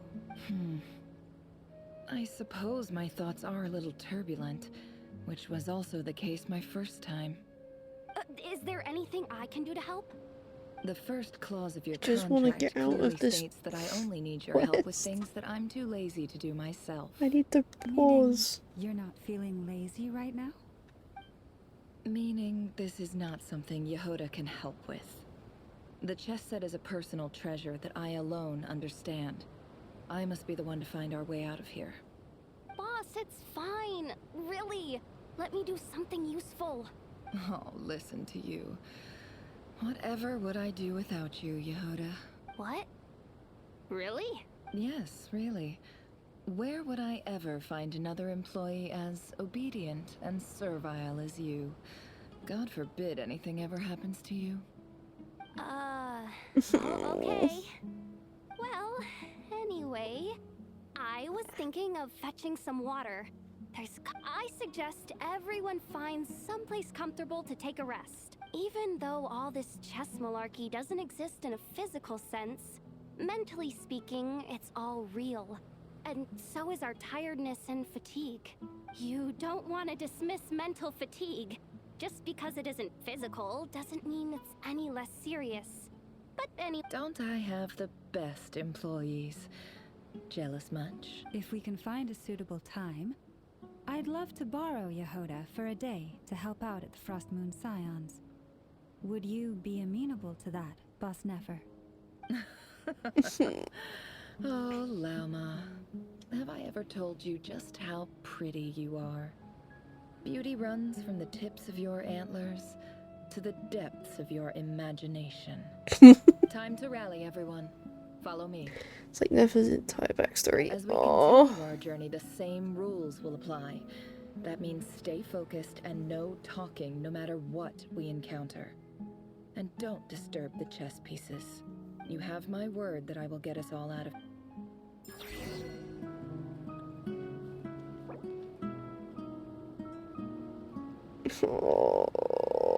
Oh.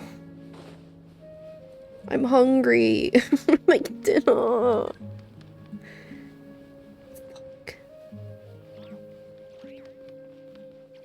This place looks familiar. That's not a good sign. I wasn't expecting visitors at this hour. Wait, is that? Oh, it's him. There you are. Sinue's been looking for you all day. I think he has some news for you. Oh yeah? What were you doing just now, Uncle Retinue? Baby Hiding away some more Nefer. loose change? I know I saw some Mora. What do you mean loose change? Oh, come on, I'm too old for this. Just pretend you saw nothing.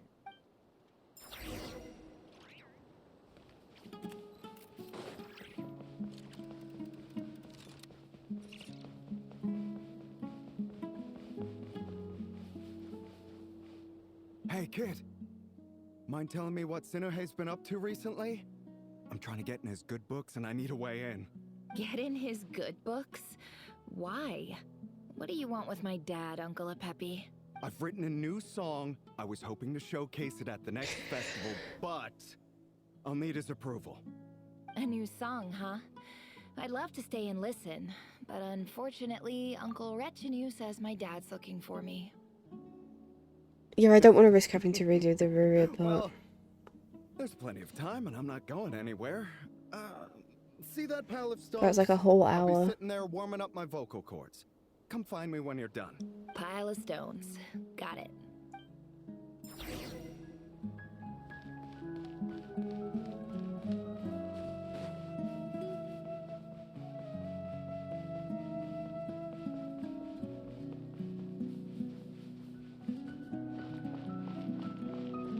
Hi, Dad. Uncle Retinue said you were looking for me. Ah, there's my little princess. If you'd gotten back just a little sooner, you could have shared the spoils of war with me. Spoils of war? Who were you fighting against, Dad? It was just a figure of speech.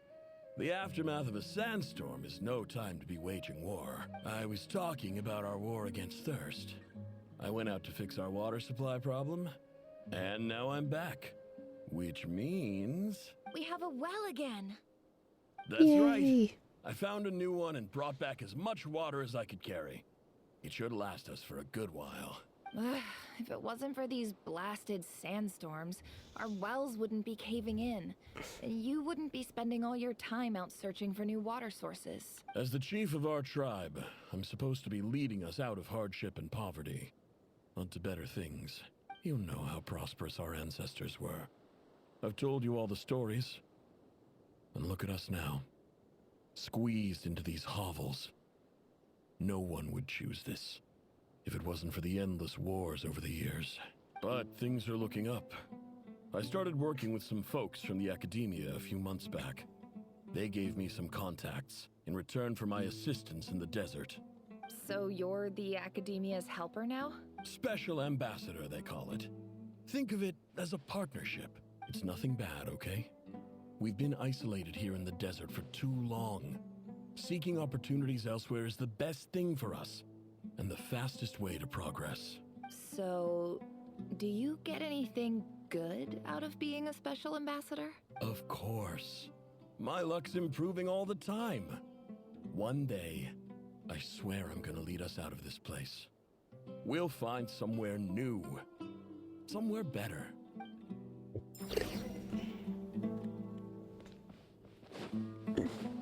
On.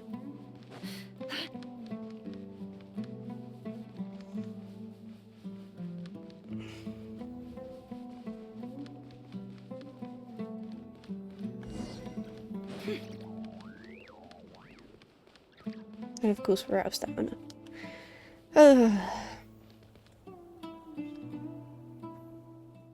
That's our well, and you know it. You stole from us. Well, you've gone from chief to thief, and now you have to face the consequences. Did you really think you could take our water without permission and get away with it? You're either brave, stupid, or both. And that special ambassador act? Yeah, nice try. We spoke to the academia. They said it was all news to them. You're a liar and a cheat! Oh. That's no good. I heard Yehuda gasp, but I don't blame her. Most people are terrified by the sight of blood. Corpses strewn across the ground. The wounds are clearly from scimitars and daggers. The desert dwellers' weapons of choice. There's a handwritten note on the ground. Let's see what it says. Halil, this is Sinuhe, chief of the Shimti tribe. Surely you remember me. I was the one who helped you and your colleagues avoid the quicksand in the desert. This is my second time writing to you. I assume my last letter must have gotten lost in the mail, as I didn't receive a reply. I hope this one makes it to you safely. I'm writing to you because I need some help. That sandstorm the other day completely blocked up our well, forcing me to look for another water source in Iab and Unut territory. It was a matter of survival. Praise the gods. The well of the Iab tribe was intact. It was my last resort. I drew what water I could and left, but not without being spotted. I fear they will retaliate. You told me to write to you if I ever needed help. You said you'd be my ally in the academia. I urgently need you to formally recognize my title of Special Ambassador and send some of your people to assist me for a few days. It's the only way I can convince them that this was the academia's decision and prevent them from retaliating. This is an emergency. Please send help as soon as possible. Looks like this letter never got sent. The writer died a grisly death, and the letter was trampled into the ground. It's badly defaced. What a ridiculous lie the surviving Shimti tell. Their whole village was butchered over a sip of water.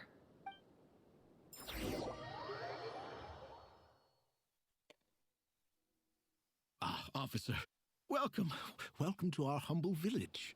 I thought you would at least have the courtesy to provide some respectable libations. This is the finest wine Aru village has to offer. I promise.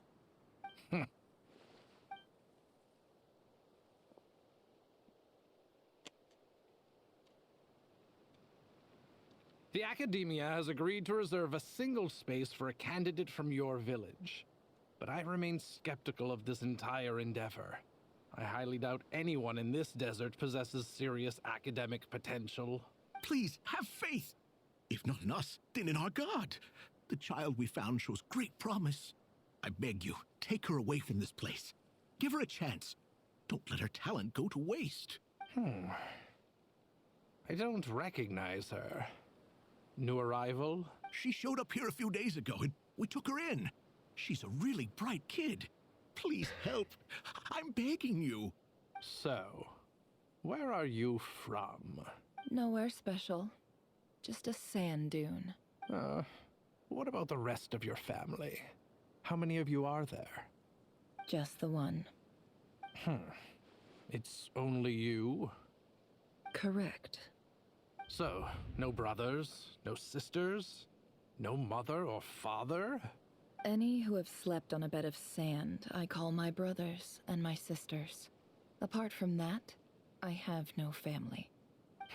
All right. Get over here. Sign your name on the form.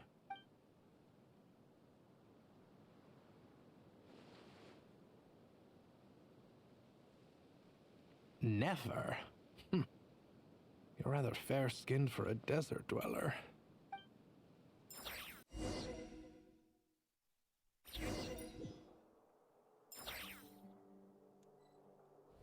Oh, we're still going. We're in Sumeria again. We're in the academia. Oh god.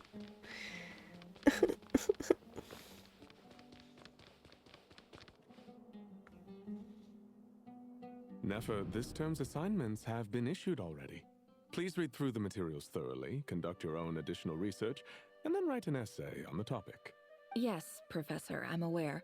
I just had a couple more questions I wanted to get your perspective on. Oh? Please, ask away. Well, I saw the other students' problem sheets, and I couldn't help but notice that my assignment is much easier than theirs. Do you really think I'm a weak student? A weak student?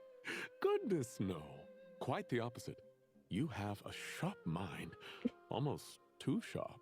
I think what you're saying is, a weak student wouldn't have noticed the discrepancy. And if they did, they certainly wouldn't complain about the lighter workload. You see, sharp as they come. You see things the way they are. And I'm sure you know why they're like that. Because of where I come from. Because I'm different. I'm sorry, Nefer. I don't like it any more than you do. It's just... Anyway, you said you had a couple of questions? What's the other one? I wanted to check... If someone sent me a letter to the academia, where do I go to collect it? Ah, your family wrote to you. Well, as long as they put your name on the envelope, someone should hand it right to you. Not exactly. It's not even a recent letter. I was just curious where the mail would end up if no one collects it. The House of Dana, I expect. I know there's a box for unclaimed mail somewhere in there, probably sitting on a shelf. Whatever you're looking for, that'd be the place to start. Okay, got it. Thank you, Professor. Oh, don't mention it. Honestly, I feel like I failed you. I'm supposed to be your teacher, but I haven't taught you anything. Hey, don't say that. You're a great teacher, and you do your best for all your students. But the rules are the rules. You're not allowed to teach students like me. It's not just the academia either. The whole world bends over backwards for the successful, and leaves the losers to suffer and die. Not much. Dear child, don't tell me you've given up on life already. I haven't. I just think that if you want to make it in this world, you have to find a way to become successful. Okay. Yep. Need to become successful. Uh-huh.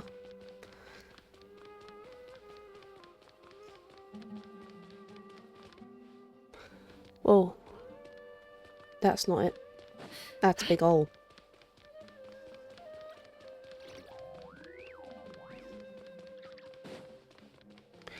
That's a big hole. This must be it. A big cardboard box full of unclaimed mail. And probably some letters that ended up here by mistake, too. Let's take a look.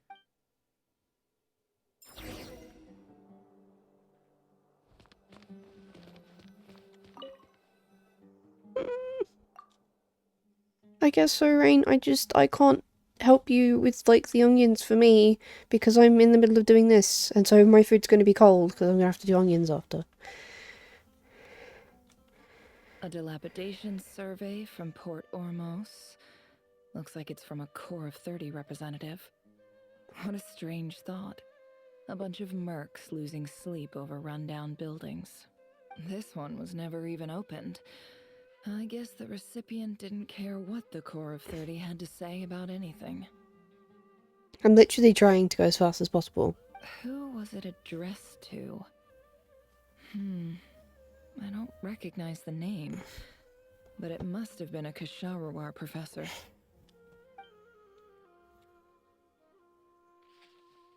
This one is addressed to the Immorta Sage. The title is Changes Observed in Satyavada Life Symptoms. Guided by the incense, we became lost somewhere in the forest. All the barriers between levels of consciousness disappeared as our minds soared around in circles, looking for a branch to seek refuge on. In clinical terms, these symptoms fit the description. For example, this seems like something Wait, what's the note says? The sender authored this letter while under the influence of mushrooms. I would send it back, but no return address was provided.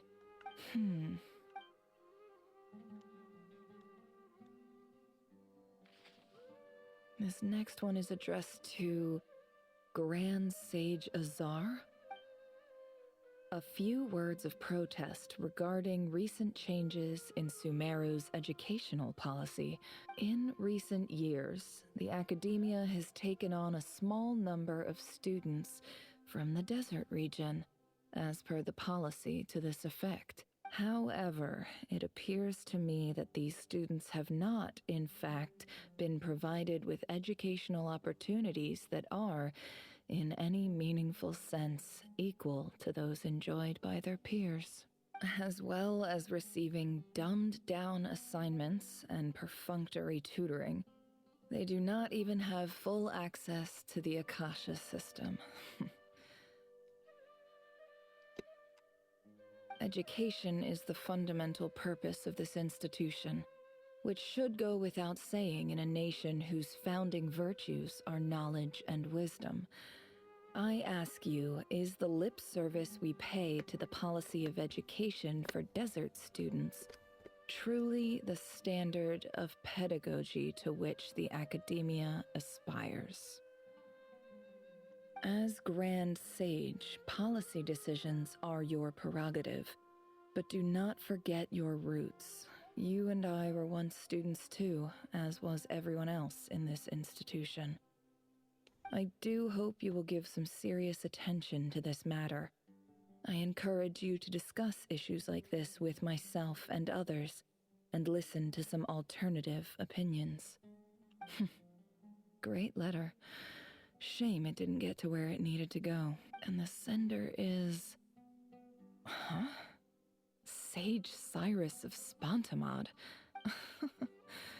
I didn't realize anyone else even knew how bad students like me have it in this place. So this is where letters from the Sage of Spontamod end up? Nice one, Grand Sage. Really enlightened leadership. Whatever. This isn't what I came here for. Moving on. I'm not exactly holding out hope that a letter sent from the desert would even make it here. But if it did... I can't believe how much discarded mail there is. Must have been years since someone last went through it all. And this is just one box. The whole house of Dana is boxes on shelves.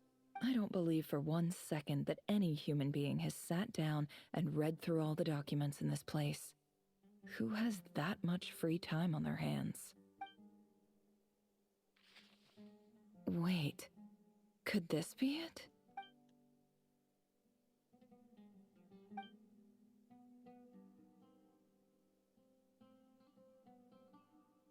Oh, this should be voice acting right now. Greetings, Halil. My name is Sinue, chief of the Shimti tribe. I was the one who came to you and your colleague's aid when you ran into trouble in the Great Red Sand.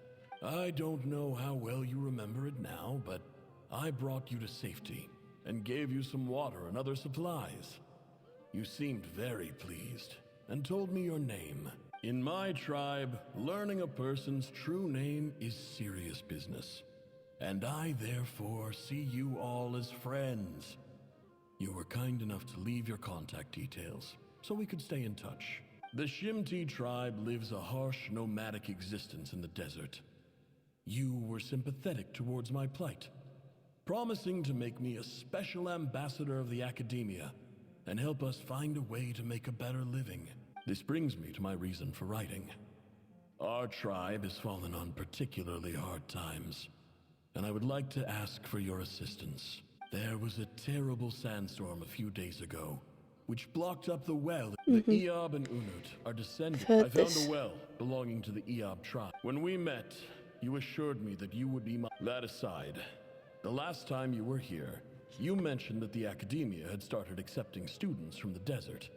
And I told you a little about my daughter, Nefer.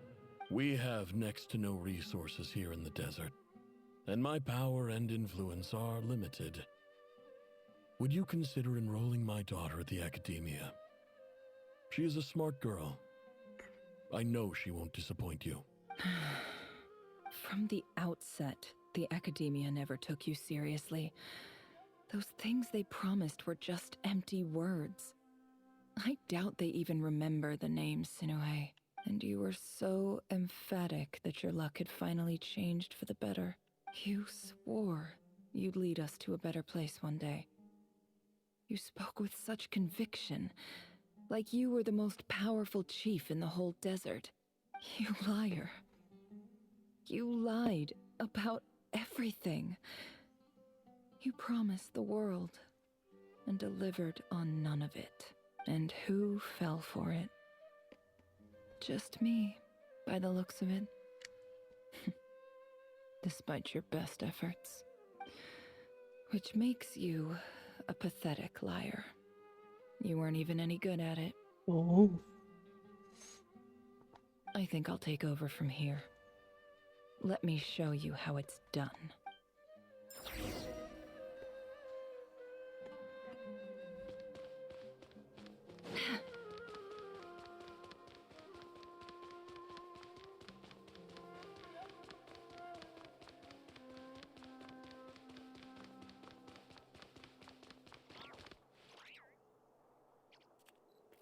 I just came to say goodbye.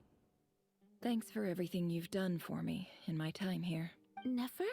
You packed your bags. Where are you going? I'm quitting. Something's come up in my hometown. Gonna head back and deal with it.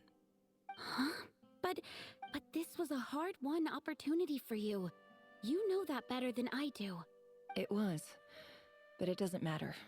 I have more important things to deal with and they can't wait. Oh, and I didn't want to overfill my bags, so I left some incense on your desk. What's wrong? I thought you liked incense. Although, I did read somewhere in the House of Dana that it has hallucinogenic effects. Don't use it all at once, alright? Isn't this the stuff you brought from your hometown? You're just letting me have it? But you said it's a rare and valuable commodity. Yeah, about that. I lied. It's not rare at all. There's this bunch of ruins near my hometown that are practically overgrown with this plant. It's not worth much. Keep it. It's fine. But Nefer... All right. That's all from me. You take care. Off we go. Don't forget me, okay? I mean, we're more than just classmates, right? We're friends. Yeah. I'll remember you. I lied again. That incense is worth a fortune, and it's a rare find even in those ruins. And as for remembering her, I have far too much to do when I get back. No time to reminisce. I'll be lucky if I even make it through this alive. But either way, I expect I'll forget you pretty quickly. Okay. Ugh.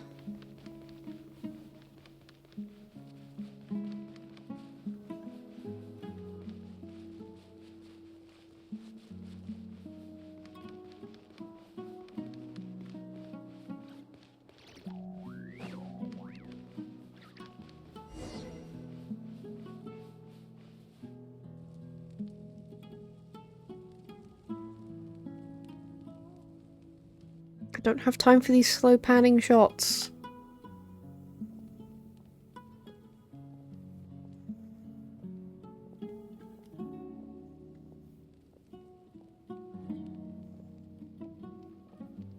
It's a pleasure to meet you, Mr. Arif. So, what does the Academia want?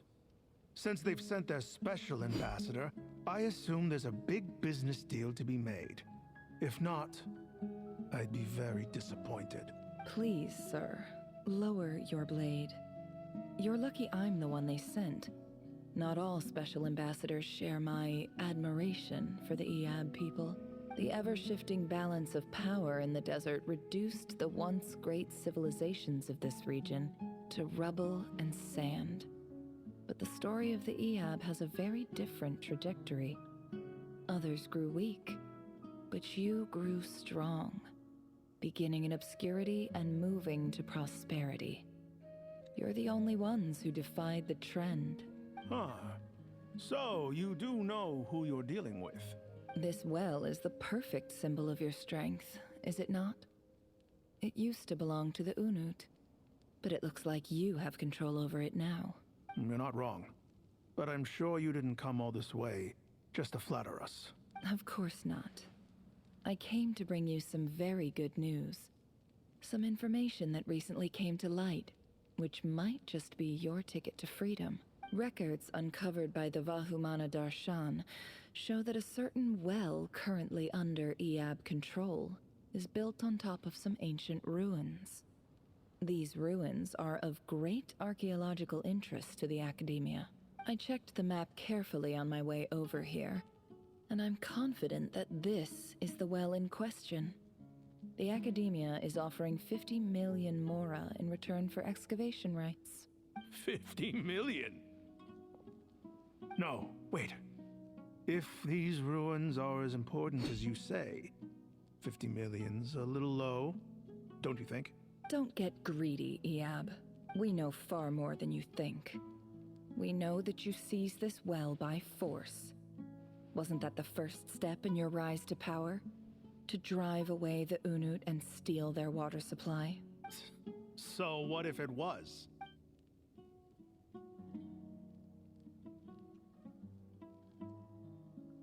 Don't worry. As unscrupulous as it was, it's something we're willing to overlook. The Academia is only interested in dealing with the de facto power holders in the region. I hope I am making myself clear. And I hope your words are the truth. If I find out the Academia is trying to play me, I'll hunt down every one of your people and make you watch as I cut their heads off one by one. I assure you, Chief, that would not be in your long-term interests. You don't want to make an enemy of the Academia. You see how I'm dressed, don't you? I appreciate that you've never been to the rainforest, but surely even you recognize an ambassador's attire when you see it. And what does a barbarian like you have to lose anyway? You really think the Sumeru Academia would bother to come all this way just to lie to you? We have more important things to worry about. All right, I take your point. The Academia is the highest authority in the land. I'm sure you're trustworthy people. In that case, we have a deal. We will sell you the excavation rights. I'd like to thank you, Ambassador. This is good news indeed. Excellent news. In fact, it calls for a celebration. Would you do us the honor of staying a while and enjoying some Eab hospitality? Gladly. I am partial to wine myself, and I trust you are as well, so let's indulge in a few drinks together. In celebration of this momentous occasion.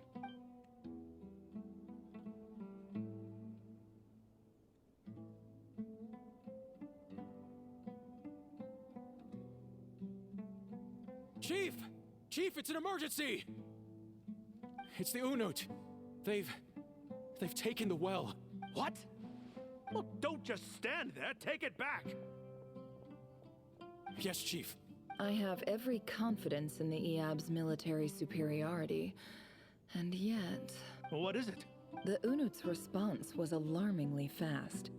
The day after we reach a deal, they seize the well. This can't be a coincidence.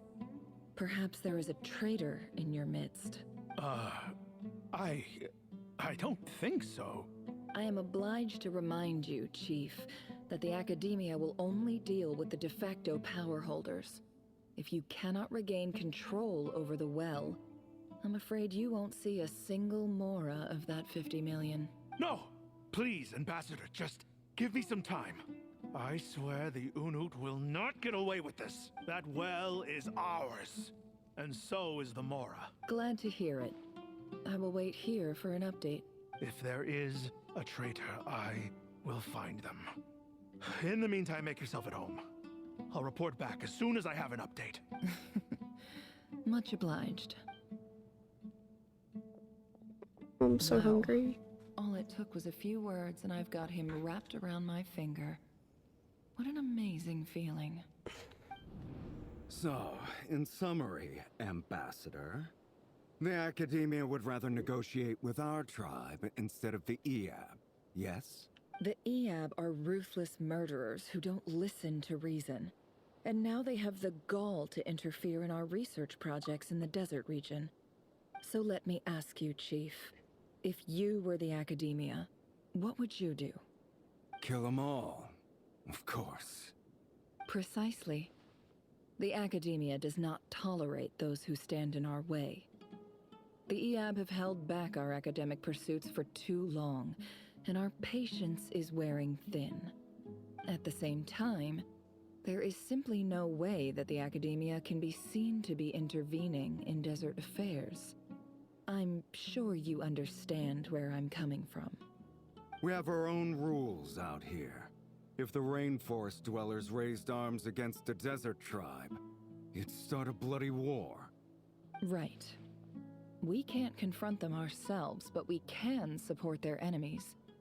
The Unut have always had strained relations with the EAB, which makes you our natural allies.